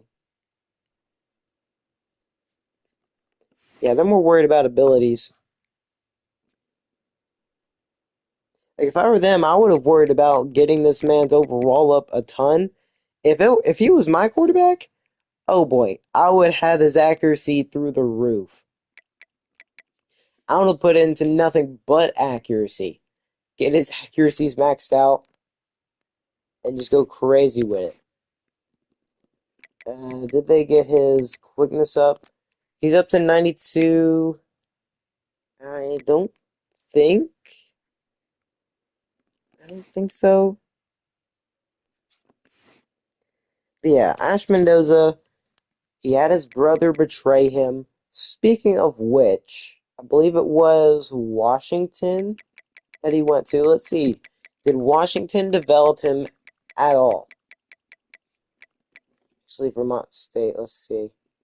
Joe Jackson goes to 84. Okay, he's developing slowly. Hopefully, some of our conference opponents can actually bring in some decent talent. Parker Mendoza, he's up to an 84. Well, not that he upgraded any. What exactly did they work on with him? He was already a not. I think he was like a. Well, maybe they worked on speed. Speed, catching, and route running. Okay, they worked on a little bit of everything with him, I'm pretty sure. I don't remember what his overall was.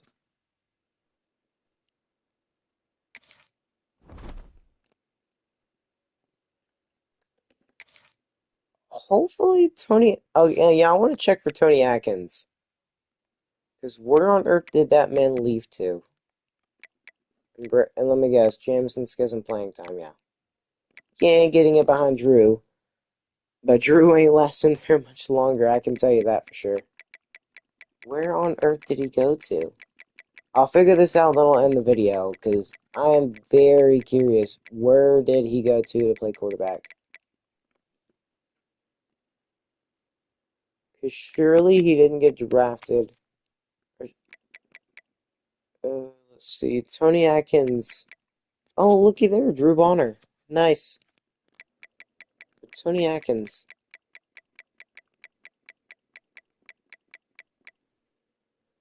Okay, he must have developed a little bit, so he has gone up from 65. Alberto Mendoza went to Eastern Michigan. Okay. So former quarterback Travis Wolf. What did his overall go up to?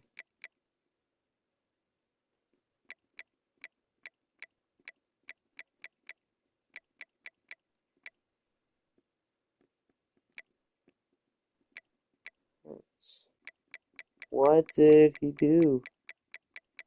Hopefully he didn't just completely leave. Whatever team he went to, he must upgrading. Tony Atkins Jr. Devondre Foster, okay. Who the frick is this man, Tony Atkins? I swear, if he went to somewhere like Dallas Tech, I am not going to be happy.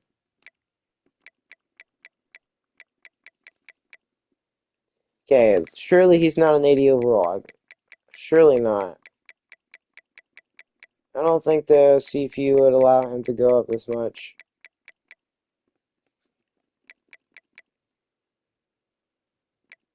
Unless he went to a really good team and he got like a big...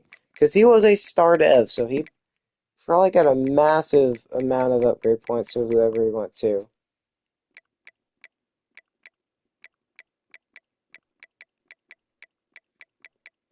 I feel like I'm getting closer.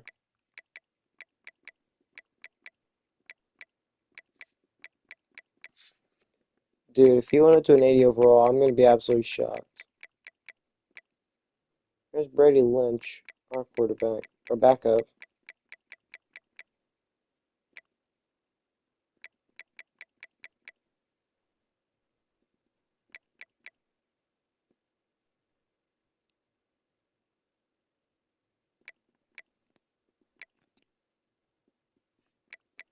Who the frick is Tony Atkins? I feel like I've passed him, but then again, I feel like I'm right where I need to be. Connor Weigman to freaking Colorado? Holy. Okay, now we're getting up with these guys who are actually really freaking good. I'm starting to feel like I've definitely overpassed them. Darian Mensah, the best QB in the nation. DJ still with Florida. Man, where the frick did he go?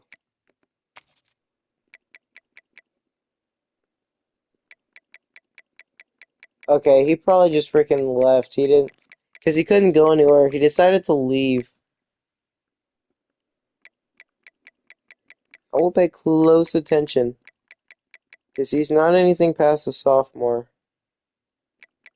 Because I know he played.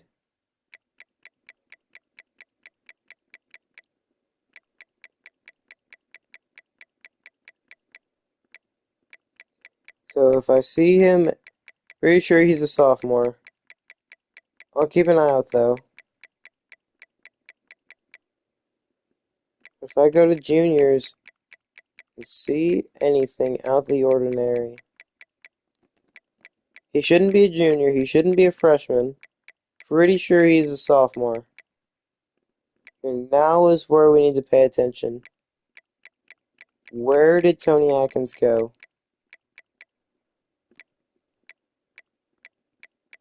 Tony Atkins Jr. Where did this buffoon go?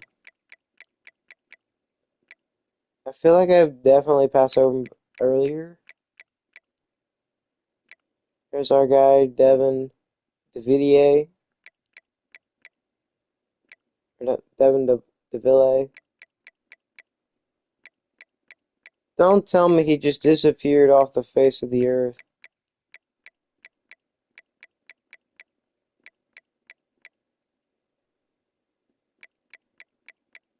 No way this guy just disappeared. He really could have been our starting QB and he decided not to go anywhere. Except to the freaking couch to eat his bag of chips. Really? This man straight up just left the college football scene. What? Huh? What? So Tony Atkins, he'd rather be sitting on his couch eating a sack of freaking Lay's potato chips than to come be our starting QB. Really? He could have had it all. He could have been the guy on campus right now.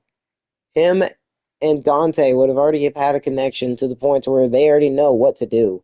You would not have been a 65 overall. You would have probably been like a probably closer to an 80 overall. Even higher, probably. But you're telling me you'd rather be, I don't know, freaking screwing your life up. That's what I'm basically trying to say. He'd much rather screw his life up and not be our starting QB.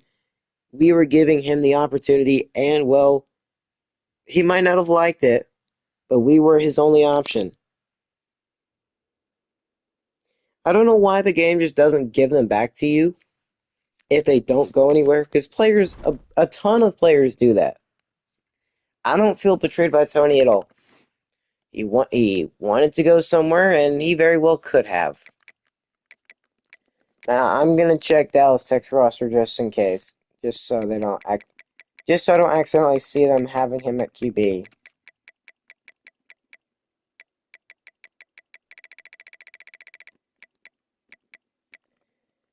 I don't think they do. Yeah, they don't. But they do got a guy named Jamie Rhett, Adam Ford. They brought in Torrey Wilbur and George Wanna Go. Wanna go home because he won't want to go in the end zone. Definitely a step down for them. 110%. They don't have nearly the talent of players they did at one point. Actually, might have got rid of most of them. Zion Kearney, okay. What, was he a former 4-star? No, he was a 3-star. He might have been one of their 3-star players they brought in. He might have had like star dev or something. Anthony Briggs Jr. What are their best players looking like right now? It's definitely Zion Kearney. Ooh, okay, they don't have many good players coming in. I think most of them are their 3-stars. I do genuinely hope one of the teams can at least get up to like a 60 overall. Like Dallas Tech, if they can get if we can at least have like one or two teams getting up to a 60 overall, I think we'll be looking bright for the future.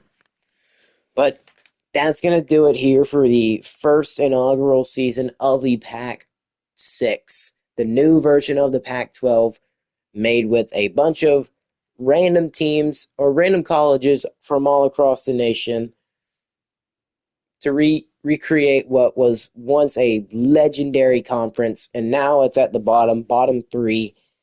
We've got to build it up. It's got to be the conference we dominate.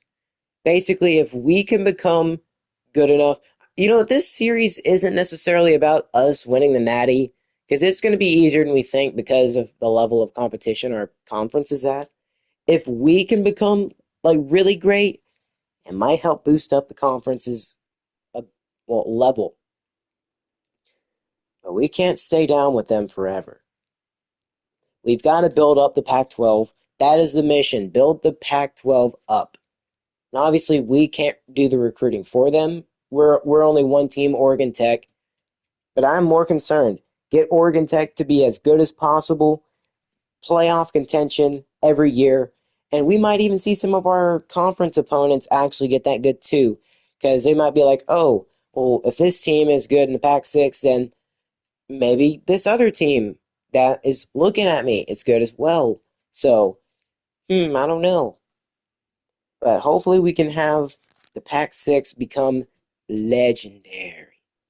Now, I'm not going to bring in any other schools to this conference. Like, I'm not bringing in Colorado or Missouri State. I'm not doing any of that. We're sticking with the teams we've got now. And we're going to see how the legend of all these teams develop. This isn't just about one team, Oregon Tech. It's about all 6. And it's going to be a fun story to watch. But that'll do it here for me tonight. Starting a whole new series after winning the big one with Vermont State. This one was a fun one. We might not have had much success. I did want to play the bowl game because, well, it would have took a little bit longer, and it was Georgia, so we already knew the outcome. But like I said, that's going to do it for me here tonight. Of course, Oregon Tech as well, and the new Pac-6 and every team in it. Let's make the Pac-12 great again. I am the new, okay, I'm not saying I'm the Donald Trump of this, but I will become the new president of the, Me personally, I am the president of the Pac-12. We just so happen to be following the story of Oregon Tech, but I am more concerned about the success and longevity of making the Pac-12 great again.